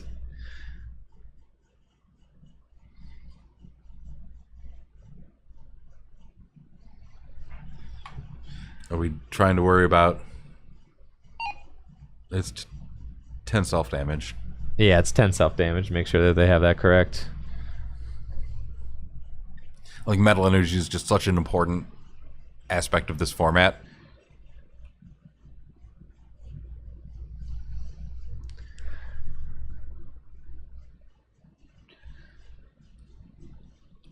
I mean, I feel like if Cook has a gusting effect... He's going for it again. Another heads on Focus Band. Absolutely why insane. wouldn't he just Plasma there? I don't know why he didn't Plasma there. Item Finder. He's got Item Finder, but cannot play it. So has to wait 1 additional turn. I guess you want to know the easiest way to gust up the Aerodactyl? Is to knock out the Sneasel. Yeah. Thankfully, Alex is not in danger of losing the game because of Aerodactyl's ability, which Pokemon Power, which prevents all evolution cards from coming into play. So that is... And Pokemon Power not to be confused with Poke Power or Poke Body. Right, you wouldn't want to get those confused. So here's the Aerodactyl. And Alex has got Item Finder in hand. But... yeah, it's okay, do you Item Finder or do you put the Cleffa down, right? You have to Item Finder. Gotta Item Finder. Hopefully find another Cleffa. And even then, it's you're not getting the Aerodactyl out of the active this turn. Right. You're just accepting the fact that it's getting chewed up by the Zapdos. It does find another Sneasel, and he's got resources now, right?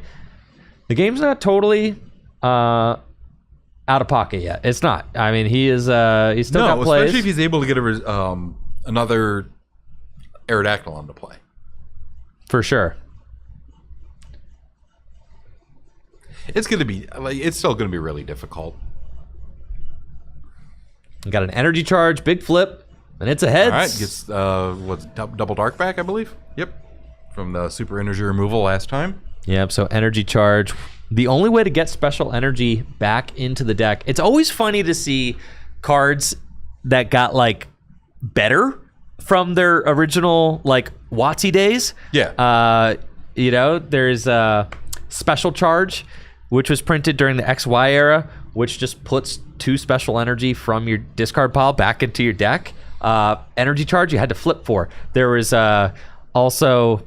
Well, the dynamics of the energies in the respective formats was different. For sure it was. So the idea, like... You've also got Training Court, which is like Energy Stadium without a flip, right? You've got a lot of cards. They can push some of those things because modern, like with the Training Court, like the games don't last as long. No, they don't. So like the resource wouldn't have been as egregious. It doesn't matter as much. Yeah. The fact that you didn't have basics of these darks, that was built into the power level of the cards, so you didn't want a card that just put darks back into your deck. No. You gave it a coin flip. Exactly. It is always funny to see.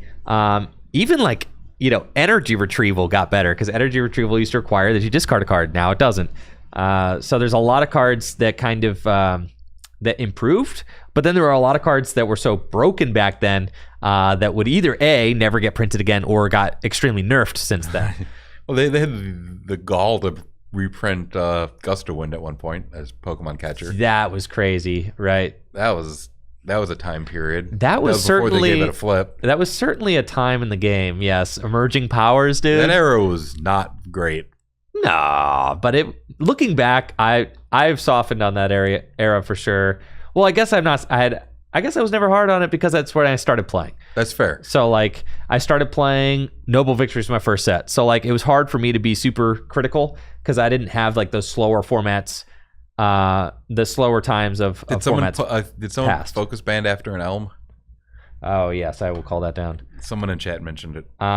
So Alex, did you put that focus band on post Elm? Was that post Elm the focus band? Thank you. Yep.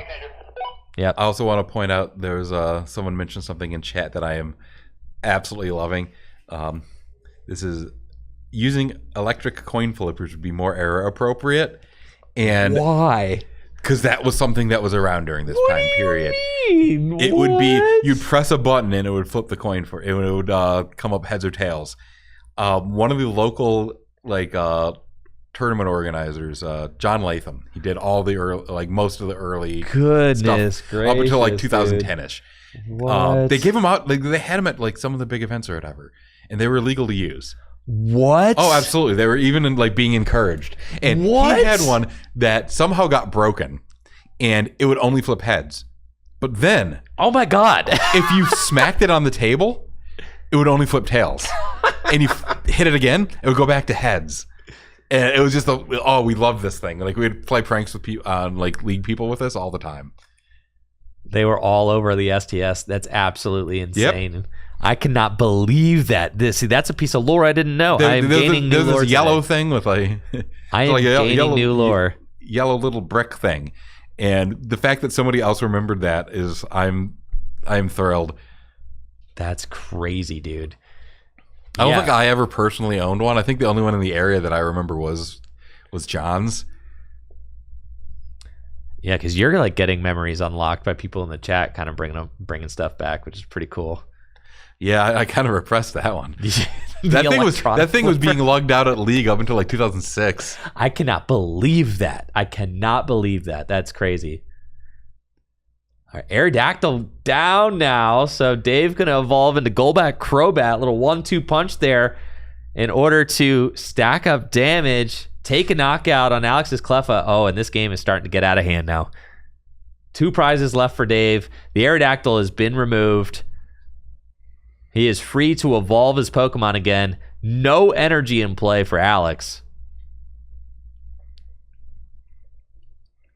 Also, to go back to this electronic dice thing, this gives me calling out the guy in the chat here, but that was for the was that the STS that had Prop 15 3C?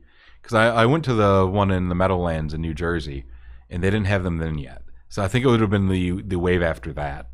Because there was one in California, and then there was another one in New Jersey that I didn't go to. I'm assuming those were when the flippers were being used. We had a big electro burn there from Dave, and you could see the power of Zapdos on full display now it just is resilient. It powers itself up.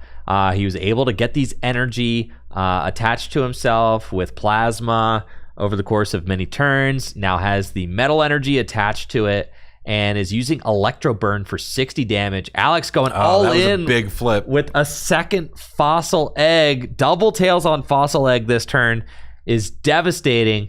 Alex does have an Elm that he can play, but if any of those Fossil Eggs flip heads, he would have been able to just go into his deck and go find another Aerodactyl. Yeah, another Aerodactyl, slap it down. Useless. Yep, exactly. But I mean, it was still didn't require a lot to go wrong. No, but it would have slowed down the loss.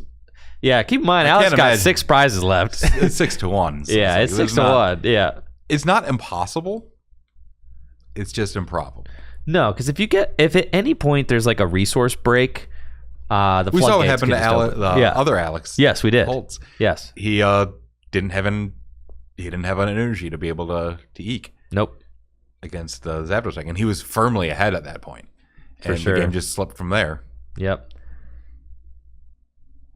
No, I mean and that is something that I find very fun about these formats, and this format in particular, is that unlike current standard, where it usually is just simply a prize race, this is also like a test of resources. And at any point, I think that's just game. Yep. Double Crobat on a bench Cleffa. Dave Cook gonna take his final knockout of the round using Crobat's Surprise Bite, placing 20 damage. Apparently we have another banned post Elm again. Yep. I don't think it matters here. It did not matter. It did not matter. I'm gonna have to tell Alex though. Yo, Alex, you put another band on post Elm, I think. You gotta watch that, bro. Watch it.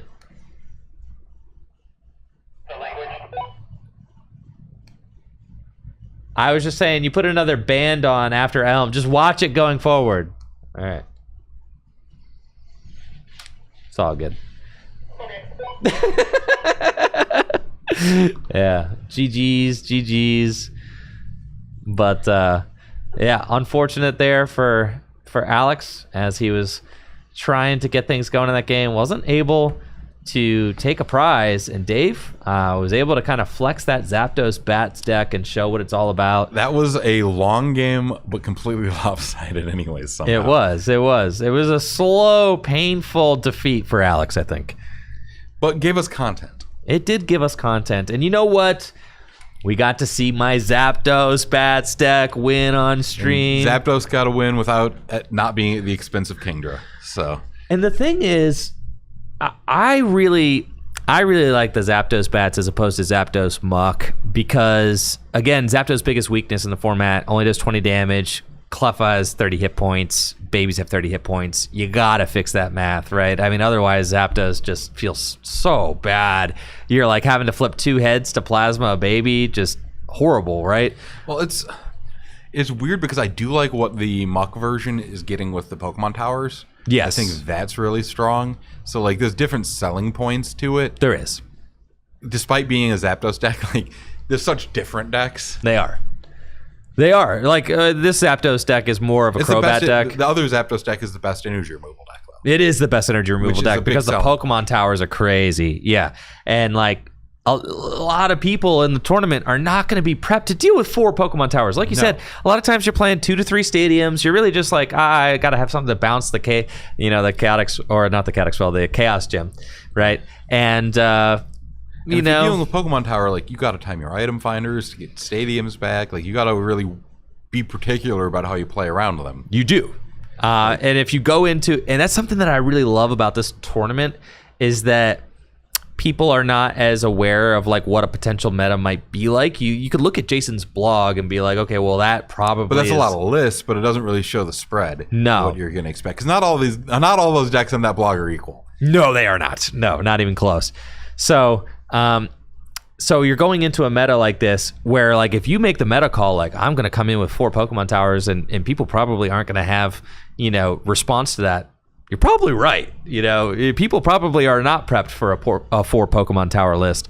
Same with the Aerodactyls. Like, you could come in with the Aerodactyls and just be like, I'm going to say people aren't playing Igglybuff today. And they might not be. No, I don't think. Yeah. I mean, I wouldn't have played Igglybuff in this. I wouldn't have played Wigglytuff either. Like, again, the Kingdra's playing the one Magby. I would have played one Magby, maybe. Like, if you're an evolution deck, I like Magby more than I like Igglybuff. I built Alex Holtz's list for him, and I forwent the Magby altogether and just said, like, yeah, just race him, get Muck out, race him to it. You know, Yeah, if you have, it's tough with the fossil egg because they can just get it turn one. But yeah, the fossil egg. And I saw your reaction to the first fossil egg. You had no idea what that card did. no, I forgot. So you obviously didn't take that one into account. I have Sneasel Aerodactyl built. One of the people out there playing it is playing my deck. I just forgot what it did. Yeah, I've only ever used fossil egg to get out Kabuto. All right, and that was in modified. Yeah, that's crazy, dude. Knock it on for people. Like, Turn one Aerodactyl can just be. It can be really tough for a lot of decks to deal with. But then you did just see kind of the weakness of a Sneasel deck. But it's like, again, I got played round one against Typhlosion. Yeah. And Typhlosion just doesn't. I mean, they were running the Igglybuff though. I think you said, right? Yeah, you got one. Because you have to. You don't have any right. basics that can attack into it. No, right? Like, a lot of these decks, like, okay, well, you're using Muck, you're using Crobats, you're using like, you have something that can attack to take out an Aerodactyl, and then you can open the floodgates. Right. Yeah. It's interesting, right? Because we're getting to see like the meta. For me, I would have just thought like, I'm not going to play against an Aerodactyl deck. If I went to a tournament like this, I'd be like, I'll probably dodge, right? Well, it's a decent call because if you've got Kingdra and Crobat as your top two decks, it is a like, decent Aerodactyl's call. pretty good. I know. I think there's only two of them in the field. We have to see them both. We've seen them both. Yep. And, they're not doing bad. But your deck is also kind of like not as aggressive as maybe some of the other decks. It doesn't have like the resource staying power of like a Kingdra deck. It's not as aggressive as the Zapdos. It's not as aggressive as a Bats deck, right? It actually makes me wonder what else could be paired with that same gimmick. Right. Besides just being Sneasel.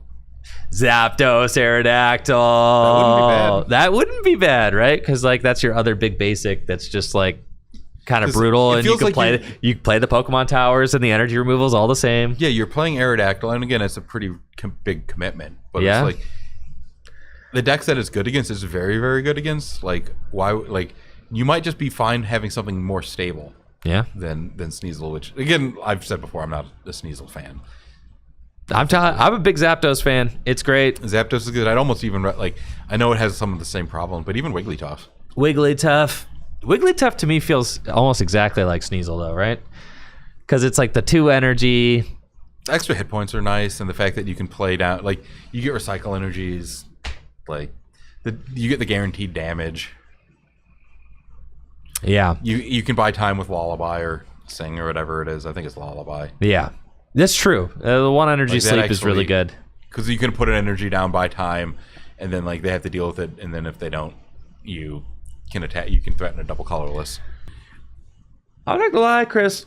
I like base Neo format a lot. I just like it. I don't know what it is about it. I can't necessarily explain You're it. a gambling man. I just like it. I think it's fun. I think the format is just good fun. And as far as having like a lot of different decks built, I think there's like enough skill expression combined with like enough fun and evolution. The lists at minimum are also pretty flexible. Yeah. Like even if you have the same archetype, like you can change up your consistency quite a bit. You can change up how much energy removal you're playing, how much gust. There's a lot of different micro decisions that you make throughout the game too. It's like you're weighing your little micro decisions with like also, with some luck, and it's just fun. I think it does kind of break down once everybody's familiar with the format though. Like when people aren't making mistakes.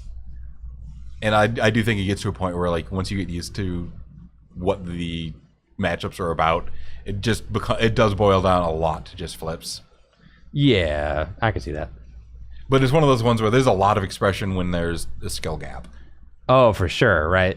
Yeah, it was like back in the day I loved playing this era. But then when I started playing it, so everybody else who also knew the format, I'm like, this is really becomes a lot about coin flips. Oh yeah.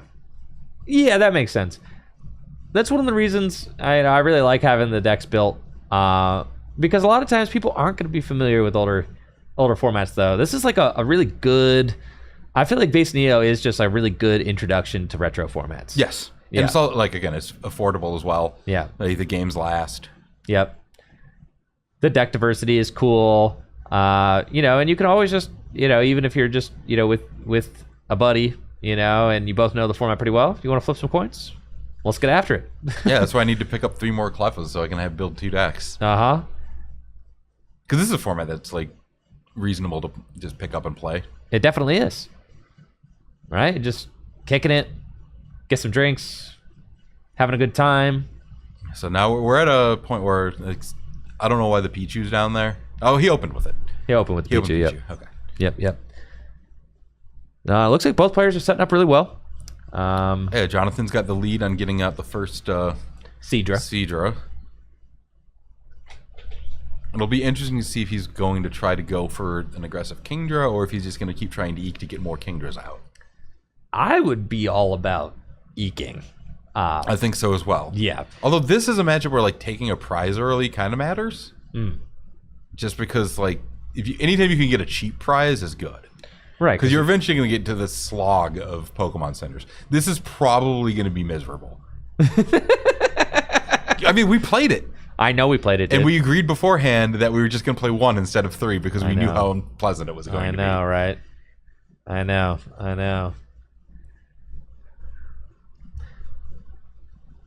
Yeah, so this is going to be just a war of attrition. You're going to get these Kingdras built up. They're going to be I think there's a German Cleffa in here. Oh, yeah. I think his name is Mello. Mello. Oh, I've got a Mello. Yeah. Love Mello. Let's go. Yeah, this is going to be a war of attrition between Kingdras. There'll be a lot of healing. Going to be a lot of, you know, what do you use Item Finder for? So one of the other things, I think we ended up putting a 4th Item Finder into Joaquin's list. Okay. Which might help with Pokemon Centers. That could be a difference maker, right? It absolutely could. Now, what do you think about Joaquin's decision to pop this focus band onto the Cleffa? Probably fine. All right, Joaquin's going in. Like, I think it protects him from if that Kingdra came down early and if Jonathan got aggressive. Oh, yeah, dude. And I think that the focus bands on the Kingdras themselves and the fact that you're going to be... Like, the way the matchup comes out a lot of times is attached to Kingdra. Like, you get 2 energy on the Kingdra, and then you retreat to another one. Right. And with the way that it's being 3-hit, like, you're never going to get that third... You shouldn't be exposing yourself to having to flip for the focus band because you're going to be retreating into another Kingdra. And then you're going to do Pokemon centering. So your focus bands aren't super important on the Kingdras. Got it. Like, you'll put them on there. Yeah. But if there's a little bit of value to keeping your Cleffa alive early, it's better. Right. And even if not better, at least defensible. Right. That does make sense, yeah. Helping to protect against the early Kingdra is good for sure. Because again, like losing babies to just like a quick 30-10, like it's so hard to take prizes in this matchup. It is. And I think that they're running like 2 double gusts. Okay. And then like 3 or 4 item finders depending on the player. Like it's not going to be easy to pick stuff off. No. All right, Joaquin's got item finder Elm. All right, let's watch for any focus band problems. Digging a little bit, digging. Needs to find an energy. Energy and Pokemon will be the only cards that he can play after this Elm. Is Elm one of the first trainers that ever had a limitation? You cannot play. Your first. Their experiment towards a supporter. Yes, a pseudo supporter. No more trainer cards after Elm is played. It would be another year or so before eventually supporters were released for the first time in the like Expedition. 4 sets. Yeah, in the if we're not Expedition counting set. reprint sets. Yep. I think Legendary Collection came out was in at there. the end there. Yep. I don't remember exactly when base set 2 came out. I think it was after like was it after Fossil or after like the gym sets? It might have been during the gym sets. I don't even know. Yeah. I don't. It was know. around that era though. Yeah. It's somewhere in there. It's definitely before Neo. Yeah. And definitely post Fossil. And there goes a Cleffa. Joaquin finds the energy for the Kingdra. It's got that nice Wizards promo, recycle energy, the hollow one. Flips ahead. There's also one random Japanese one in there. And uses Kingdra's genetic memory to copy Seedra's Mud Splash does 30 damage. Perfect math to knock out What are those the horsies? Cleffa. The horsies? Those are the Japanese ones look weird. No, it's the same horsey, dude. The coloring, like they're not as like the Vibrant. They're not as vibrant. the bubbles. Yeah, they're a little bit, maybe. Yeah. Oh, significant difference. Maybe Oh, my that's eyes not are good. bad. That now we've got double Pichu. Looks like there's not a. Oh, that hand doesn't look great. Jonathan retreating so that he can double gust and forcing Joaquin to target a Pokemon with free retreats. And Jonathan does have an Elm in hand, so I'm not exactly sure what he's burning resources for. I think he's trying to get a Cleffa. I think he is trying to And get a just- Cleffa. Guarantee that the Eat gets off here. I know, but there is the double gust there worth it from a resource standpoint when Depends you how don't easy- even have the Cleffa yet. You're banking on finding Cleffa energy off of this. Yeah, it's a bit. I think it's a little greedy, personally. I think it's a little bit of a I think greedy. he's pretty far behind though, so like maybe Yeah. that's an okay time to be greedy. Yeah, I could see it. Sure. Or even if you just find an energy. It also thins the deck out towards finding a Kingdra if you don't hit the Cleffa. Yep. Nope. And here we go. Maybe with the bubble. Oh, here's Kingdra. Okay, we did find a Kingdra. That's Well, you big. couldn't bubble with a recycling. No, he had a water in hand though. Yep. And here comes Kingdra. Did he swinging attach for the turn? with genetic memory? I'm not sure. No, it doesn't. Not a KO. Nope. Nah, Kingdra doesn't play like that. No. Kingdra plays with his food. For sure. No, it's a slow grind. Now, Horsey does have free retreat, so not going to be an issue for Joaquin to move that out of the active spots. Does have a Lass, which will make it so that both players have to shuffle all of the trainer cards in their hands back into the deck. Very disruptive, especially That's since pretty brutal. Jonathan was not able to find a Cleffa there. Yeah, so that's big. It's also like these lists only run one Lass, so like that's pretty Yeah, fortunate. To that find is there. a very, I don't know if very he, like. well timed. Yeah. And then an Eek from Joaquin. Refresh the hand while Kingdra's in the active spot, taking advantage of this window to get a fresh draw after last. Really heads up play there from Joaquin. It's a solid play. And it's going to be a matter of what Jonathan has got remaining in his hand. I see a water energy, I thought I saw this. couple water energy, Was that a Kingdra? a Kingdra. Yep, so not a lot to speak of. I would definitely put another recycle on that Kingdra now, though. Yep, you start You want to threatening prep Twister. yourself to be able to retreat into a Cleffa. That's true too. Absolutely, right? Yeah, because like Twister's not good in this matchup, even if you could power it up. It's a lot of energy removal. I don't. Yeah, I definitely would put that on the. Yeah, recycle to the active instead for sure. Right? Because, yeah, if Jonathan does top deck Cleffa, you want to go. You need to go now. Yeah. But one of the other things, like even before I mentioned how you kind of want to take KOs even on babies when you can. Yeah. When both players set up pretty reasonably, this should go to time. Yeah. At which case, being up on prizes matters. That's true. Now, like, Joaquin is up by Two already. prizes. Yeah. Yeah, Joaquin placing the 10 damage from that Kingdra's genetic memory, copying Mud Splash. 10 damage to the Pichu over the course of a couple of splashes. What is that a... That's a computer search from the Classic Collection, right? The TCG Classic Collection, the Holo computer search. Yep. Can't say I've ever seen one in the wild. And here's the Oak from the Classic Collection. Yep. Now This is why he's behind. yeah, I don't know, but he's got the Holo Kingdra, dude. Look, the Holo Kingdra. See, this is exactly why... The one of Holo No, Kingdra.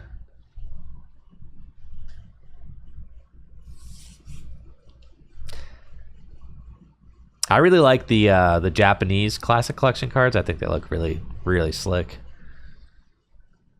All right, what are your takes on the Legendary Collection foils? I actually was going to ask you this. The Fireworks Hollows? Yeah. Yeah, I think they're dope. Oh, I think they're unbearably ugly. Well, yeah, that's part of what I like about them. Like, okay, as long as if you like them because you know they're ugly, I'm okay with that. Yes. No, I don't think that they're like they're horrible. I mean, they're like you can barely read them. Oh, it's just. But that's part of why I like them because they're so ugly. It's like I like them because they're unique. Also, Do you use that yellow Ultra Ball too? Like the no really hideous one? No, I don't. I do have a one. distinction where it's like if the art's worse than what I can draw, I don't like it. I won't play it. No, I for Ultra Balls, I like the red one. The thing is, there's a lot of really good Ultra Balls actually. There are. It's to the point where like you can list off like 5 different ones. I'm like, yeah, those are all like roughly tier 1. For sure. A lot of them don't feel bad. Narrow Gym just got popped into play. Narrow Gym says no player may have more than 4 Pokemon on their bench. It's basically Collapse Stadium, but instead of the player having to discard down to 4, the Pokemon can get bounced back to hand. So kind of crazy. I feel like that's not the way that card would be ruled these days, but it's the way it was then. And it's what's on the card. So, yeah. Now we're at a point where it looks like both players are kind of stabilizing. The only difference is that Joaquin is up 2 prizes. Right. And that's not like I just don't see a lot of progress getting made on prizings in the near future from either player. Yeah, I mean, as we saw, Jonathan had built up some damage on board, but immediately got Pokemon centered away. So it's like you're going to get this really long stalemate, and I mean potentially really long, in which case those 2 prizes are going to make the difference. For sure. Do you think okay, now this is I'm curious to get your opinion as someone who's obviously well versed in Kingdralogy. Kingdralogy, I like it. What can you do to give yourself an edge in the mirror in Kingdra? Oh, jeez. Well, as far as like deck construction goes, obviously both players playing tight. Is there anything that you could do like in a Kingdra meta? Because I'd argue we're in a Kingdra meta. We're in a Kingdra meta. Yeah. So what do you do as far as deck construction? I mean, I guess if you really wanted an edge in the mirror, you would do like a Dodrio build with a little more Pokemon centers. Yeah. But I don't even think that's like significantly like you would go Goldberry over Focus Band probably, or just play Pokemon centers over it. I don't think there's really a tremendous amount you can do because of just the nature of it. Yeah. Right, like the deck doesn't have that much outside of doing space. like deranged things like adding bats or something where like to help pick off babies, like, and it's just I think there's nothing rational that actually works. There's nothing rational, right? Like there really isn't like maybe like the 4th item finder. the 4th item finder. Just little things build like up that. on your ability to grind. Maybe a 4th Pokemon Center. Yeah. That's probably like the little But even incremental then, things. like you'd be probably eating into consistency to do some of this stuff.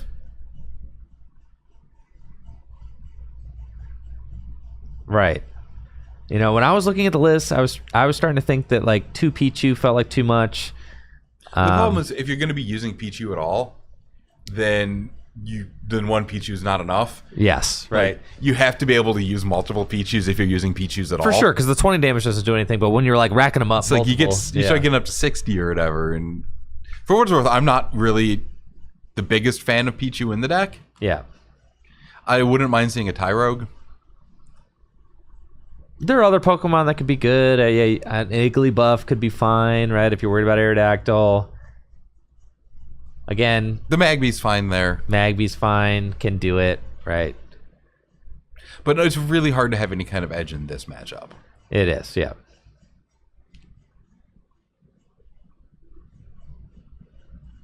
So we got a computer search coming down from Joaquin. Gonna discard Water and a Pichu. Probably wants to get another Kingdra established, I'd have to imagine. Yeah, a Kingdra here, or even a Seadra. I think we got multiple Narrow Gym in Joaquin's list. You said he couldn't find We couldn't find energy stadiums. We needed at least 2 to be able to have And for you know, Chaos Gem. and you know what? That's fine because a lot of his opponents are going to be playing Energy Stadium. So No, instead of finding 2 Energy Stadiums, we found an Aero Gem and a second Nightly Garbage Run. there you go. So 2 narrow gyms are his stadiums that he's using. We just saw another comp search for the Pokemon Center. Get that going. And we've got another Mud Splash, 30 damage. Now you've got me really going deep in the tank trying to figure out what would like potentially break this mirror match. Yeah, I'm thinking too, dude. There's not a lot. Because we're probably going to see Kingdras. All through top 8, too, we're going to see some Kingdras. Makes sense. I mean, I think when we were playing this Base Neo tournament years ago, I know Jason was talking to me about, he thought Kingdra was probably the play for it. Kingdra is continuing to perform really well. I did some testing with Alex Holtz, and Kingdra Muck was crazy. I tried to play a Bats deck against his Kingdra Muck deck, dude. There's nothing I could do. Muck just against the Bats is just it's horrible. They get the Muck up and you just do nothing. You kind of would need like a Mewtwo to knock out Muck. Which is interesting because that's like a super low commitment weight. Like Mewtwo Bats might be actually. I started thinking about this, but then doesn't Sneasel resist Psychic? So that was like, I was like, oh my god! Like, yeah, but the bat damage helps there. It does help, but you can run Ditto. Oh, okay. Ditto was a good Sneasel counter back in the day. Okay, that's crazy. Now that's some tech. You could run Ditto and double colorless. Yeah. Dude. You don't even need 4 double colors. You just run a couple. Couple, just to bop a Sneasel if you have to. Yeah. And then you could, and the thing about opens up a lot of options. Thing about the Sneasels too is that you are using energy removal. You could run 4 double colorless, like 7 psychic. Yeah. And you're using energy removal against the Sneasels. Yeah. Because you energy absorption. So you can infinitely energy removal them. So, yeah, that's okay. Now you got me thinking Mewtwo Bats, dude. I think Mewtwo might be underexplored in this format beyond just like. I think so. Well, I like it in Steelix deck. Yeah. All right. Well, now I'm going to start cooking with Mewtwo Bats. Maybe I even take apart my Sneasel Bats deck, dude. Mewtwo Bats. I'm gonna my crusade to get rid of Sneasel. Take him out of all your decks, put in good cards. But a good Mewtwo is really good. I mean, it's good. Mewtwo, is Mewtwo. Really good. Yeah. Card's nasty. For sure. Certified nasty. Yeah, 40 damage. It's good. Right? You're 2-hit KOing a lot of stuff. And then stuff you're not 2-hit KOing, the Bats, they're going to fix it for you. See, these matchups are so hard to get any kind of read on who's going to win. Yeah. You're telling me. Like, because we don't have access to the Discord files, so things are happening fast. Everything is so incrementally like slow that it's like I'd love to offer like real insight into like the narrow gym pop. Okay. So we just saw Jonathan retreat and then healed a Kingdra by using Narrow Gym, but does not have a backup Kingdra. I think he's going in with Seadra instead. Okay, like I don't know how compromised his hand is, but like my thought process is I want to get rid of that Pichu and just open up my bench for more Horsies. Because whoever has the most Kingdras in play in the long run is advantage. For sure. Especially if you're able to start like getting max value out of your Pokemon centers. That's why I know Joaquin used like kind of a low value Pokemon center to just heal a Kingdra more or less. And like you really want to get as much value out of those as possible. But sometimes you don't have a choice. But that was off of a computer search, so I didn't like that. Right.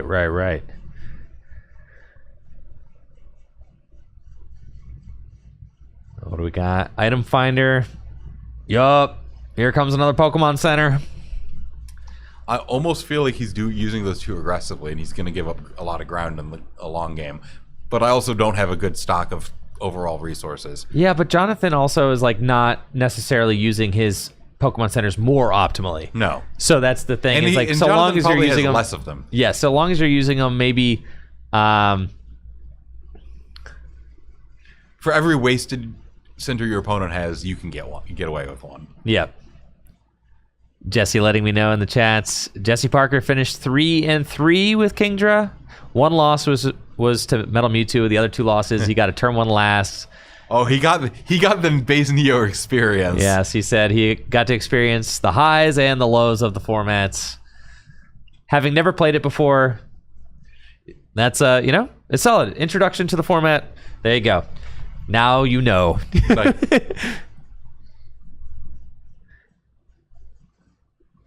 Did he pull off a Twister? He did just Twister, Chris. Yes.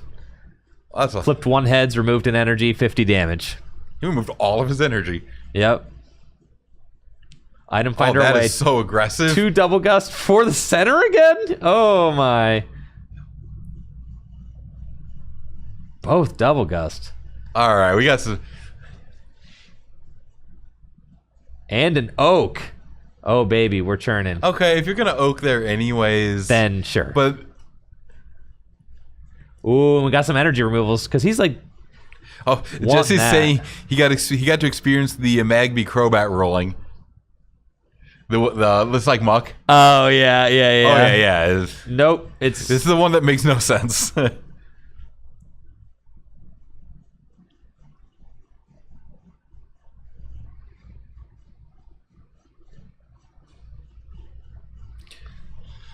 Is it still 4-6? It looks like it, or did Jonathan sneak a prize in there? I can't see because they're pretty. It is 4-6. Yes. Okay. Especially after losing both double gusts and the an item finder for that oak there, I feel like a long game might actually favor Jonathan here. But I don't know if he can make up the ground in time. Dude, we're like 25 minutes into this round. And this is the classic Kingdra. no. It's either one player gets beat because they got last, or this happens. Right. And we know that Joaquin's lost a lot of item finders and both of his double gusts. Oh, for sure. So this Kingdra on the bench is pretty safe to eventually get. All right, that's what you got to do, but you're running low on time. Right. Oh, and that's nice because it strands a 1 energy Kingdra. Yep. Last. Joaquin does have 2 recycle energy in hand. Yeah, but it's going to take some time to. For sure. And then it looks like Jonathan's just going to eke this turn. And he needs this Cleffa not to get hit. Because that third prize is going to be really hard to beat. For sure. Yeah, he would love for this Cleffa to survive the next turn. I would love to see one more Horsey down for Jonathan. Well, there's an Aerodactyl. Yes. That's why I would have got rid of the Pichu. Yeah. And just left a Kingdra. Yeah, I think bouncing the Kingdra is a little greedy. Yeah. I understand, because that Pichu, I know why he benched it. He was in trouble. Yeah. But at the same time, I'm like, that's card is so useless. For sure. I mean, it's literally a dead card on your bench. And then when you got Narrow Gem in play, it's 2 bench Pokemon you don't have access to. I'm getting a lot of positive comments on the layout. Thank you, guys. I appreciate that. I spent all day working on it yesterday. I had a brain blast when I realized that the table is a Pokeball. And so I went and I took a high-resolution picture of the back of a Pokemon card, cut out the Pokeball, and I was like, this is it. This is my freaking layout. For the Retro series, this is 100% it.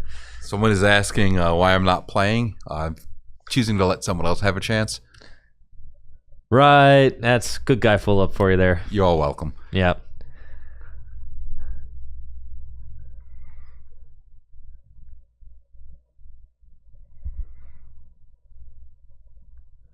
Man, Kingdra Mirror.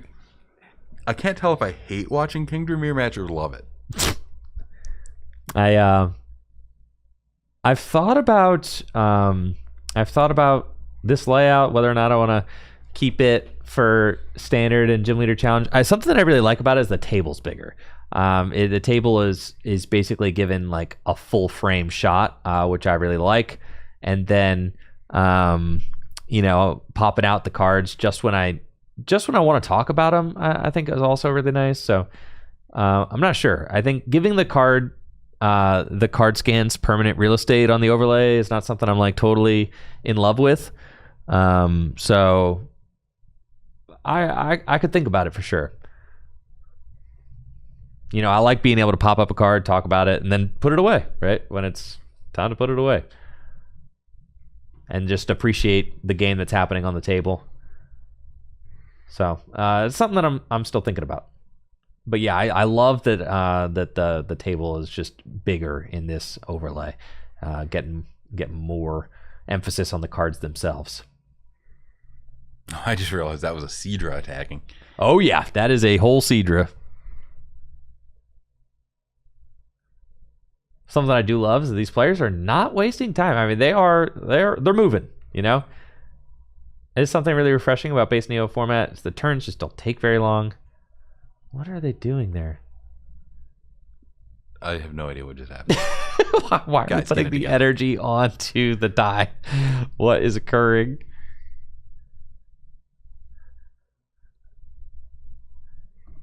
Okay, so let's see. Seadra retreating into Do we have a Pokemon Center? Kingdra.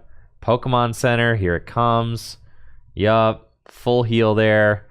Jonathan does need to start motoring because, you know, 11 minutes left on the clock. It will come down to prizes. It's not going to be a draw if it goes to... Not going to be a draw if it goes to time. Jonathan not having particularly great flips with those.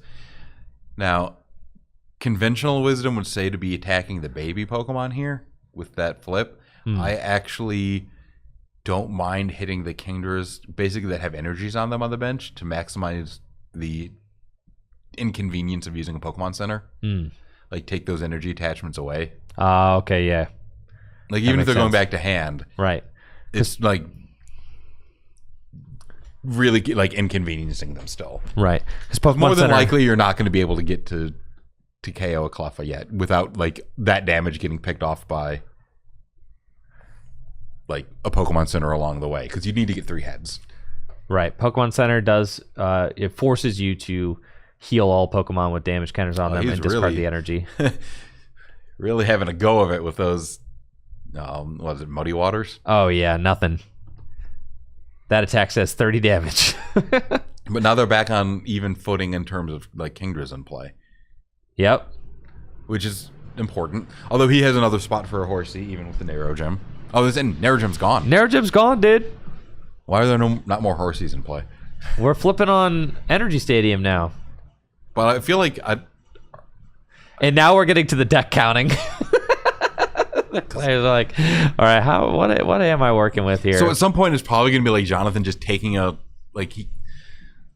problem is Jonathan doesn't care about a tie. So, like, he can't even, like, last turn of the game, like, gust a Cleffa and try to take a flip for a kill.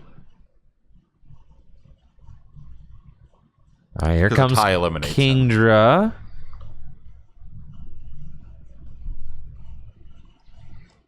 Suited up with a Recycle Energy. And do we get the 10 damage snipe? Yes, we do. From Mud Splash. And yeah, he's targeting down the Seadra on the bench with the Mud Splash instead of trying to rack up damage counters on a baby. Of course, got to check for Energy Stadium. It's Tails. There is a point where, like, maybe you could stop doing it to save time. Right. Did he just miss another Muddy Water? Oh, yeah. Right, because at a certain point, like 8 minutes left, yeah, and you can see it's kind of just draw, swing.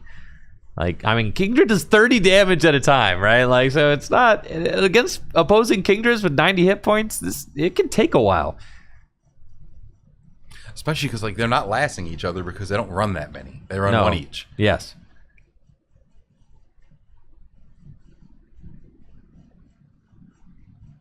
Yeah, Kingdra's just not a deck that really needs that many lasts because you don't need to protect against energy removal. Go. Yeah. Right. You don't need to protect against energy removal. It's and not if like they want to oak and stuff, let them. Yeah. You don't want to you don't want to refill your opponent's deck with trainers. You just don't really need to. You're also not able to capitalize when you play last. Right. I feel like a really good last deck is a deck that can take big one-hit knockouts when you play the last. Sneasel, Wigglytuff. A mid-game Zapdos. Yeah. Stuff like that, right?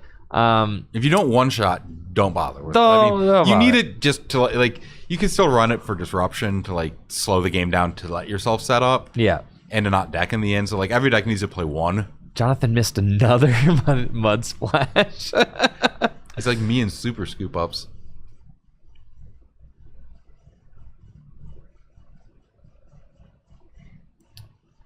Energy Stadium flip. Another Cleffa hitting the board.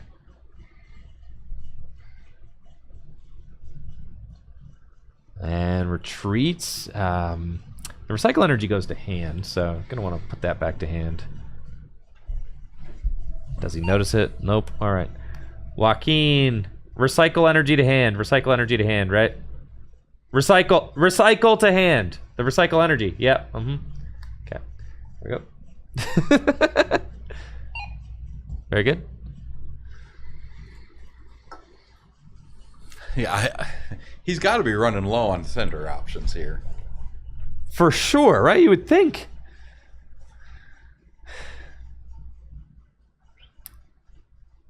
And we got, the double retreats. You are actually allowed to do that in this format, but only one Kingdra in play. Do you think this is worth it?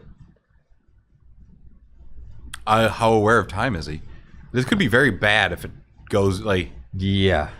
This might have allowed him to lose. I think so, right? Like, that board If I'm is Jonathan, horrible. I'm hustling. Oh, yeah. Start moving, right? Because, like, at this point, like, you've got the Kingdra advantage, which is huge, right? Just put on one of the ones that don't have focus band. Yeah, like, literally, I don't think about it too hard. You gotta keep it pushing. 5 minutes. Yeah, again, both players' pace of play is obviously hectic, so it's like it's not even like questionable.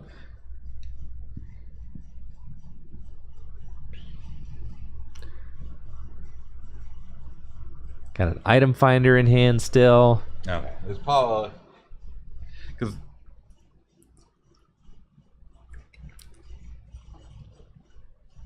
if I'm Jonathan, I'd look for a lass. Yeah. Because you want to prevent this Pokemon Center specifically. Yes. This is a great opportunity for a lass if you can find it. Yes. And if you can't, like... Yeah, this is definitely the time you want a Pokemon Center, or the time you want to lass away that Pokemon Center option. Joaquin does have the option right here. Item Finder will allow him to go get a Pokemon Center out of the discard pile, which is exactly what he wants. Getting rid of Seadra and a Kingdra. I guess assume he doesn't have a counter stadium. Yeah. No, he doesn't. So he's just trying to stall this out. This goes to Jonathan in the long game. Yes. Right, because this board position now is horrible. I've kind of been saying that for a while now. Like, if the game goes long, but that's not what the game's about. No. And I'm sure that Joaquin has also played it with that in mind to a degree here. Right. It's like that Kingdra bounce with the narrow gem or whatever was definitely with time in mind. Right. Now, is Jonathan taking a single prize? Yeah, so it is 5-4. So that's probably game. Flip Tails on the focus band. Top Deck's Pokemon Center. Would have been able to completely heal that Kingdra if it... I think I saw an item finder in hand. Yeah, he's got item finder too. So he could have had the last turn. Yeah. Could have done it. Yeah. All right. You're right. Jonathan. I'm yelling at him. Making his bed, sleeping in it. I'm good enough friends with Jonathan that I can call him out on this afterwards. Oh, yeah, dude. Love that, honestly. Okay, we've got a... to be fair, maybe he didn't have a last in the discard pile. Yeah, I'm not sure. I thought I'd seen it play. I thought so too. Okay, retreat into Seadra.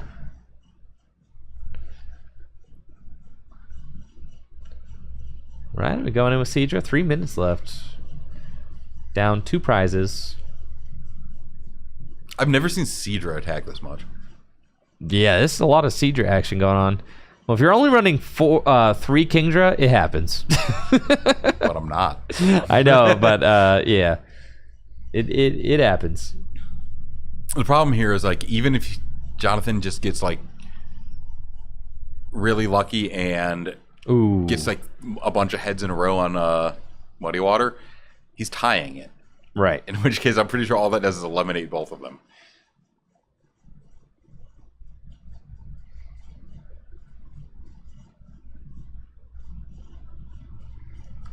Kingdra, another muddy splash.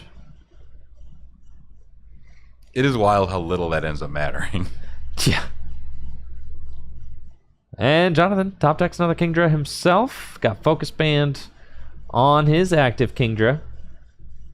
And will place another damage counter onto a bench Cleffa. You would think that Joaquin has got to be out of Pokemon Centers at this point. It has been so He's many. got 4 item finders in there. Yeah, that's a lot of Pokemon Centers.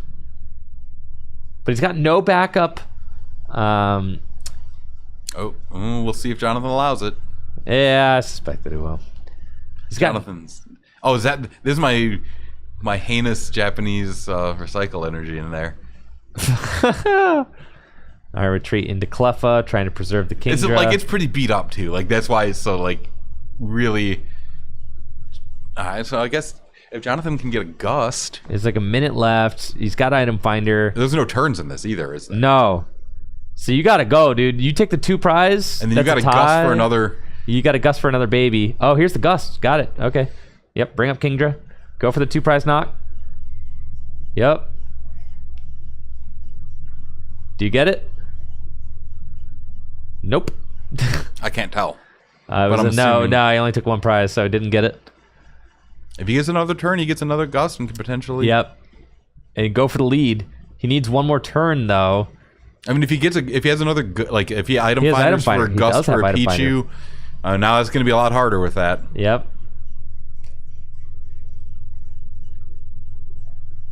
And it'll be interesting to see if it does come down to a potential tie. If that gets. Does it any knock kind of them an both agreement. out? Yeah. Yeah. Uh-huh. I think I started the timer just a little bit offset, so it's not 100% accurate. But time is winding down. I'm sure I'll be able to see on the other camera if Natalie walks over to the table. Usually when the stream match goes to time, she will pop over to say okay, players, that is time. So time could be called any second now. And it looks like Joaquin is shuffling for Nightly Garbage Run. Could still do more game actions, though, to draw this out. Again, there's no plus turns, just a pass. Okay. And so this could be the final turn of the game. No gust going for it. Just going for it. Heads. We got to see. Does the Cleffa live? It does. And now we get to see if the other one lives. Now let's see if the other one lives. Okay, heads. Now does the Focus Band save it?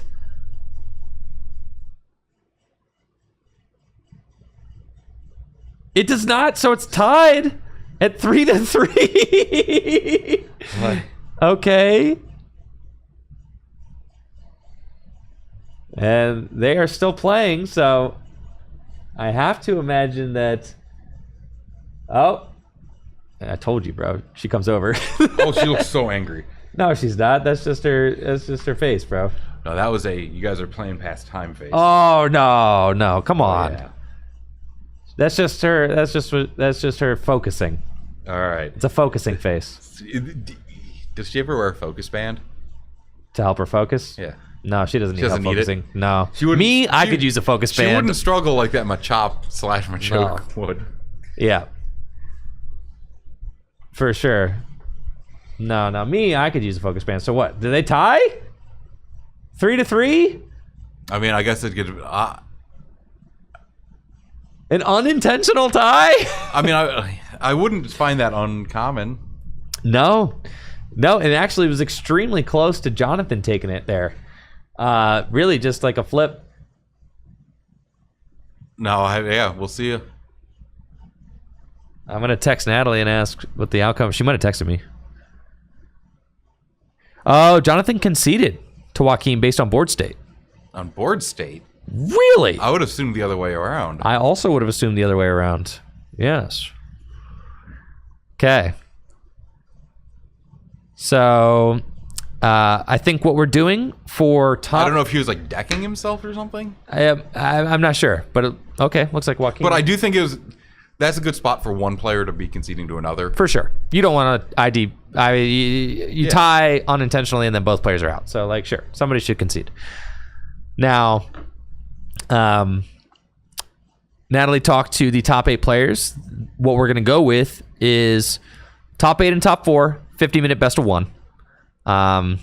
Just to give them a little bit of extra time. Good. I like that. Not on time, but 50 minutes. Because there's probably a Metal Mewtwo deck in here. Okay, you got to keep it pushing. we're not doing this. Yeah, we're going to be here all night. Okay, and then finals. Jesse's like, I'm taking my opponent down with me. Untimed finals. Okay, yeah, gonna be. Let's just hope the Mewtwo doesn't make it into that. Untimed finals. All right, so they are gonna take a look at top 8 decks. Make sure that they are all square for top 8 playoff. That is the end of our Swiss round. So we're gonna be prepping for top 8. Chris and I are gonna take a quick break. I need another monster, and we'll get another energy drink, and then.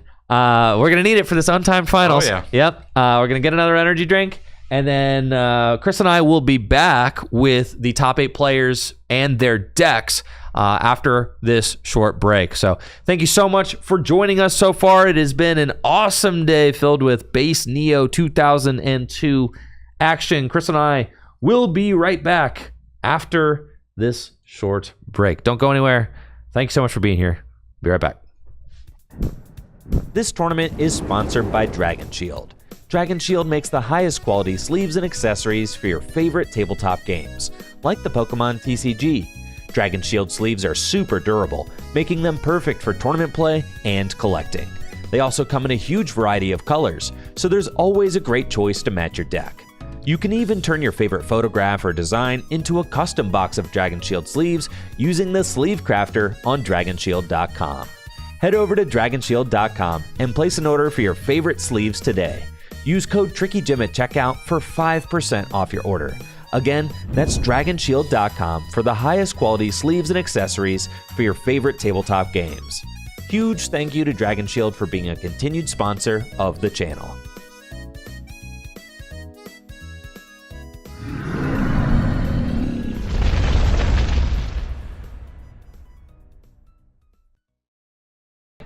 And for top 8, it is going to be single game, but with 50 minutes to play. So that does give an advantage towards Metal Mewtwo here. It does, yes, because Chris, walk us through the strategy of the Metal Mewtwo deck, okay? We haven't seen it on stream yet. What is the Metal Mewtwo deck aiming to do? So you're putting down a whole bunch of Metal Energies on a Mewtwo, and you're able to keep doing this because energy absorption, Mewtwo's first attack, can get back any type of energy and put it back onto itself. So you're able to get discarded Metal Energies through that to be able to continually power up Mewtwo's. And the plan is just never let Mewtwo die and use a bunch of energy removal and just eventually grind out people. How do you win? You can either deck your opponent, you can run them completely out of resources. You also have Apom, which puts resources back into your deck. So you're basically just inevitability is what it's about. Like, you're not really putting any pressure on. You can attack with Cyburn with less Metal Energies attached to it. He is also running Muck, a 2/2 line. Okay. And a Chansey, and then like the 4 Cleffas. He is running 3 Apoms. Wow. He knows what it's about. I know. Untimed finals, are we sure? Oh, is he using the Emerald Energy? Oh, never mind. I need him to win now. He's got the best taste in energy. Oh yeah, is Emerald Energy your favorite? Absolutely. Yeah, I know you're a big fan of the EX era, so I'll only play Emerald Energies or just whatever like a cheap basic version of something is. Now let's see. Is this a 4 Pokemon Tower deck? Oh, you bet it is. Yep. So 4 Pokemon Tower. And, oh, what a horrendous Oak. Oh, my God. I feel like this should be an exceptionally favorable matchup for Metal Mewtwo. You have so many energy removals. Muck turns off the Crobats. Yeah. And even without the Muck, like, it's going to be so hard to kill enough Mewtwo's. Because it's not about just putting 4 Metal Energies on one Mewtwo, and if it dies, then your game collapses. Right. It is so easy to just keep doing it. Now, if this is about your best case scenario, though, because you've got a Mewtwo without anything going on, no Cleffa in play. Right. I mean, Denkus is in top deck mode. He needs to find He plays something. 4 computer searches and 3 Oaks, and then the 4 Cleffas. Right. So there's not a lot there to... He does have the Grimer to survive with. The 3 Apom, yeah, going to give this deck a lot of survivability because with the Pokemon Tower, you are not allowed to recover any cards from your discard pile when it's in play to the hand. So, no item finder, which means that this list is not running item finder. So, in order to recur things, you've got Mr. Fuji, which can chuck a bench Pokemon back into the deck, or you've got Apom, and that's... And 2 Nightly Garbage Run. Like, Not two not two recycle energy on the Cleffa, dude. yeah, I think prepping for super energy removals would be my guess. yeah. So just normal energy removal. Because like the Pokemon Right. Power, like if you eke into no energy or Right. bad hand, and recycle energy is not amazing beyond attaching it to a Cleffa. Yeah, Andrew Dankus does need to get some things going because there will get to a point where like a Sneasel's going to drop darkness energy on the Sneasel. We start pinging some damage counters, and all of a sudden things can get really. I mean, Andrew Dankus could lose right here. Like not this turn, but like in the next turn or two. We're attempting Elekid. God, I love Elekid. I think this card is so cool. Is Elekid damage or damage counters? It is damage. Does it get past metal energy? No, nothing gets past metal energy. Even the like the Golbat and the Crobat get blocked by. Hold on. That's what I was. Hold on. Yeah, I need to get my walkie. I was just about to.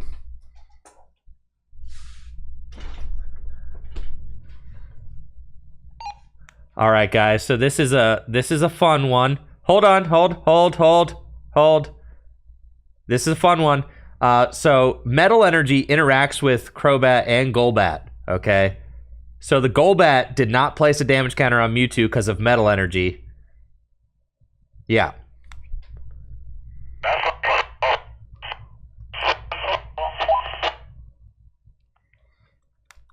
You can... Yeah, so metal energy stops Crobat damage by 10. How many hit points is it? So the Mewtwo should not have taken any damage from Golbat. What? Metal energy doesn't stop Crobat. Are you sure? Damage from attacks. Oh. Okay. Carry on. So I was asking about the Elekid.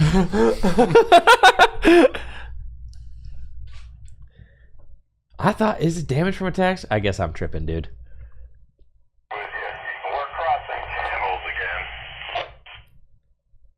again. Ask them what they think the rolling is. Yeah. That should be the tiebreaker. Uh-huh. The construction crew knows. Uh-huh.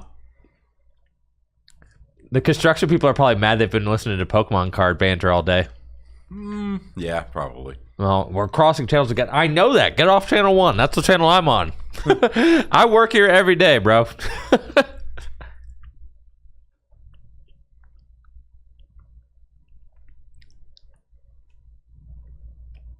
All right. Sneasel, beat up. Andrew Dankus might just lose right here. Yeah. Yeah, dude. It's like... Oh, his hand doesn't do anything. This is crazy. Because this is a pretty good matchup. This is a very good matchup, man. He's 4-0-2 for his run to get ended just like this. I mean, it's a full Neo experience. All right, Grimer can paralyze though. But God, for your run to rely on a Grimer paralysis at this point, Better hope that goo's extra nasty. man. Does he have double gust? Can you use the double Crobat? gust without I do not think you can double gust. And he doesn't have a double gust. He's got last and item finder. Did he not go for Elekid? Metal Energy, going for another paralysis. He's got it. Okay.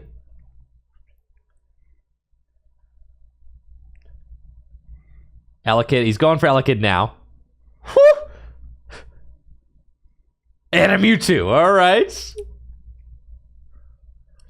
Let me pull up the Metal Energy. Let's see. I'm curious. I feel like, why did I think that Metal Energy blocked? Why did I think that Metal Energy blocked damage from abilities?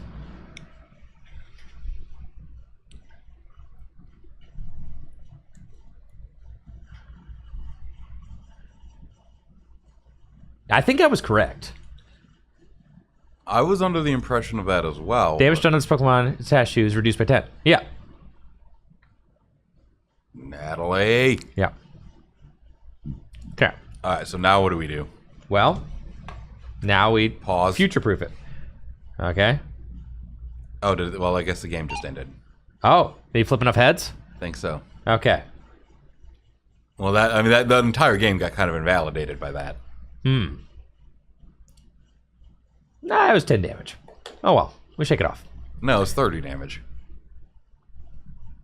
Because he got the Crobat in there as well. Like, that's a significant amount of damage that led to the Mewtwo dying and then Grimer getting promoted. Now people are saying it was misprinted. Like, and maybe in Japanese it said by attacks. So I don't know. It's a whole wormhole, dude. Well, we need to find out for sure what it is now and how this is going to be handled. For sure. Yeah, so Andrew Dank is just lost. I mean, that's 40 minutes left of 10 minutes. Things just... How did you think it worked? I didn't know. You That's why I was... Why do you think I asked about the Elekid? Well, that's true. Let's look it up. All right, we got time. So we got some time to figure it out. All right, let's turn to our good friend, the internet.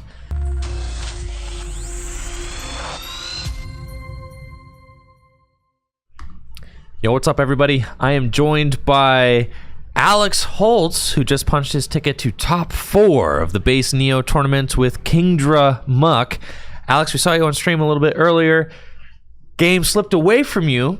Yeah. But you've been able to clutch out the rest of the day, and you are embarking on a journey to top 4 here shortly. So how's the day been going for you so far? How do you feel about your deck choice and your odds of taking it home today? Well, at first, so round 1, I felt pretty bad about it because I played Kingdra Mirror, and I was like, great, I'm going to play the Kingdra Mirror with this 2/2 Muckline that does nothing. I'm just going to play that all day. But that was the only Kingdra I played in Swiss, so it was worth it. I was able to, like, throughout Swiss, I got a turn 1 last with a Grimer down, and then Comp Search for a Muck against Aerodactyl turn 2.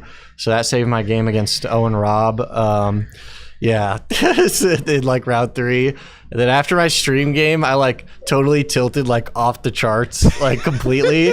And like in my game against Nick for my Wigglytuff, I like totally threw, but like didn't get punished for it because I top decked out of it. It was like great. Beast. We started Clefas, and I was like just so one-track mind because I was so tilted and I was like complaining. And I comp searched away basically my whole hand to grab the Grimer because I wanted to get it in play for his bats. Yeah. And this was before Top Cut. And then I was like, all right, eek. And then he was like, did you play Nick Baker back-to-back rounds? No, I played him in round 5. Oh, and then I D'd. And then played him in top 8. Played him in top 8. Oh, okay, so you played him twice in pretty quick succession. So it was like, but after I did that, he was like, you have to flip for it. And I was like, oh my God. And I flipped tails. And I was like, for what? On the eek. because I comped my whole hand away to grab the Grimer because I knew I needed it. And I was like, it's fine, I'm going to eek. But I forgot that he also started the Cleffa because I was totally tilted. Oh, but it's okay because then the next turn I top decked Oak, so it was like chill. It was like it didn't happen. It was like totally fine. Freaking guy, but dude. that's the tournament run. I mean, Muck put in the work in Swiss for sure. Did it really? All right, how did the Muck pay off? Won me the game against Nick. I was able to. I started Horsey and was just struggle busting like crazy, and he saw that, so he last. Yeah. And my hand was dead. Top decked Comp Search. It was fine. Comp Search for the Oak, and then his hand was dead because he had just last, and he was announcing the Elekid ability, Pokemon Power, which hits Horsey for weakness. So I was inches, and I crawled my way back out of that. I Comp Search for the Oak, got the Cleffa, and we were in there, and then he kind of dead drew, and then it got a little sus at the end because I flipped like 4 tails in a row, but we got there. So that was in Swiss, and then... No, that was in Top Cut. That was in Top Cut. That was my most recent match where I was struggle busting. The one against Nick in Swiss, after I top decked the Oak after inting, I just absolutely like boat raced him, and he lost like on like turn 4. So like he was actually like balding about it. So he was definitely tilted because we did, because he lost to you back to back. So like that's probably like he's probably not stoked about that. And it lost to you like in bad fashion. Like in bad fashion. Twice. I would be upset as well. He was a little. I can't blame him after I can't blame him. After our last game, he was like, "Good game, I guess." So I was like, "Yeah, that game was not good." Good game, or was it bad game? It was a bad game, but that's okay. You can be a little upset. That's fine. Yeah, what's a tournament if you're not a little upset? If you're not a little upset when you lose, to me, that's a red flag. Like, come on. Right. Yeah. Right. Like, you got to be a little mad.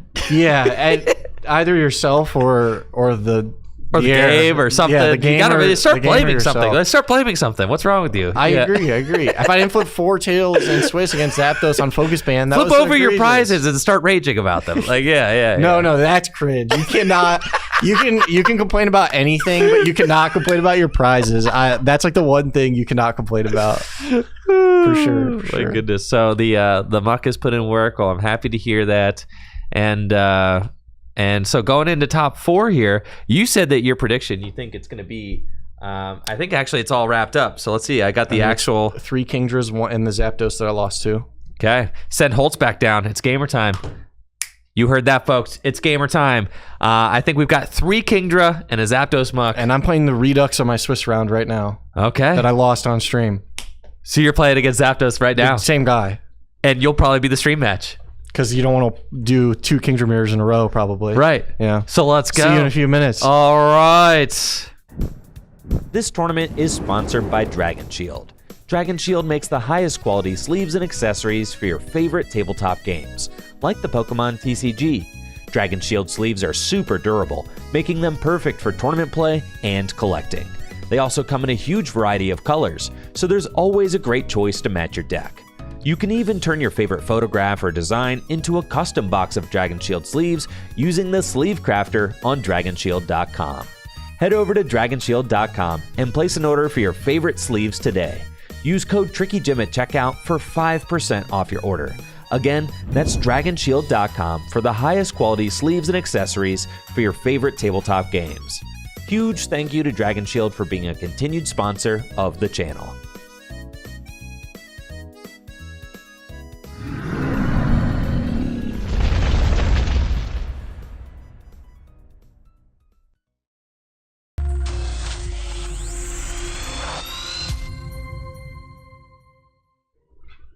All right, folks, we are getting ready for top 4. Just got to hear from Alex Holtz, who is one of the 3 Kingdra decks in top 4 with the Kingdra Muck deck. I mean, his variant's a little different. I believe it's 2 traditional Kingdras, a Kingdra Muck, and then the Zapdos Muck. Yep, so 2 Muck decks and 2 non-Muck decks.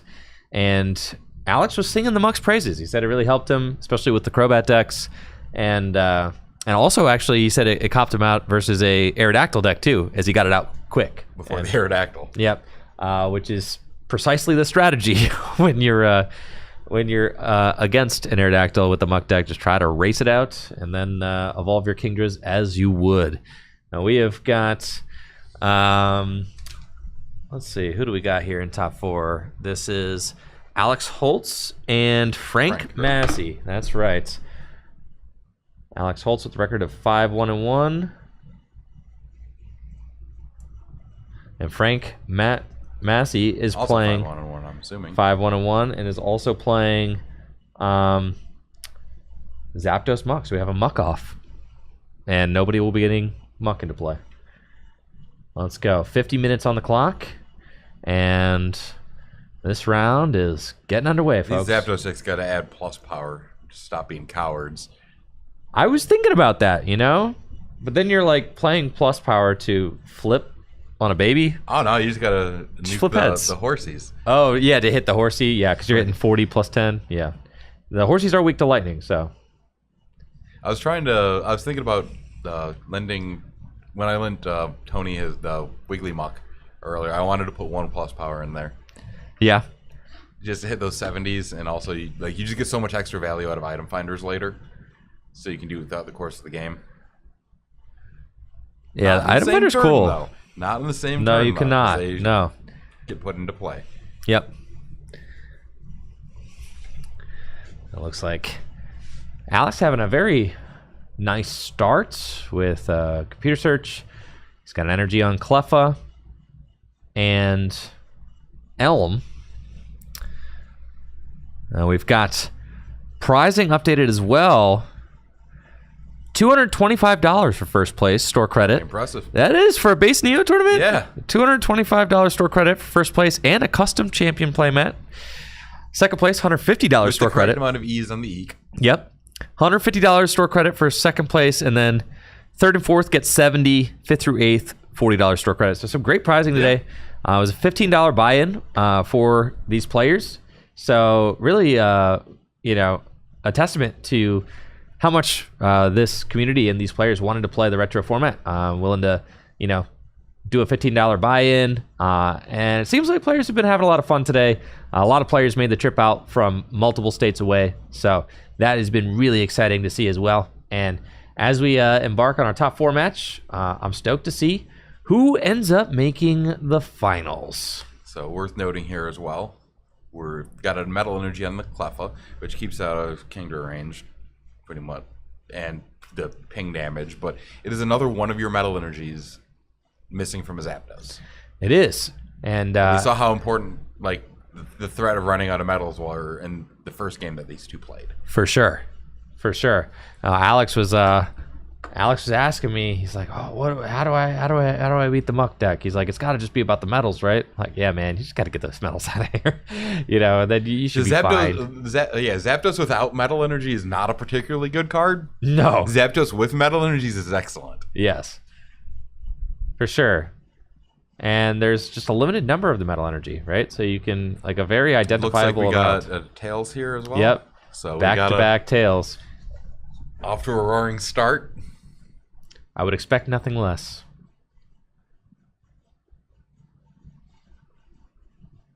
But Alex has got plenty of energy. Yeah, that's not going to be a concern here. Oh, that's pretty a good one. Great top deck of the good manners. You get a horsey?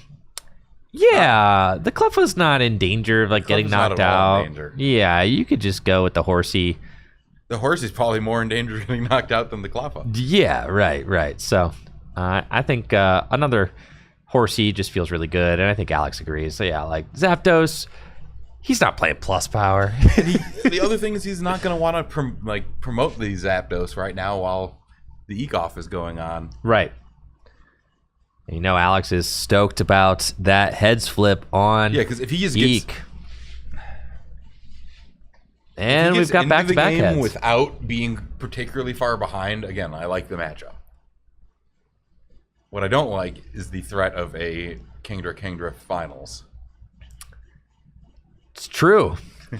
Alex may have to be sacrificed to prevent a Kingdra finals. Yeah, we might have as a person, I'm rooting for Kingdra. As a commentator, I'm rooting for Frank. Yes. As Alex's friend, I'm rooting for Alex. As a Zapdos fan and someone who values. Okay, that is a nice setup. Oh yeah, this is beautiful. Someone who values my sanity. Sanity, yes. Untimed Kingdra finals, crazy talk. I'm just gonna say one thing. Of the two casters here, only one of us had the decision-making power to make that possible. It's and true. It wasn't me. It's true. That's true. I know, but like players travel out. Yeah, I mean, it's tough. It was right? the right decision, but You want to give players, especially in the finals, and we didn't do best of 3 and top 8 and top 4 because like it could take eons. yeah. Right. But at least with an on-time finals, you're like, it is just the finals, right? Like it is. There's no way 2 Kingdras make it. Yeah, there's like, come on, what are the odds? On a tails into the Cleffa. Yep. Now, Alex is on a journey to try and find some Seadra. Does not have any in this current hand. So, unfortunate for him, as he is probably just going to have to Eek again. But, thankfully, he does have a free Eek, so that's nice. Doesn't have to flip Freak? for it. I suppose. How many E's are in that? Yeah, 7. 7. Yep.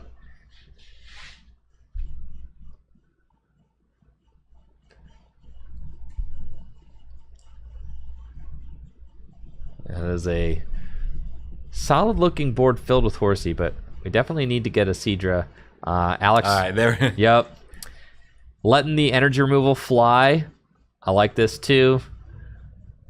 Only hits the Goldberry, but does get a look at Frank's hand. Kind of know what he's working with. It just feels so bad as the Zapdos deck to be for like at any point in the game prior to once like Kingdra's going. Like you just are so weak into these like into all these baby Pokemon. Oh yeah. Not only is it that like you don't kill them, but the second you start trying to, you just get freely eked on. Yeah. I And know, there's really dude. no good way to like try to get going. It's brutal out here. I know. Now, Plasma, very strong, energy efficient attack, but the fact that it's only doing 20 damage into the Cleffa is very tough. 2 hit KOing baby Pokemon with the baby roll that makes it so that you have to flip a heads just to attack in front of a baby. It is tough. And we've got 1 Metal Energy down, 1 Metal Energy on a bench Cleffa, so that means that Frank now only has 2 Metal Energy to seal this game out. And I think that Alex probably learned a lot From that first game. I think so, right? Learned a lot from that first game. This is a rematch of their Swiss round, and Alex raced to a multiple prize lead early on in that match. Before stumbling to like Yeah, mid-game stall out, followed by that Zapdos just exactly. going the distance on him. Exactly. So I'm sure. Oh, and a Seadra, Alex finds. So that is really good. Yeah, I'm sure Alex has learned a lot from that. Get another Horsey down there. Right. I mean, you don't need any other bench Pokemon. You might as well. And Alex choosing to get the free Eek with the Gust. It really doesn't That Horsey matter. better come down. Oh, I know. For what? he's got space for the Grimer. You don't need the Grimer here. No. What if you need? What if you need To paralyze. yeah, get some nasty goo going. It's true. Let's see what Frank's got. The Zapdos is kind of fat. Sorry, Oh Zapdos. yeah, It's got a retreated 2. It's like the one stat on the card that doesn't look great. Everything else, you're like 70 hit point basic. Yeah. Plasma, 1 energy. Yeah. Accelerates energy. Yeah. Retreated 2. I guess so. If it was a 1 retreated, it'd be just Nukes way itself. too broken. Yeah. Dukes itself. But with the metal energy, it doesn't. That's fine. Everything else on the card is broken. But 2 retreat costs is like the one thing that kind of holds this card back a little bit. It's kind of chunky. And now that we've got the Zapdos out here, Frank doesn't have a Lightning Energy in hand. It would be a non-issue if he did have Lightning Energy in hand, because he could just Plasma, well, 50% of the time, bring the Lightning Energy back, and then, you can retreat again. But now, Alex is just left to, as Chris put it, Eek on Frank. no one wants to get eked on. Nobody's trying to get Eeked on, dude. Especially not the free Eek, you're getting freaked on, dude. Yeah.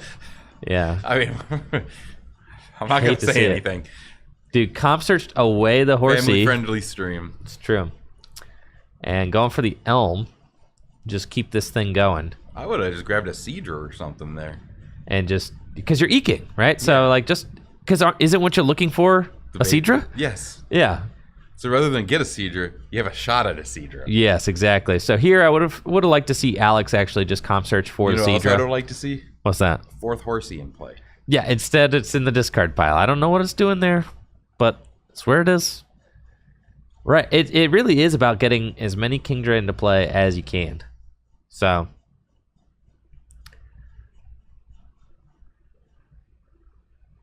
Now Frank traveled out from Buffalo, which was Also, great city, by the way. I'm just gonna give them. You been to Buffalo? Yeah. Yeah, I love Oh, Buffalo. I love Buffalo. It's like it's a lot of the good things that I like about Cleveland, without some of the things that I don't like about Cleveland.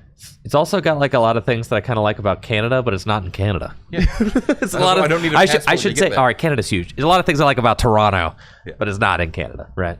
No, it's one of my favorite cities. Yeah, it's very neat. I feel like it's it's kind of like a fun size for a city as well. It's like not too big. It's still got kind of like a. And a good music scene. Yeah, as well. it's got a really cool scene for sure, and everybody in Buffalo is like kind of insane in a certain way because they deal with the weather. They do look seriously, like everybody who lives in Buffalo, like You gotta be a sturdy type of folk. yeah. Well, they're bonded by that because of the fact that they all deal with like the most insane snow ever. Like a couple of years ago, my tattoo artist lives in Buffalo, and so like I traveled to Buffalo to go get tattoos. But yeah, I mean, a few years ago, I mean, there was like this absolutely insane winter storm where like their power was out for a while, and Oh no, they just get hammered all the time. I know. And yeah, you see the Bills, the way they play football, bro. Like, freaking nuts out there. They'll get it soon. They'll get it. They'll get one soon. I know. I am not hoping that they do though, because I'm a Ravens fan, and you know, I know we lost to Josh Allen last year in the Bills. It was tough. I am not a Ravens fan, but I'm also, despite being from Cleveland, I am not a Browns fan. Well, I don't think anybody blames you for that. Who wants to root for a team? Come on. Like, and it's not even just that. It's not because I have a problem rooting for a team that loses. I don't mind that. Yeah.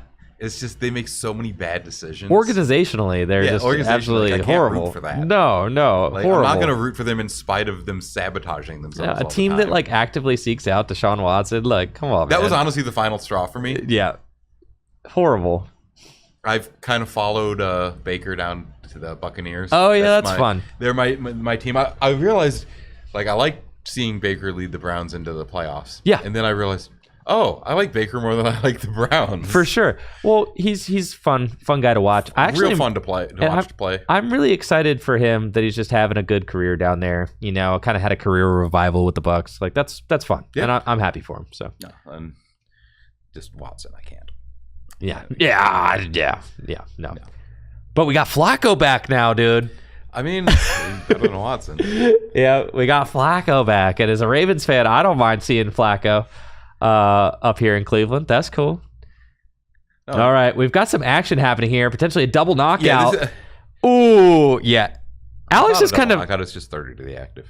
no. It knocked out the bench. Yeah. But Oh, same not a yeah. knockout. You're right. Okay, double. Yeah. Knocked out the bench one with the snipe from the mud splash. Not a double knockout, yes, but still massive. And I mean, it feels like Alex is kind of stunting on Frank right now. he eked on him, and now he's stunting on him. Yeah, dude. But no, I mean, if we get some Seadras in play, then that's like really all I need to see out of this. Yeah, it does feel like things are starting to slip away from Frank. I mean, you got to imagine with a record of 5-1-1, he had to have had some like really solid games. I mean, we saw him. I mean, run back that game earlier against Alex Holtz and just win the resource war, stick the Pokemon towers. But Frank just doesn't have a lot to go off of right now. Well, I don't think this matchup is very good. Yeah, And I think that, like, if Kingdra gets to set up, it's favored. Because you have to go through so much stuff with Zapdoses and if you can just get the energy removals on the metals, they can't keep up with all the Kingdras. Now let's see. What did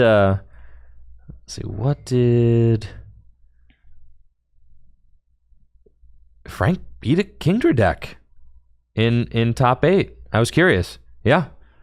So well, Frank, I mean, you can again. It can come like you can easily win a game if you hit a last or whatever. Or like it's super easy for you. Any matchup can beat any matchup in this format. That's true. Much more so than most formats. Frank has beaten a number of Kingdra to get to this point. That's why I did specify if Kingdra sets up. Yeah. Yes, because Frank beat Alex earlier. Frank beat Joaquin in top 8. And then you imagine with, I think there was 10 Kingdra in the field today. That's a quarter of the field. So.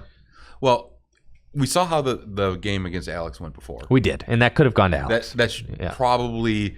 There was a point in that game where you would assume that matchup 90% of the time probably would have gone to Alex. Right. And the match against Joaquin ended very quickly, making me think it didn't really get set up. That's true. That's true. I almost wouldn't mind seeing a second Tyrogue in the Zapdos deck, by the way.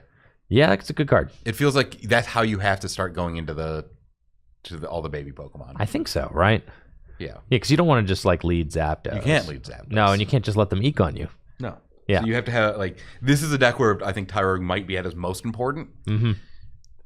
And you just want to be able to find them too. And you might need 2 of them in a game. Yeah. I could certainly see that.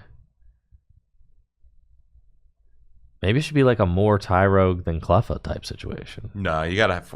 There's no excuse to not play 4 Cleffas. I'd be tempted to play like 6 and just hope no one deck checks me. Like, I have 4 like between play and the discard pile, and my opponent lasses me while I've got one in my hand. I'm just gonna scoop. I'll take my L. Oh boy. Yeah, your worst matchup's the deck check. It's Chris all right. Fulop promoting cheating on stream. Yeah, it's the best card in the format. It's only cheating if you get caught, bro. Yeah, and as long as you scoop before your hand gets revealed. There you go. Still, Alex Holtz does not have a Seadra on the bench, but now he does. There's one. From the hand, he's eyeing up a comp search as well, deciding if he wants to play it. I don't know if you need to. Like, does he have a Kingdra in hand as well? If he has a Kingdra already in hand, then I would play computer search and get a second Seadra. So let's see what he decides to go for. Discarding the muck. I mean, computer search away a muck. That's like that's a gimme. You're doing that every time. Water energy is not bad. You got Energy Stadium in play, and it's sticking. I think part of that is that Frank kind of needed the energy for a little while, so he was flipping on Energy Stadium and didn't want to counter it.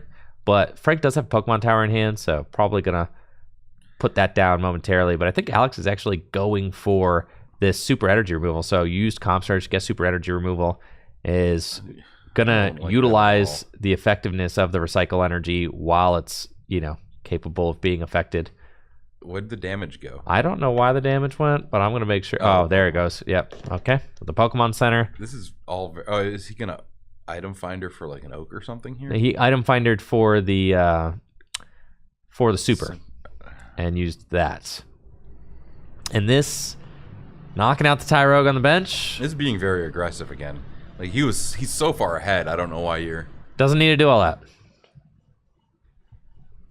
But so we got Warp Point. Move this Cleffa into the active spots, and he needs to flip a heads here in order to eke. Well, attempt eke. And he burned. I don't know if he has an energy in hand before that. He does not look like he did. So I guess he needed the old smash punch odds here. Okay, so Frank's got second Cleffa, debating putting it down, also debating putting down the Pokemon Tower before a potential eke. Kind of thinking that through. I mean, I would play, like, why not play the tower there? Yeah, slam the tower, slam the second Cleffa. He's got a comp search, so considering that. But just not eking. Gonna energy removal. Okay, to kick a recycle energy, I suppose. and might just Oak. So I might see, because he's got like a comp search with, you know, Grimer Garbage or Grimer Muck in hand. So It just feels so hard to be able to actually win this energy war For when sure. you have no pressure. right. So like using a superior there, I'm not. I think I almost value the attachment for the turn more.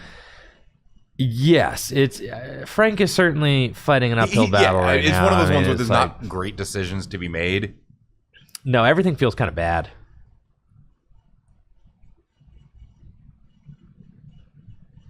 So like I don't want to criticize someone put in a pinch. Nah, right? Because it's like, yeah, you're put between a rock and a hard honestly, place. though, maybe that is correct. Maybe it's like you have to get lucky and just hope that there's no attacker. Well, I think how Frank was able to win the last game was sticking tower, removing energy, and eventually Alex started passing, right? Yeah. And I think Frank is looking to like, okay, well, the only way I get back in this game, Is if it happens again. yeah, 100%, right? And it's like, so I can't blame him for that. He's going to say like, all right, well, maybe you get into a weird spot where you start passing again. All right, please use the item finder for the second stadium. Did he? Oh, does he have an item finder still? We'll see. No, because he just used it, right? No, he used comp search. That's right. That's what I thought. So energy stadium, Yeah, the fact success. that comp search wasn't for a Cedra or a Kingdra. Oh, and here he goes. He is using the item finder, and it might be for another energy stadium. Good Yeah. play, Alex. Good play. Good play. Yep. Item finder gets the energy stadium back, saying, I know how valuable my energy are. I don't want you to be able to stick your Pokemon towers. I need to give myself a third stadium here in order to be able to keep this up. All right, now he's got the answer for the wouldn't have attached. Yeah, just keep it, right? There's no need to lay down extra energy. And I also 'cause- don't like using the super energy removal before because you want just save all of those for metals. Yeah. They should just not be used on lightnings. No, right? You're not really scared of a 2 energy Zapdos. You're not scared of a 4 energy Zapdos if it doesn't have metal on it. That's true, because it's gonna do gonna 40 to die. itself. It's Yeah. gonna knock itself out. Right. Because you're going to get to a point where at some point you might need to be trying to draw into your energy removals, and just having an extra copy left in your deck is going to go a long ways. Absolutely.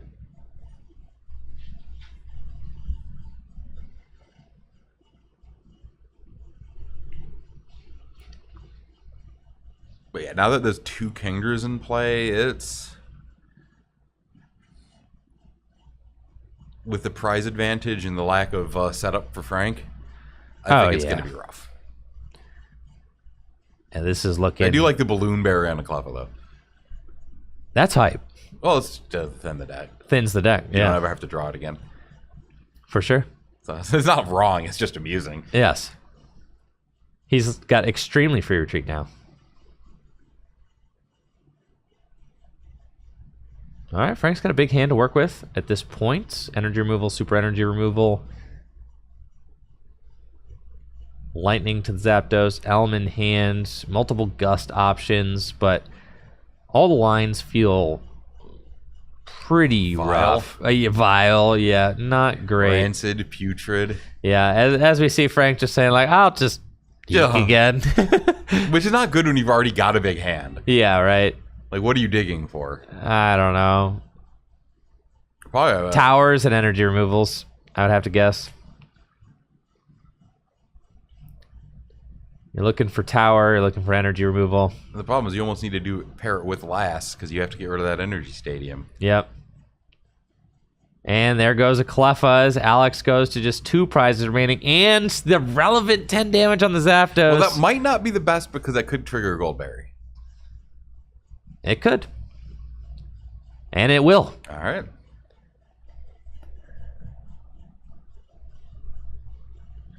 But I guess at the same time, it's like you're gonna play into a Goldberry at some point, anyways. Right. We do have a tower paired with an energy removal, 2 energy removal. So that recycle energy getting kicked to the bin because of the effect of Pokemon Tower, which makes it so that cards discarded from play do not go back And to... now we're in a position where it could really bite Alex for attaching that energy to the King. the Kingdra, right? And we said he should have kept that in hand for sure. Yeah, Pokemon Tower makes it so that when you try to put a card from your discard pile back to your hand, which is what Recycle Energy does, yes, it does not work. So it just goes straight to the bin.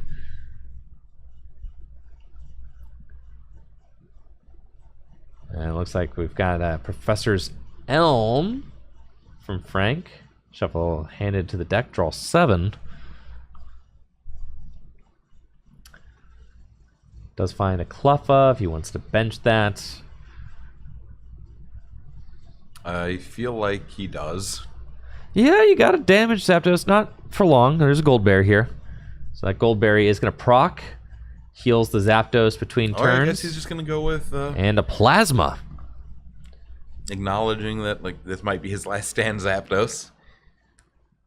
Right. I mean, at this point, you're just hoping that you got one of those magical turns where no energy gets dropped, but that's... Alex got 3 energy in hand, so that's not happening. Oh, yeah. Yeah. Interesting that he didn't play the Stadia. But I guess you don't really need it yet. I think that's his thought, right? You like save it for if I top deck an item finder or something, and like really want to use it. At the same time, he can get last away potentially, because he has a new hand after an Elm. I think that at this point the win is probably inevitable if he just like, you know, I don't know that Frank can like run him off the board, right? No, I don't. So like he will. I think a Pokemon's tower sticking doesn't really matter. No, that's what I'm saying. So like Alex is thinking like, I'll just save it for the right time to use, because if you last me, then I will. It's not like you're going to be able to like attack fast enough to make it so that I'll just draw into the cards again. You know, like eventually I'll draw into them and get to use them at the optimal time, because you're not putting enough pressure on. I guess it also depends on how many Pokemon towers are gone already. But he does have the last. All right, we've got a Gust. He's trying for these catch him without an energy plan, but it's not going to work. Well, we know that. Yes. Yes. So you have to...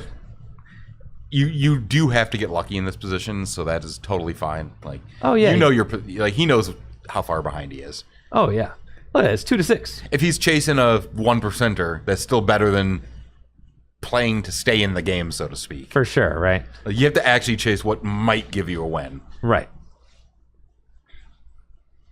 Yeah, you're not trying to keep up appearances. Like, no. And I think that's something a lot of people do wrong. At least less experienced players are. They're playing to keep the game close instead of taking a more risky approach to be able to win. 100%. And I agree. You have to chase the thing that's actually going to give you a shot to win the game. And sometimes, even if it crash and burns, sometimes it's a 10%. Yeah. But you can tell that like you might be able to get it really close looking, but you know you can't win that. Yeah. Don't play it. Like, you go after the long shots. For sure. And it's sometimes really hard to mentally like take that risk. For sure. A lot of times in standard format, that especially in the 50-minute best of 3, it ends up being like I have to scoop game 1 of a set. It's like no longer early. I have to play. Take a long shot. Is now I scoop.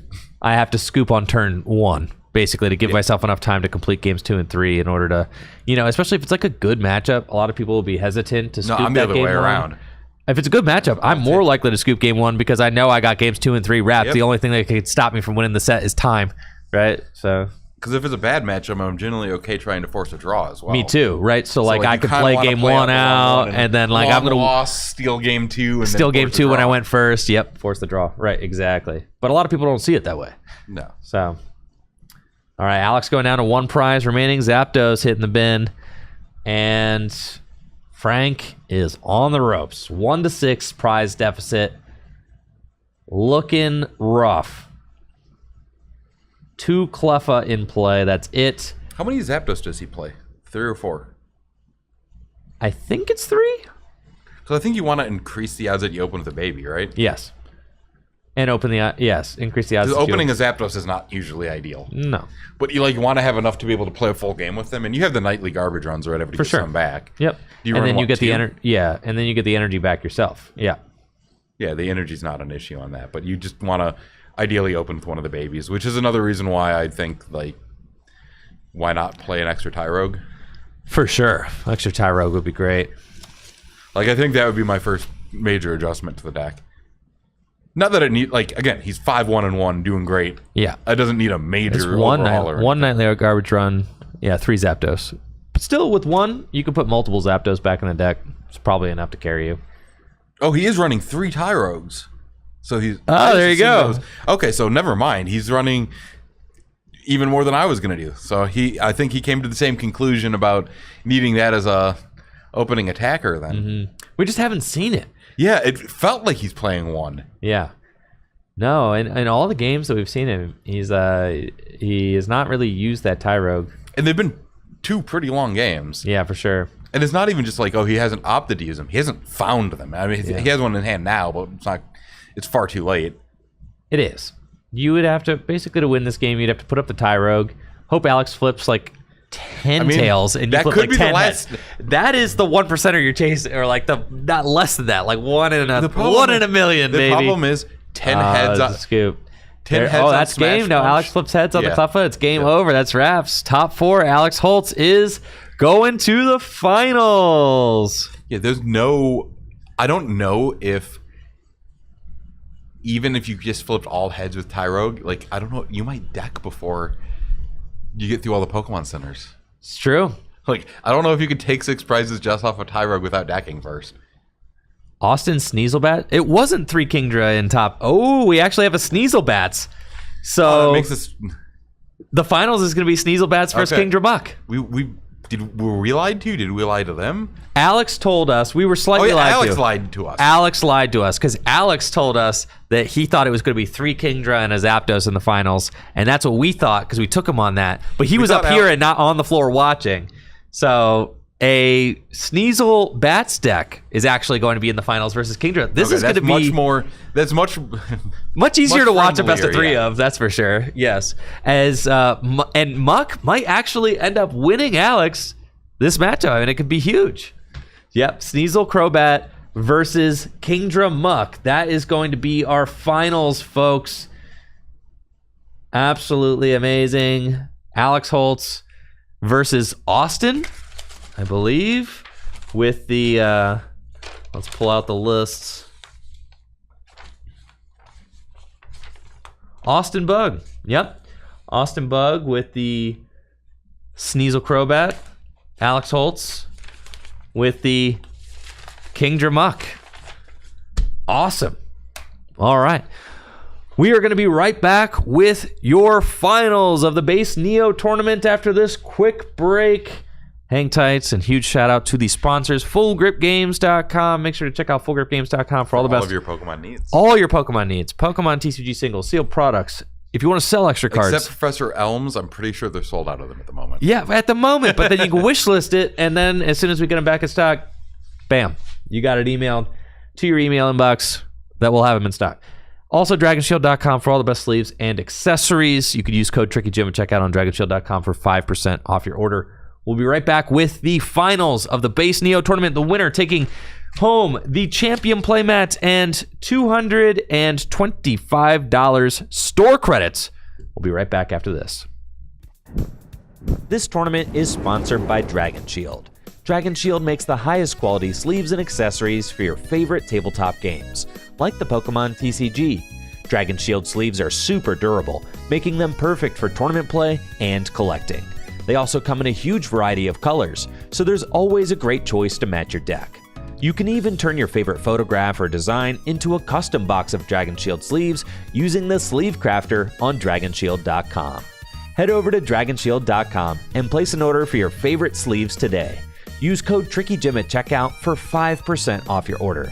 Again, that's DragonShield.com for the highest quality sleeves and accessories for your favorite tabletop games.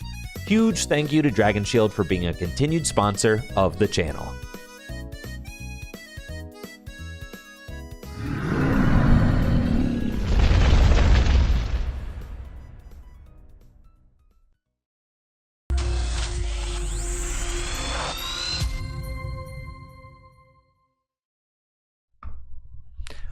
We are ready for the finals of the 45-player base set I still through can't believe it. Neo Destiny event here. Very excited. Base Neo event at Full Grip Games, one of the largest base Neo events held since, I don't know, back in the day. Again, bigger than most of those. Yeah, so awesome to see so many players excited to give this format a try and compete for a shot at the champion playmats, which you could see here. I've got some very And cool an empty theme deck box. Yes, empty theme deck cart Jumpluff. there. And doesn't that look nice? That would look great on a shelf, honestly. That would look fantastic on a shelf. And then the playmat, the Champion 2002 with the custom Looks like the artwork. Clef is wearing as a hat. Yes. The Champion playmats, which I got custom made for this event. We have got Alexander Holtz versus Austin Bug. Alexander Holtz hailing from Findlay, Ohio. Going to be playing that Kingdra Muck deck. And Austin Bug playing Sneasel Crobat. So Seems like a pretty good indication of the format. honestly, I would have said that these are two of the best decks in the format going in. Arguably the top 2 decks. Yeah, They were the most popular. they are. And I'm really excited to I see think them. Crobat Sneasel was tied with Wigglytuff variants. If I saw the spread breakdown. correctly. Yep. I want to know do you know who you loaned the Ninetales deck to? I believe it was Austin Charles. So he had never played the format before. Okay. And I don't know how he finished. I thought the deck. He just thought the deck looked cool. So because it is. because it is. I know. I need the Chris Fulop special though. I need the Chris Fulop list for sure. We have got. I mean, it's got a really good Kingdra matchup if you don't have Muck in it, and even with the Right. Muck, you can knock him out with Mewtwo. Mewtwo, right? But it has a real hard. Kingdra has a really hard time with metal energies that can't be removed, or they keep coming back. For sure, right? All right, our finals match is underway, folks. We have got Austin Bug versus Alex Holtz. And it is not 50 minutes; it is untimed. That is correct. Untimed best of 3 finals. I know this is that sweet, sweet base Neo content you crave, folks. And we will bring it to you. And we are serving it up on a platter. Untimed best of 3 finals. A multiple $100 store credit prizing for the top placement. I think second place is getting at least $100 store It was credit. 150. 150? 250, 150, 70, 70, 40, 40, 40, 40? 70, 70, 40, 40. No, the 40s for all of top 8. Yes. There would have been 4. Yeah. 70s were top 4. Yep. Yeah, it was a 225 for first, 150 for second. So, You said 225 for first? yep. Okay. Yeah, Yep. I thought it was So, 250. I lied. but the champion playmat though, That's worth at least that $25. that's what I'm saying. I know it is because that's what I spent on it. $30. I know that. Yeah. So you're actually plus 5. There you go. Yeah, and the pride and the clout. Look at this game state. What is going on? The clout is priceless. Was that I'm just assuming that's his hand from Alas. It is his hand from Alas. Yes. I looked up and I'm like, oh my, what is... Yes, we can see the last there in Austin's discard pile. Got an Elekid. Now, I love Elekid. I'm a big Elekid believer. I think the card is sick. Jason Klaczynski doesn't like Elekid. I don't like Elekid. Christopher Fulop does not like Elekid. No, I'm not a huge fan. I think this card is dope. I don't Who know else if could do 20 damage for free? Do we count modern Pokemon? No, base Neo. Who else could I do was going 20 to say damage like a for free? Badoo under a grass weed. Well, yeah, there's a lot of guys. There's a lot of guys in modern that can do it, but Badoo with a Vitality Band. yeah. But look at this. The cool thing about Playful Punch, if you're playing a Sneasel deck too, is that, or if you're playing a Crobat deck, excuse me, is that you can clean up that damage later. Like right now, Playful Punch, you can actually use it from the bench.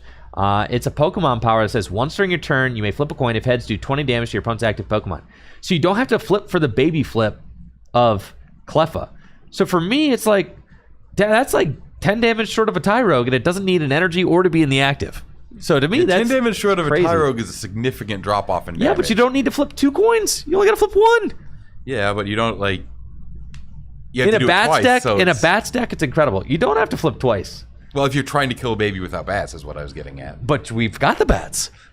Yeah, but if you have the bats, you should be good at picking off the babies anyways. I think this card is sick. Like, devoting a turn to do 20 that is eventually just going to cleaned up by a Crobat isn't exactly high value. Bro, cleaned up by a Golbat, okay? Crobat does 20. But I'm saying, like, it's either flip and you use your attack for the turn and end your turn, or just use a Crobat later. Dude, but consider the following. It hits weakness and resistance. It hits weakness on Horsey and Horsey. Seadra. Yep. Now, I mean, my goodness, though. Look at Alex Holtz's board is looking absolutely insane early on in this match. He's playing an Elm now. Here, then it's just...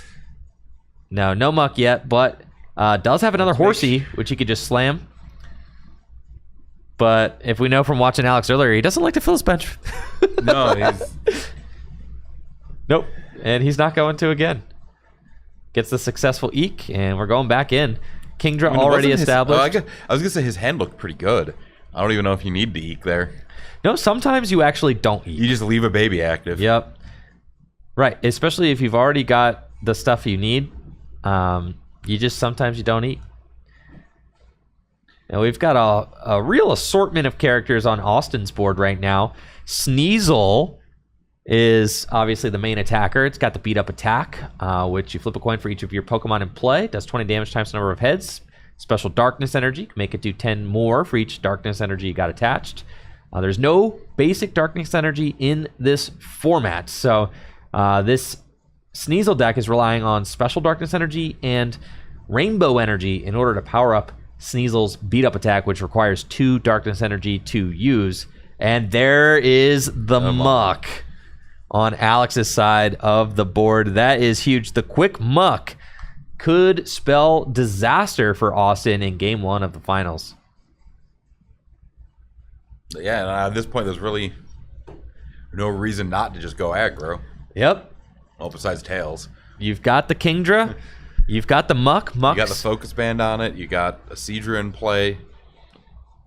Yeah, what else are you waiting for? I mean, I guess you could maybe have eked to find some more energy removal before exposing yourself, so you're not even to not be in face of like a beat up. Because if you just get sacked by a beat up, like, you know, what if it's 5 heads or 4 heads, right, with the darkness, and you flip the Focus Band, and you flip, then you're like, which feels bad.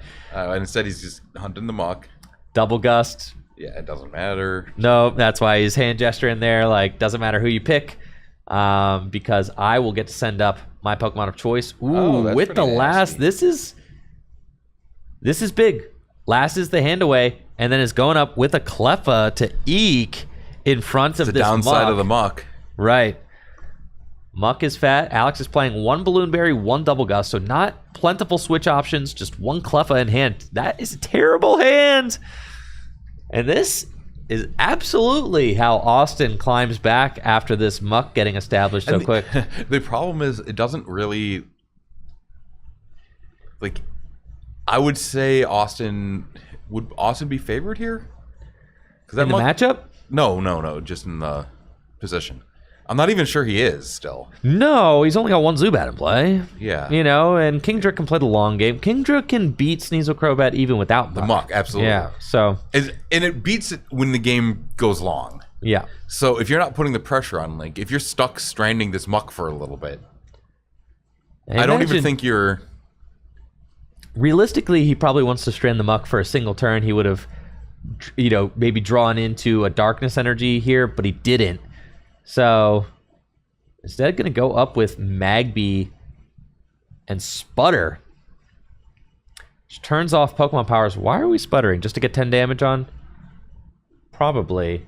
Because you don't care to turn off Pokemon powers. It turns off the muck. I don't know how the interaction is with that and Magby and Crobat and like bad stuff. No, because Magby's until the end of your next turn. This is not how this works. All right, doesn't Magby say Magby? Let's read Magby. How is this ruling? Magby says until the end of your next turn, right? Oh, but does it not turn off come into play abilities? What is the ruling on that? I don't know. Let me see what Magby does. Luckily, this is on time, so we can find out. We can find out. Is this how the... Well, no, because Jesse did say in chat that, like... So you could... I'm assuming his line here is he's turning off the muck Yeah. so he can use his Crobats. Right. But I don't know how it actually works. Let me see what Magby says. Yeah, so Magby says, all Pokemon powers stop working until the end of your next turn, right? Hold on.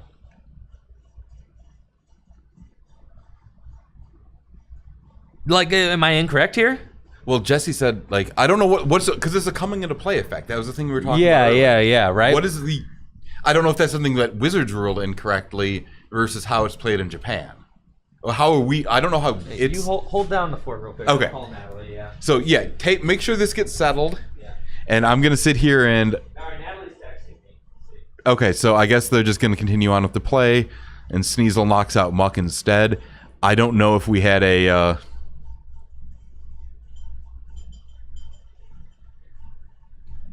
So... All right, so...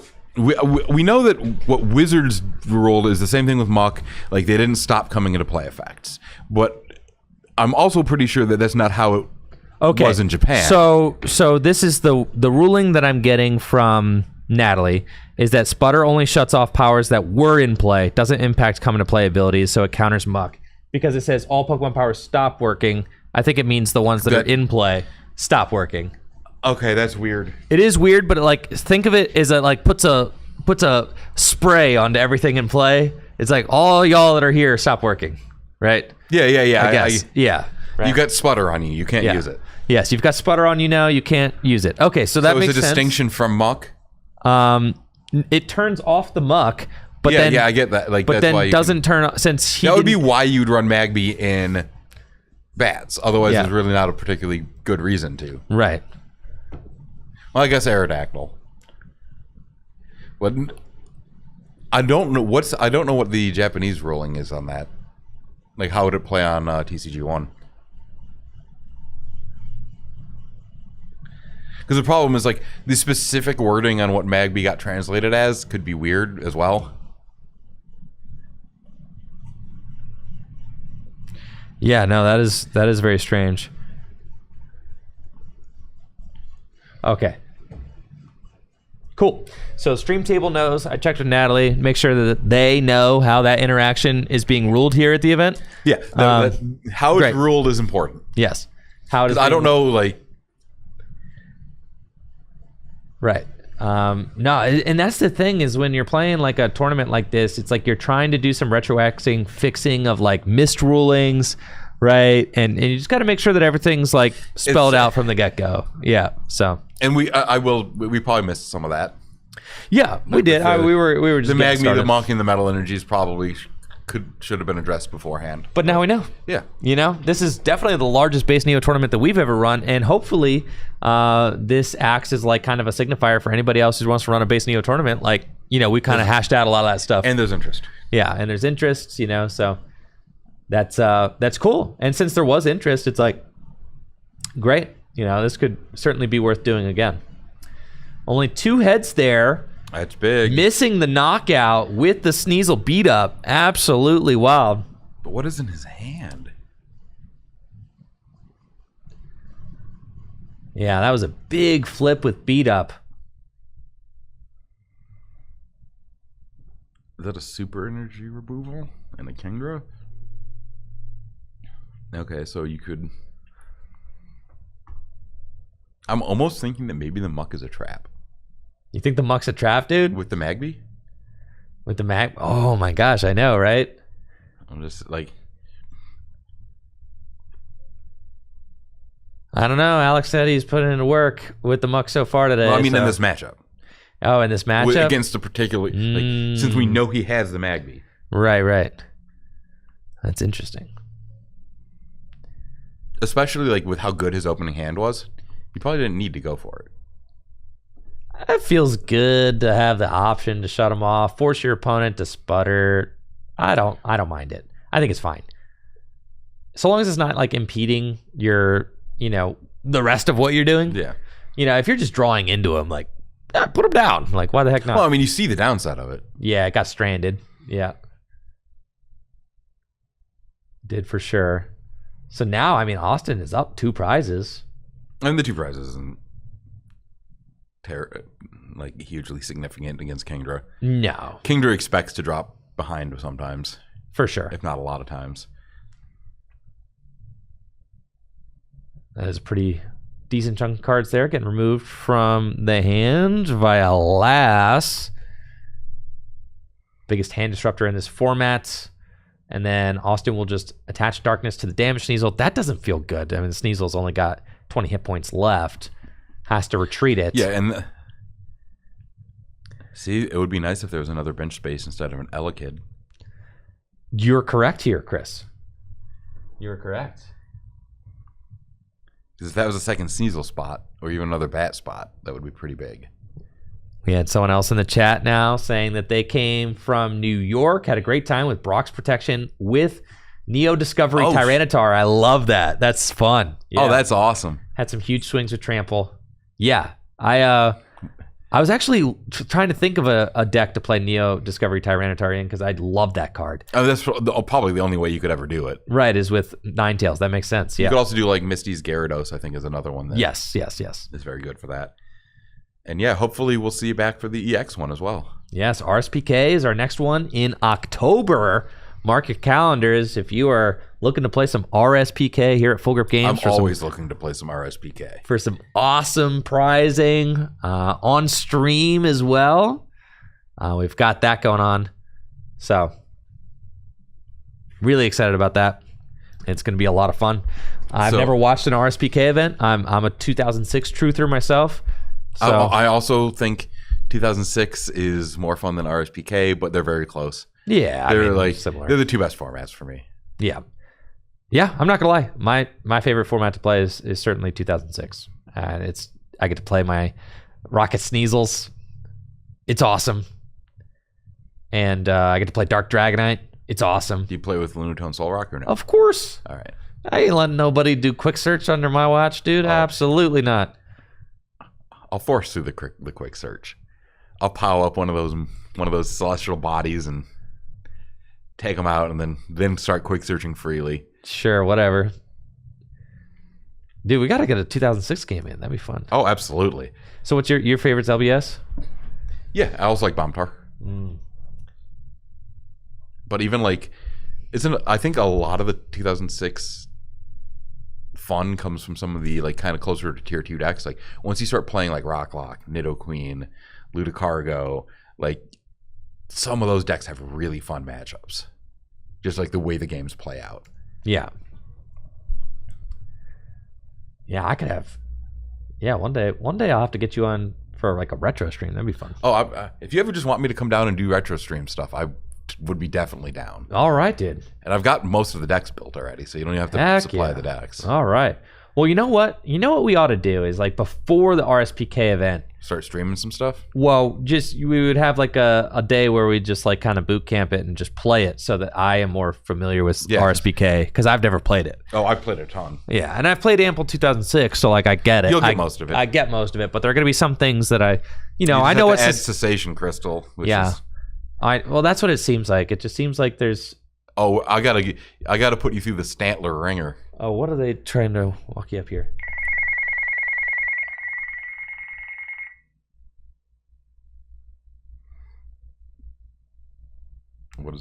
What do you guys need? What's going on?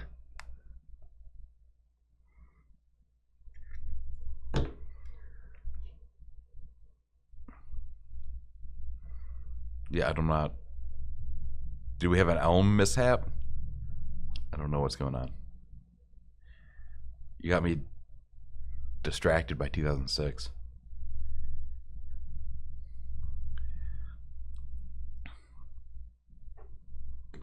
Okay, let's see. I told Natalie to go check. Can you just call Natalie? I did. That's why she's there. Okay. She'll text me and tell me what's going on.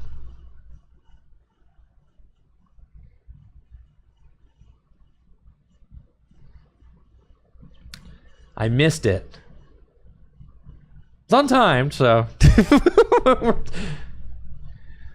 Okay, we're gonna get a call now. All right. What's up?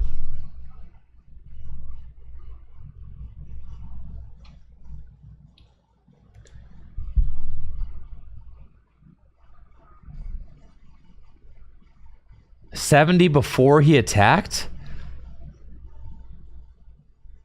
I don't recall.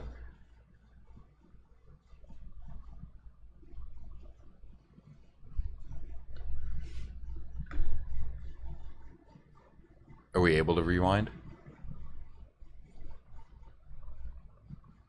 All right. Hold on. I can scrub. I'm on YouTube. Okay, so hold on. I'm scrubbing back on YouTube.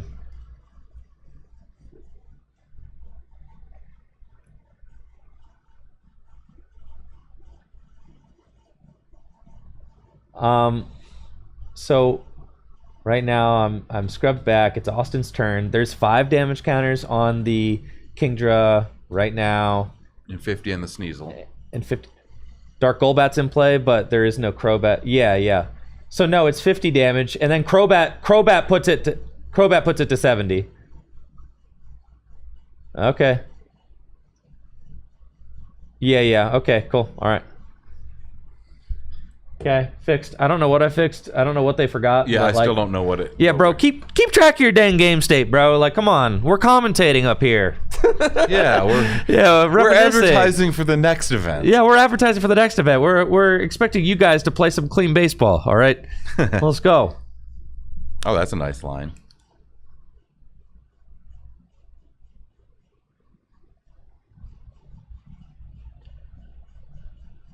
Ooh, is that a double knockout for Alex? It is. That's what I was saying. That's a nice line. Yeah. Genetic memory, copies, Mud Splash, and we have got a heads flip for double knockout for Alex, bringing him down to 3 prizes remaining to tie this game up. They're saying in chat that they think that one of the dice got knocked by another die roll, and they forgot what the numbers were. Oh. Which I guess is fair. Yeah.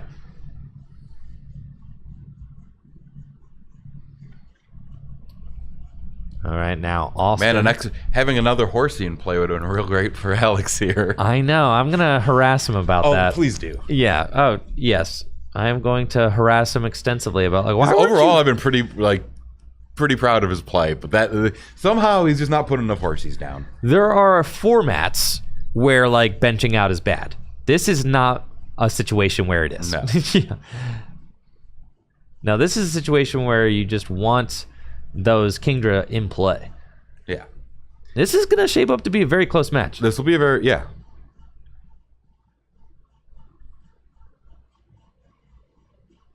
It looks like the Grimer, Gust in the active, and an Eek from Austin. So Ooh, Austin we've got a nice Austin is double hoping dust drawn, though. Austin is certainly hoping to draw an energy, knock out this Grimer the following turn with a Sneasel, but Alex has got double Gust, one of the only switch cards in his deck. And I think you just bring up that Sneasel. Swing into it for 30. That's huge, right? Because then you're turning... if you can pair it with an energy removal, that would be even better, but I don't know exactly what his grip is.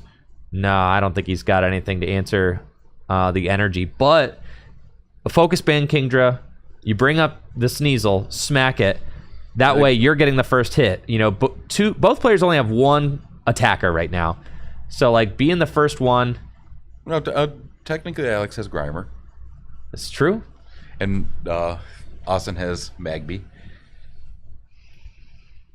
Being the first person to get the hit in though, is great. Because then it's just one more Mud Splash away from the KO. So Kingdra's Genetic Memory going to copy Mud Splash. I was praising Alex's play a second ago, and he just keeps making weird energy attachments, though. So it's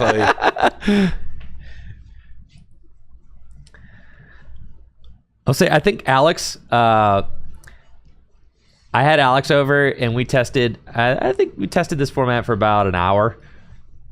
Right. We got it a best of 3 in. Yeah. Maybe we tested it for 2 hours. Yeah, got a single best of 3 in. Because I feel like you want to leave, there's a reasonable chance you're going to be Pokemon centering at some point here, and you're just going to lose that energy in that Cleffa. Right. Yeah, so not the energy, doesn't need to be there. Let's see. We got a Boss's Way from Austin. I mean, this is as close as it gets, though. 3-3 prizes. And there is not a full bench for Austin yet. Pokemon Trader, though, off the Boss's Way will enable another Zubat, which will fill the bench and allow Austin to go for a full 6 coin flips with this beat up. And if we get 4 heads off of the 6, that's a potential 1-hit KO. Energy, right? He does. He's got a rainbow in hand. So that's a potential 1-hit KO if 4 out of 6 coins flip heads with beat up. Item Finder away 2 energy. Good God. For the Devolution Spray. Is he going to use... And an L. Oh, putting the Crobat back into the deck. Wow. I mean, that is a costly Item Finder there. Discarding the Rainbow Energy. I understand you got the Rainbow Energy already in hand, so like I feel like get he might have I think he's just given up on being able to power up another Sneasel. I respect that. I think you're kind of you're going for it, right? You're going for the 4 out of 6 hit. You need to hit the. You have to kill. Like your game plan is kill this Kingdra. Oh yeah. And here we are. Here we are. All right. Oh, that's a lot of tails. 3 heads. So that is short of the knockout. 70 damage with Sneasel's beat up. Not a KO. We'll see what we get off the top here. But oh, there's the energy removal he was looking for last turn. Right. Is there a Pokemon Center in hand? I don't think so. No, there's a Muck though. That Muck is big here. That is huge. Right, because the Muck gonna turn off the Crobat, which would clear the Kingdra, because the Crobat does not have to flip through Focus Band. So you could just get through the Focus Band with the Crobat, but now with the Muck in play... I mean, you're still going to have to take a flip. I think Elekid gets past it as well. Yes, but you can't use Elekid because of Muck. Oh, that's a good point. Yeah. I was going to say it's still at that point of a coin flip, though. Either way. Oh, Muck's Toxic Gas. Ignore all Pokemon powers other than Toxic Gas. So no Pokemon powers can work right now. The problem is if this Kingdra goes down, he's just so far behind. Dude, he should have benched the other source. See, what's he doing, man? I'll harass him. Yeah. Because, like, I've known Alex for years, but I've never been particularly close with Alex. Yeah. I feel like I can't say it. No, I'll say it. So I'm going to need you to do it. Oh, for sure. Oh, he's playing with my cards. I'm harassing him. Oh, yeah. We got a good manners from Austin. Sneasel going down to the bench.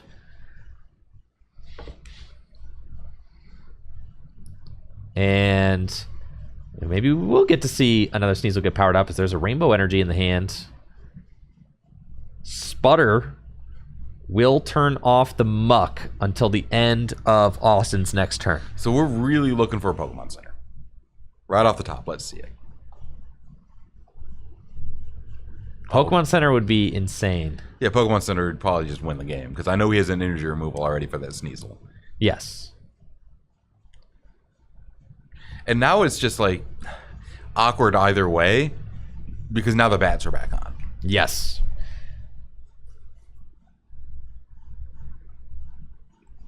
And I feel like it really is just not having another Horsey in play here. That is, because 2 prizes left, right? And now we can't see his hand, of course. So I'm assuming he did not top deck a Pokemon Center by virtue of him not slamming it immediately. No, you windmill slammed that for sure. Windmill slam the Pokemon Center. Yeah. Windmill slam the energy removal. you thought dice were going everywhere before. Yeah. If dice drew a Pokemon Center, that table would be annihilated. Oh, for sure. Is it an item finder? Could be. We see him eyeing up his discard pile. Because an item finder, there's... Bounce the Recycle Energy back. Pokemon Center. Oh, there's also... yeah, I guess Double Gust is what is on top, but it is an item finder. So I don't know if there's Pokemon Center in there. Recycle Energy to the Muck. Is there like an oak in there? I don't know. Like, I know. Okaway, a Seadra, and a Kingdra. He's Just not. What is he doing? Why did he attach that to the muck? Because now he can't attach on a Pokemon Center. He is not healing this Kingdra, dude. I don't like any of this. Now, did he not double gust? He double gusted, right? No, I think it was a normal gust. Oh, it was a normal gust. You're right. Okay, it's going to one prize remaining. But with one attacker, are you going to win the game, man? No, there's been some miscalculations here. I think Alex was not expecting this. You could tell he's like, what are you doing, dude? Because he Magmade. He's going to throw Sneasel up. Go for Fury Swipes, potentially. No, just Allocate at that point. I would go for Elekid, leave Cleffa Well, in the Allocate active. isn't on. Because of Magby still. Oh, okay. You're right. So it would have to be Fury Swipes. Now, this is a crazy play. Fuji into Good Manners, the Zubat back out. That's huge. I think Alex's biggest throw is just not benching that second Horsey. Well, I also that item. The third Horsey. No, Yes. that item finder there was just Pretty egregious. that was That was a horrible play. Yeah. Item Finder just goes for Pokemon Center every time. and yeah. The second he attached to Muck already, I'm like, all right. Yeah. And then last as well. I mean, Austin is just unloading. Now, I mean, and Alex got the one prize remaining. If this Cleffa survives, he's gonna try for a Magby, which is safer than the Sneasel. Fails No, it. okay. Cleffa lives. Okay. And it's not only safer than the Sneasel because you don't have to flip, but also because it has a baby roll to prevent Eek. Yeah. But that was a big turn, actually, like surviving that. What did we draw? Horsey in water. You gotta be kidding me. And the head's on Eek. Unreal. I will say this much: if Alex wins this, there's no justice. Just absolutely no justice. Another tails on the Magby. I'm offended way. After that item finder, I've switched teams. Oh my gosh. I promised baby invasion, and that's what we've got right now. Magby versus Cleffa. Cleffa hanging on by a thread. Finds another item finder. And the nightly garbage run, which you're going to need now, dude, because you got to chuck them Kingdras back into the deck. Like yesterday. Well, does he have another... He doesn't have a Seadra or anything, does he? No, not in hand, but he's got an item finder and he's got a nightly garbage run. All he needs is to get a Kingdra out, or even a Seadra able to attack with a gust on that Sneasel. Yep. It's not too much to ask. No, it's not. Well, and there's only one Zubat in play. And 2 unsuccessful sputters, so Muck is active. So, you know, Alex is walking Somehow, a tightrope right now.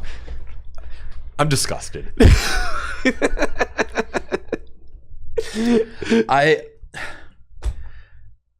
I'm gonna try, because you're my friend and I appreciate this opportunity. I'm going to do my best not to vomit on stream. Oh, Chris, come on. And this is coming from the Kingdra fan. Listen, man. Listen, Chris, not everybody is a 2004 Worlds finalist who helped pioneer and invent the Kingdra deck themselves, you know? And you left if a we 2007 national champion. In 2007 national champion. An overall swell guy. And extremely handsome. Thank you. No, not everybody is that. So, you know, with you and I sitting out today, you know. No, that item finder just I know everything prior to the item finder I can make excuses for. All right, so we've got the nightly garbage run right here. 2 Seadra, correct, and the water. He's got the focus band. He's got an Elm he can play too. He might just item finder gust to guarantee another Eek. No, Item Finder, Gust, Elm, and if you hit one of your Seadras, you win. Well, he needs a water Yeah. too. Yeah, well, he put one back. Yeah. And he's got Energy Stadium. So, I mean, like 50% chance right there. Yeah. And you Pokemon Center the Cleffa. So what else is in his hand? Because I know I would have kept the Focus Band, I think. Oh, is that He's got another two. one? Yeah, Okay. he's got two. And Elm. And if he hits Seadra, water, he wins this game. Or Seadra plus 50-50 chance on this. Yes. Seadra is the big hit. He needs to hit that and cannot hit a computer search to get it because he can't play any trainers after the Elm. So we'll see what he draws here. We could see a Mud Splash for game if he hits it. If he doesn't and just hits an Energy, then he can still Eek, which is good.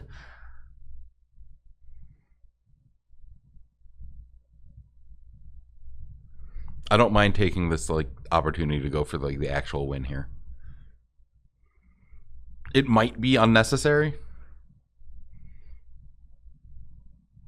He's got a second Horsey, which is very good. But I don't think I saw a Seadra. He did not. So he's going to the Cleffa. He definitely bench the second Horsey, dude. An energy removal this thing. You can't because it's Elm. Oh, good point. Bench the second Horsey. Thank you, Alex. Yeah, don't play the super energy removal. Yeah, don't play any trainer definitely cards. don't do that. You're not allowed to do that. Yeah, and it's not going to go for the Energy Stadium. Just going to Eek. Yeah, that was You always wanted to go for the Energy Stadium. just to put another water in the deck. For 100%. But now, Austin was looking like he was about to clinch it. And like, this was a huge This game last ended up turn. becoming. It's close. Yeah. I mean, that's really all we can ask for, right? We want just close, good games. I don't care if play is flawless, so long as it's up to a point. No, I need perfection. No, it just needs to be up to a point, Chris. Yeah. Right? It needs to be watchable. For me, this is watchable. This is still Oh entertainment. yeah, no, this is. I got my popcorn Our out. first two rounds were not so great, No, but and things then have. most of the things from there have at least been. Oh yeah, no, things are competitive. getting fun. All right, there's a Seadra Oh, and an item finder. and there's the Gust for this. Yeah, that'll do it. And top deck for turn, so this should be game. We need an energy. Evolve the other Horsey just in case, Energy Stadium for game. Tails. but he's got an Oak, so He does. And you certainly evolve up the second Seadra. And you probably just dig for game. yeah, you dig for game here. 100%. Yeah, because you've got an Oak in hand. And you item finder for the Gust. And just full send it. Is he Item Finder away a Seadra? I couldn't see why he would do that. He might super away the Sneasel if he's being kind of greedy. Now, here's a question. You can play stadiums on top of each other. No, you cannot play this stadium with the same name. I thought back then you could. I'm pretty sure you cannot. Otherwise, you'd absolutely be doing it here. Or you would Energy Stadium on top of the Energy Stadium and flip again. Yeah, but I'm 99% sure you can't do that. I thought you could, but maybe I'm wrong. And there, that's game, retreat, and Mud Splash will knock out the Sneasel. And just like that, Alex is up game one in the set. A really close game. My goodness. Alex squeaking that one out. I guess I am being corrected. The 1% stands. Apparently, you are able to. I'm Yeah. surprised by that. So you could play the Energy stadium, and he would have got another flip flop. and you can counter your own, and you can play as many stadiums as you want per turn, I believe as well. I no longer trust myself, so I'm not going to make any. I'm not making any claims. I'm not taking 2 L's in a row. Yeah. So Alex is up game one in our finals, untimed. All right, Jesse says only one stadium per play per turn. Okay. Untimed best of 3 finals here. Winner taking home $225 and the custom champion playmat. Austin put up a great fight there and was so close to sealing that one up. So close. Yeah, that was incredibly tight.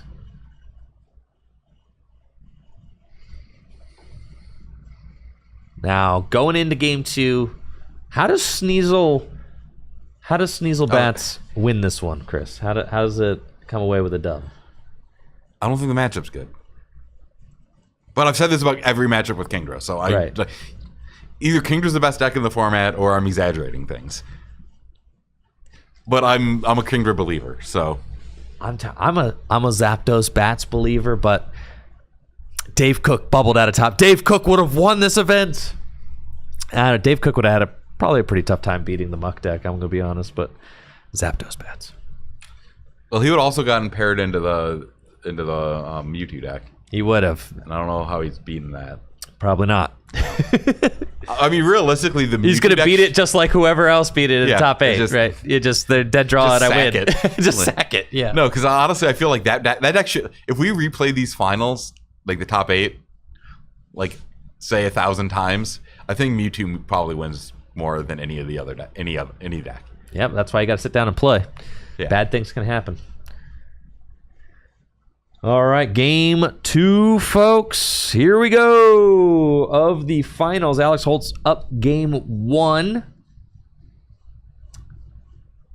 Austin going to choose to go first, because why in the world wouldn't you? Right. Yeah, there is no disadvantage to going first. A rare instance of neither player opening with a baby. Yep. But both players got a free retreater. So that's always nice. And Austin has an opportunity now to draw into a baby Pokemon off of the Professor Elm.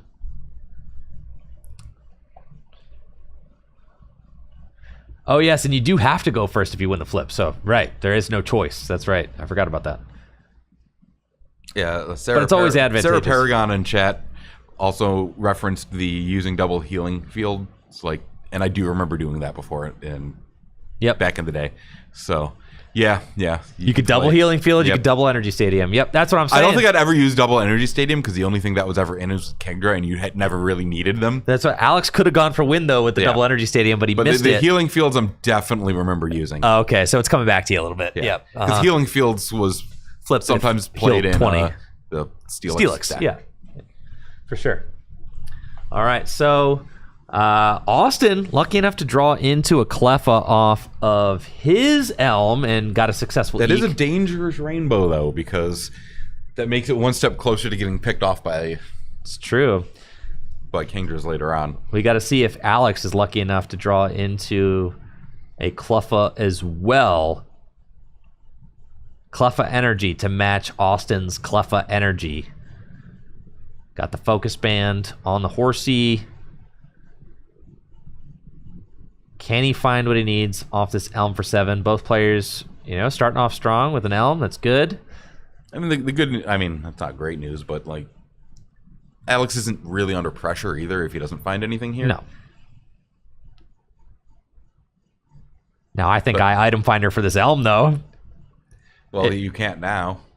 Oh, because you just played Elm. That's right. Yeah, they got to wait till next turn. We got him, chat. At least you're on the board for messing up the Elm lines as well. Frick. It is so easy to forget, dude. Oh, yeah. It's so easy. Grimer down and pass. Not what you want, but... Jesse in chat says, so many things have free retreat in this format. Why does Horsey have free retreat? Because he swims fast. He swims fast, yeah, Very fast. I think the Fossil one had free retreat too, didn't it? Yes. Little guys should have free retreat. I think there needs to be more. I think there should be more free retreat. I agree. Pokemon hates giving Pokemon free retreat in like 2025. That's for sure. Regieleki with the 2 retreat cost, dude.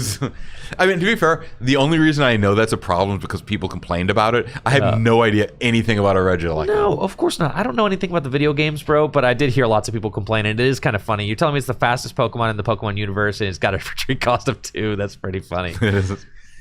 Meanwhile, Horsey, free retreat, yay! And Chansey and base set having a 1 retreat cost is wild. Biggest basic Pokemon printed for like a decade. Yeah.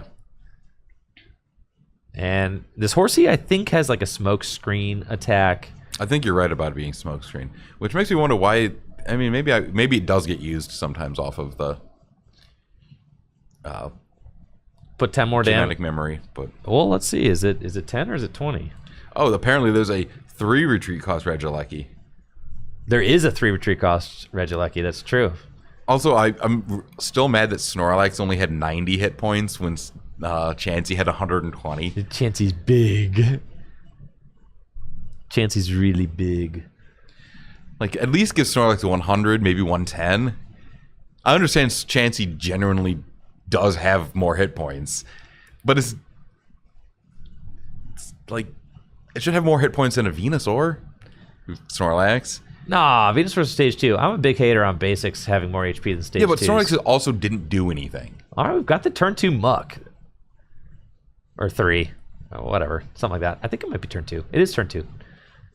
Yep. Turn 2 Muck from Alex is huge. He's got a Cleffa as well, so some stability there. Yep, Muck coming into play. Toxic Gas activated. No Pokemon Power is going to be working so long as it is on the bench. And then... we're going for it. Alex is going for it. No, it was like every roll, like it was bouncing around. It was just all heads. I know. He needed the electronic flipper. It's true. I cannot believe that there's an electronic flipper, dude. I'm gonna see if I could find a picture of this thing. I can't believe it. I'm stunned that they're apparently, because I've got multiple primary sources now confirming that Pokemon used to hand out these electronic flippers to use in like competitive play, and they were legal instead of dice. Electronic flippers is what was decided. Was like cool.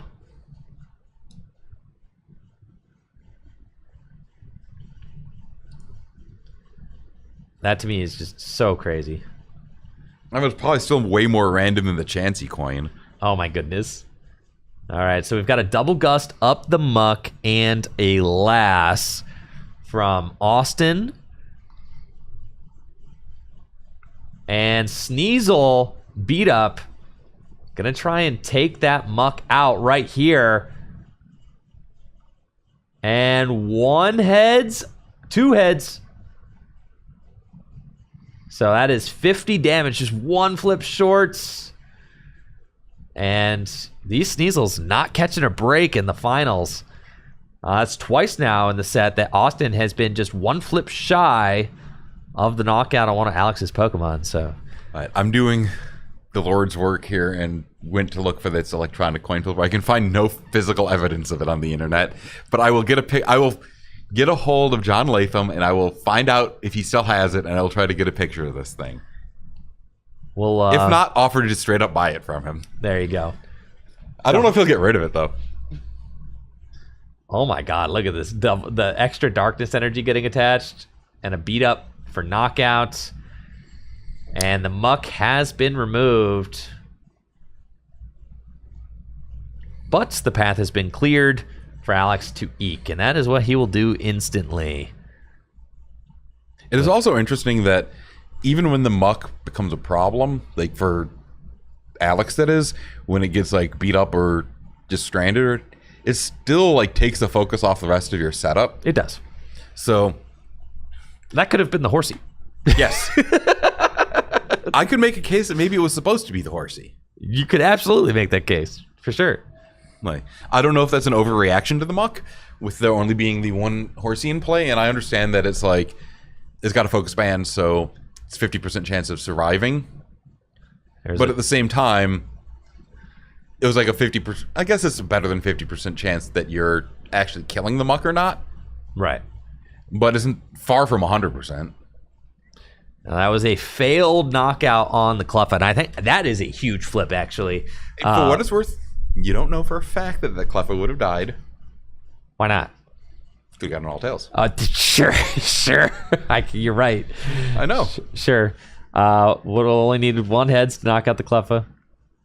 Yeah, but trust me, I've gotten 6 tails in a row on things. Oh, for sure, I've dude. seen plenty of 0 for 6 Sneasel flips. I actually, so funny enough, it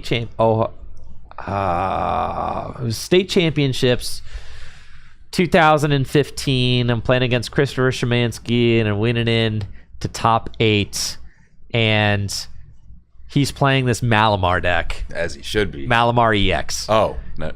Not 2015, bro. Not my boy. 2015, dude. No, you don't understand. Like everything from like 2014 to 2020 all feels the same. Blends together. Yeah. So he's playing this Malamar EX, which requires you flip. You played double colorless and darkness energy. I don't think patch. I've ever seen this card in my life, by the way. When you attach an energy to it, you get to put your opponent's active Pokemon to sleep, and then its attack, it does for I think like a darkness and 2 colorless. It's you flip a coin for each energy attached, 60 damage times the number of heads, and he is like running me off the table in game number 1 or in game number 2. He won game 1. Game number 2, he's running me off the table, and he gusts up a Shaman EX with damage on it.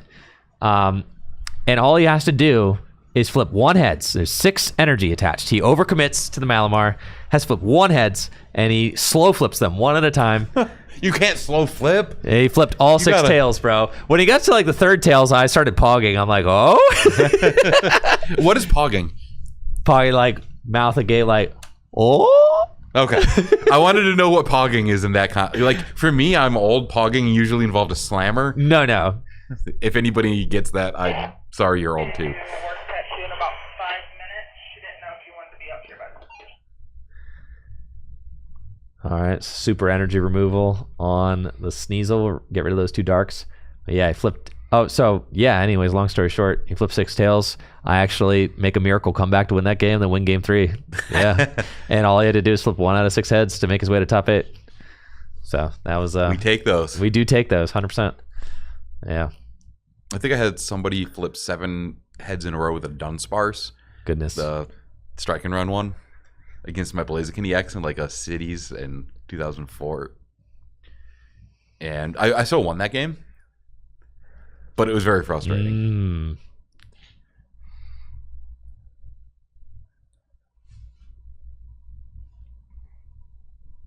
Now, apparently, Brandon in the chat saying that PogChamp refers to this person, Gutex, winning at Pogs.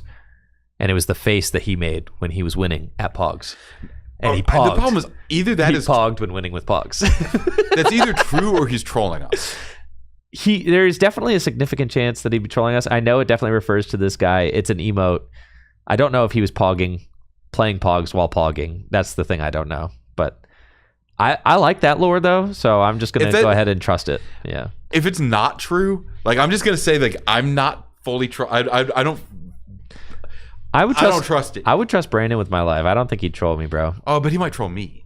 No. And I'm the one who didn't know what it was. No, Brandon wouldn't troll me, bro. Brandon's a truth teller. Yeah, See, it's half and half. I was right to have my guard up.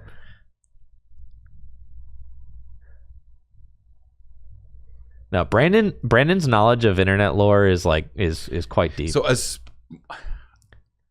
despite being a huge nerd and everything, I'm so removed from internet culture. Like I know nothing. I feel it. I'm full on like boomer territory. Yeah, well, you know. I mean, I'm getting there age-wise.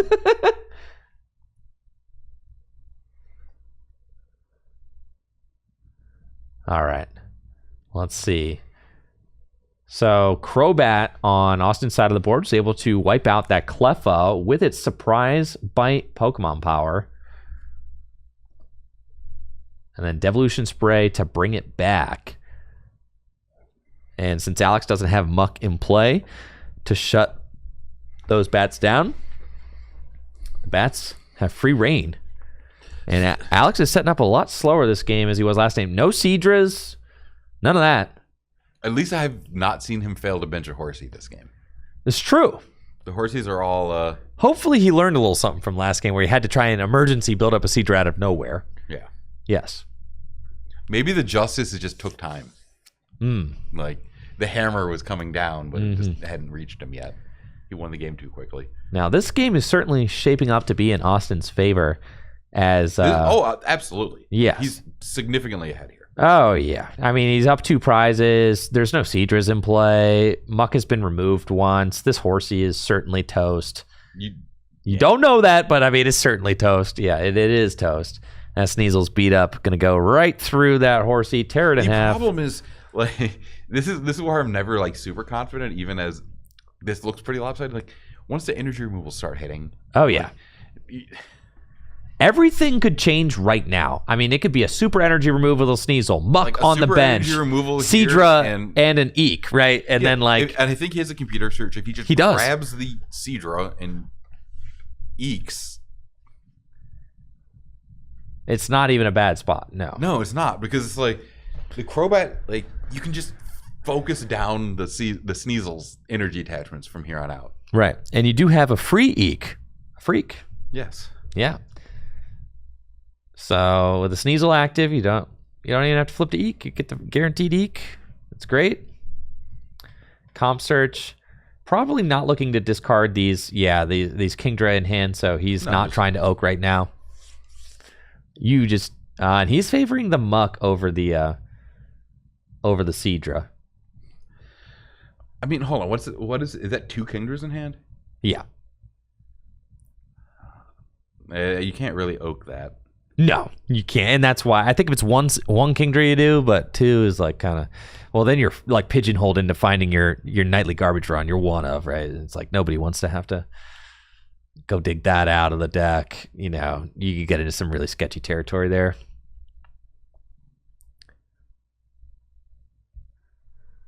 Oh yeah, this is I think this is German. Oh, is this the Mellow? No, my German Muck. Oh, your German Muck. Yeah, Grotodmorph. Grotodmorph, yes. Grotodmorph. That's got to be German, right? It has to be. My first edition non-hollow Grotodmorph is in play on stream right now. God, he's so handsome. See, I would be willing to take an entire German deck. I think that would be just wild. Are German cards expensive, or are they? No, Natalie's actually working on a French Haymaker deck. Oh, Le Haymaker.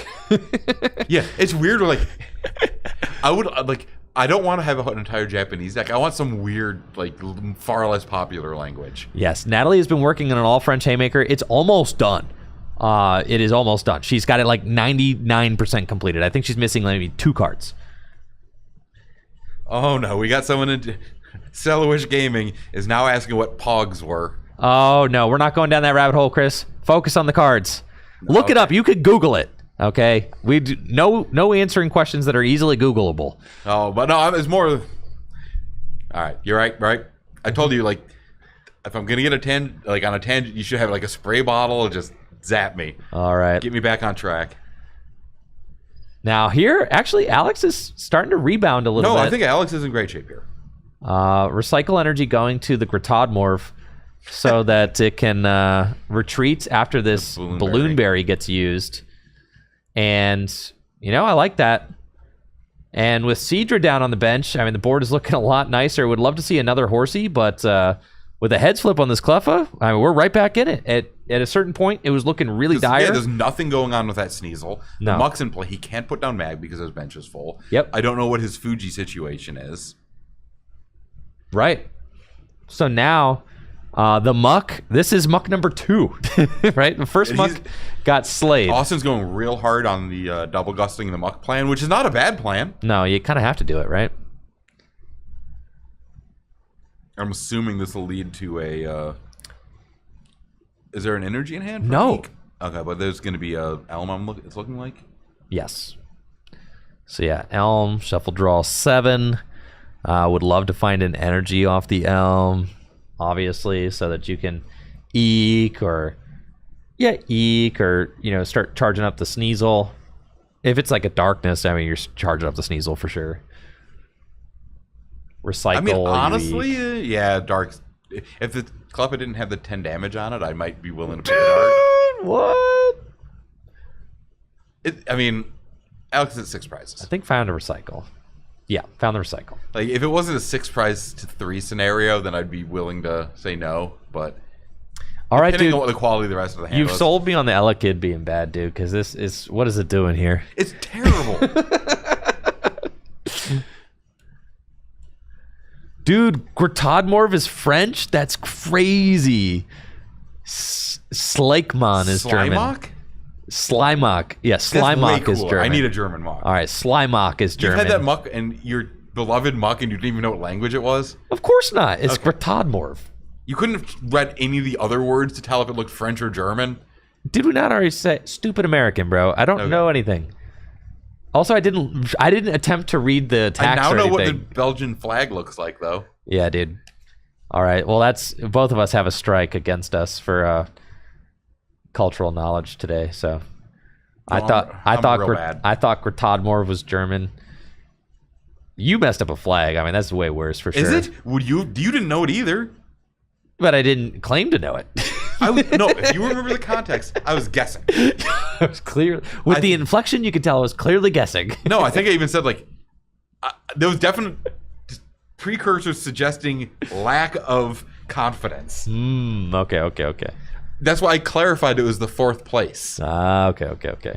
Yes, for sure. I think it was something along the lines of, I think the German flag, whatever 4th is, something along those lines. That being said, let's watch this game here before we just make ourselves both look worse.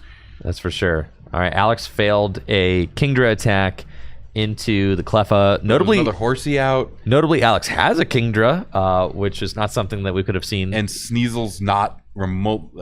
Looks great for Alex. At this point, and yes. It also looks like Austin has used a lot of resources. Yeah, Alex is bouncing back for sure. And this is part of what makes the game so exciting, is that it looked like Austin was running it there early, but then like a couple of clutch draws there in a row, correct routing from Alex, and now Alex is right back in it. With Seadra in hand, energy to boot. I mean, what else do you want, right? That's the problem. It takes so much work to knock out these Kingdras. It really does. That a lot of decks are just not capable of knocking out a 3rd or a 4th. Yes. So like even if you don't, there are spots where I've seen players today where their Pokemon centering very aggressively, like to keep these Kingdras alive, and I'm like, just let them either get knocked out, let them overextend, let the focus band flip happen. Yeah. You can make your last stand on later Kingdras. Oh, for sure. I mean, you can extend the game way longer than I think we've seen a lot of players attempt to extend it today. The Pokemon Center's like, yeah, you got the spirit, right? It takes damage, you center it. You can go longer than that, Set up a board full of Kingdras. Get 3 Kingdra in play, Oh, did we just get a last top deck by Alex? Yes. Nice. I think Alex is immune to justice. Nah, dude. Okay, so Alex would tell you otherwise, because the last 2 Full Grip games, Gym Leader Challenge, cash events here at Full Grip, he bubbled at 9th. Okay. The last 2. So for him to get a tournament win here, would be a big salvation. To him, it would be justice. He'd be finishing the story. Yes. Okay.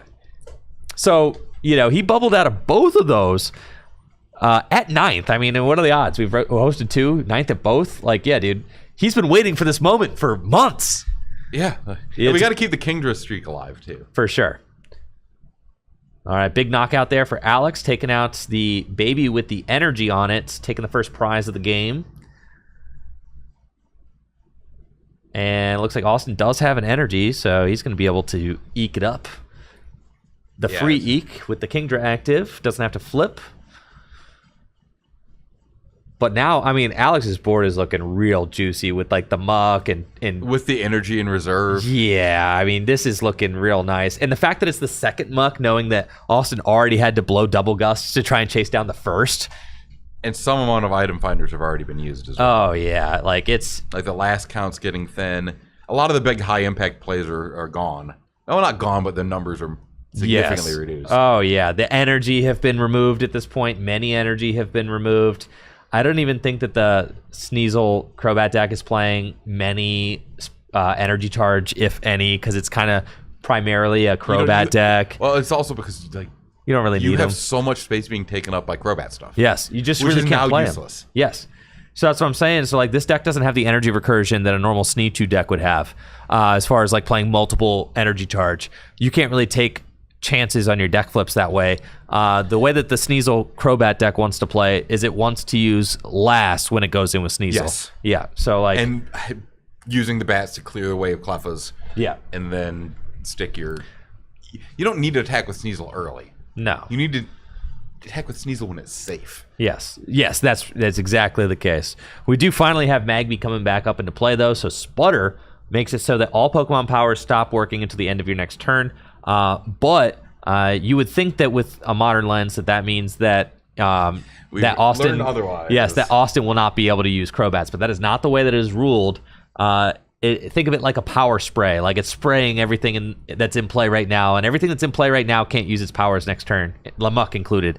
But So that means that come into play abilities will work. Jesse does ask why, and really it's the translations from Japan more so than the wording on the English cards, Yes, where yes, it's it's mistranslated. It's much less clear when you're only reading the English cards Yes, because they were worded very. they're translated poorly.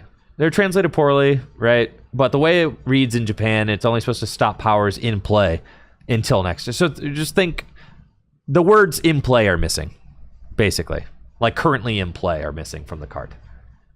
They didn't mistranslate half the cards, Jesse. Just a lot of the important ones. Yeah, just it's just a lot of really important ones, right? You didn't see Weedle getting mistranslated, just playable stuff. Yeah, exactly. Things that had to flip a coin if heads paralyzed, those are 99% correct.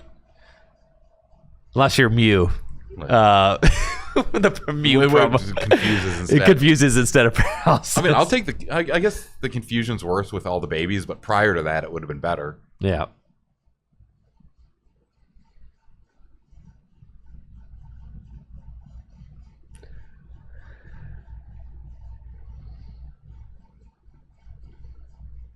All right, so Austin has an Eek there, Rainbow Energy on a Sneasel, Is there a potential for? but Alex, big knockout on that Magby the turn previous. And another here. And another big flip, dude. He is marching. Now, what do we go after? Elekid? He is marching right now with a banded. Yeah, I guess. Yeah, doing the Elekid. Yeah, makes sense because you know that thing's going to be on the bench for sure.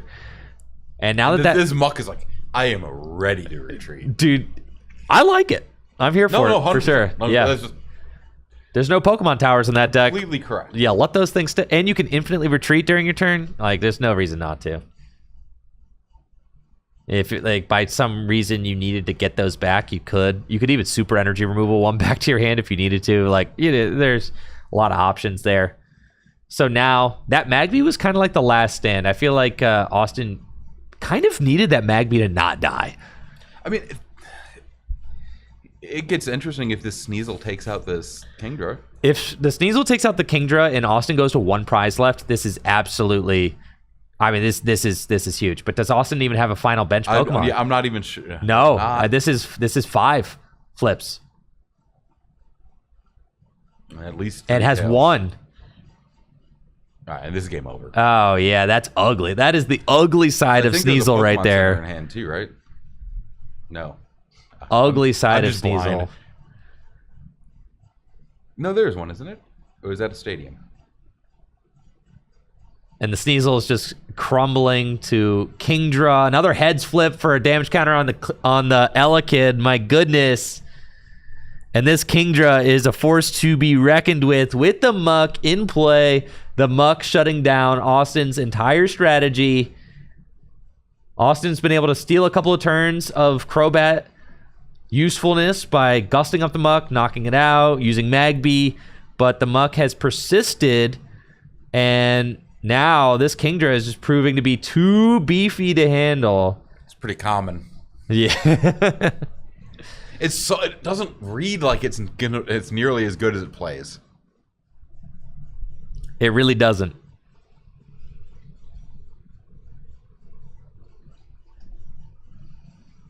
And the garbage run. Got to put the Magby back in, right? I mean, you're just 2 prizes from the win, but there's not any low HP targets on Alex's board anymore, and there aren't really any reason to have them.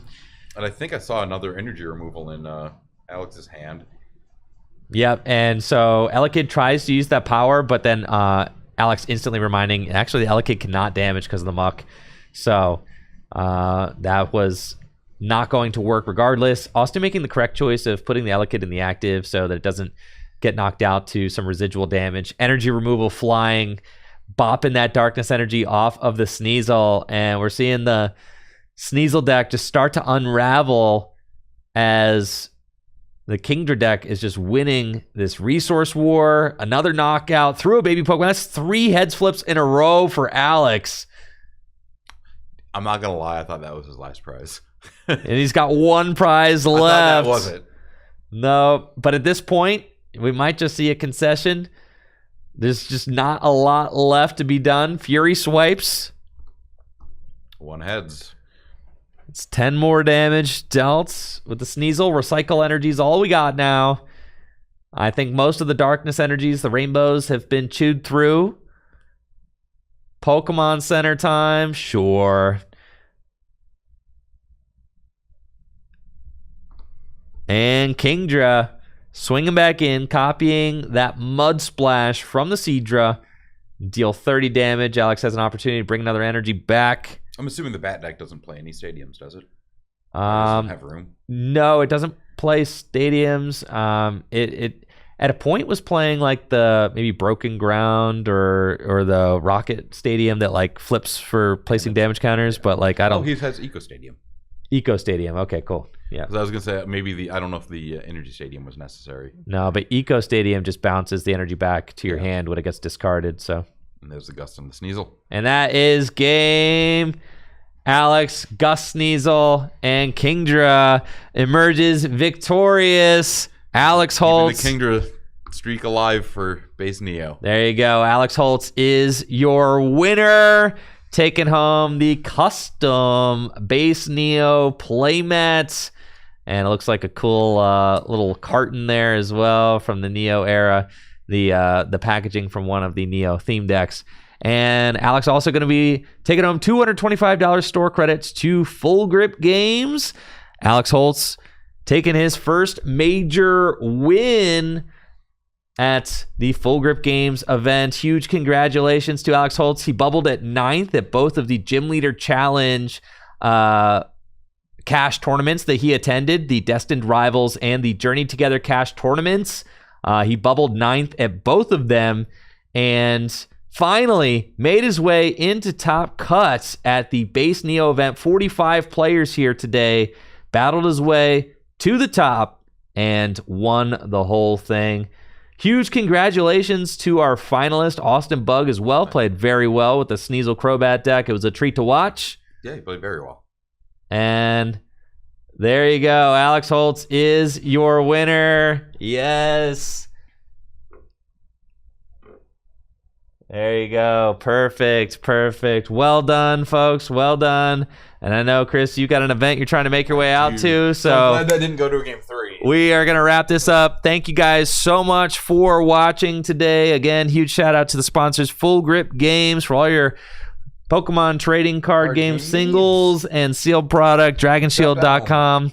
DragonShield.com for all the best sleeves and accessories. Again, congratulations to the top finishers. Y'all have a wonderful night. Goodbye.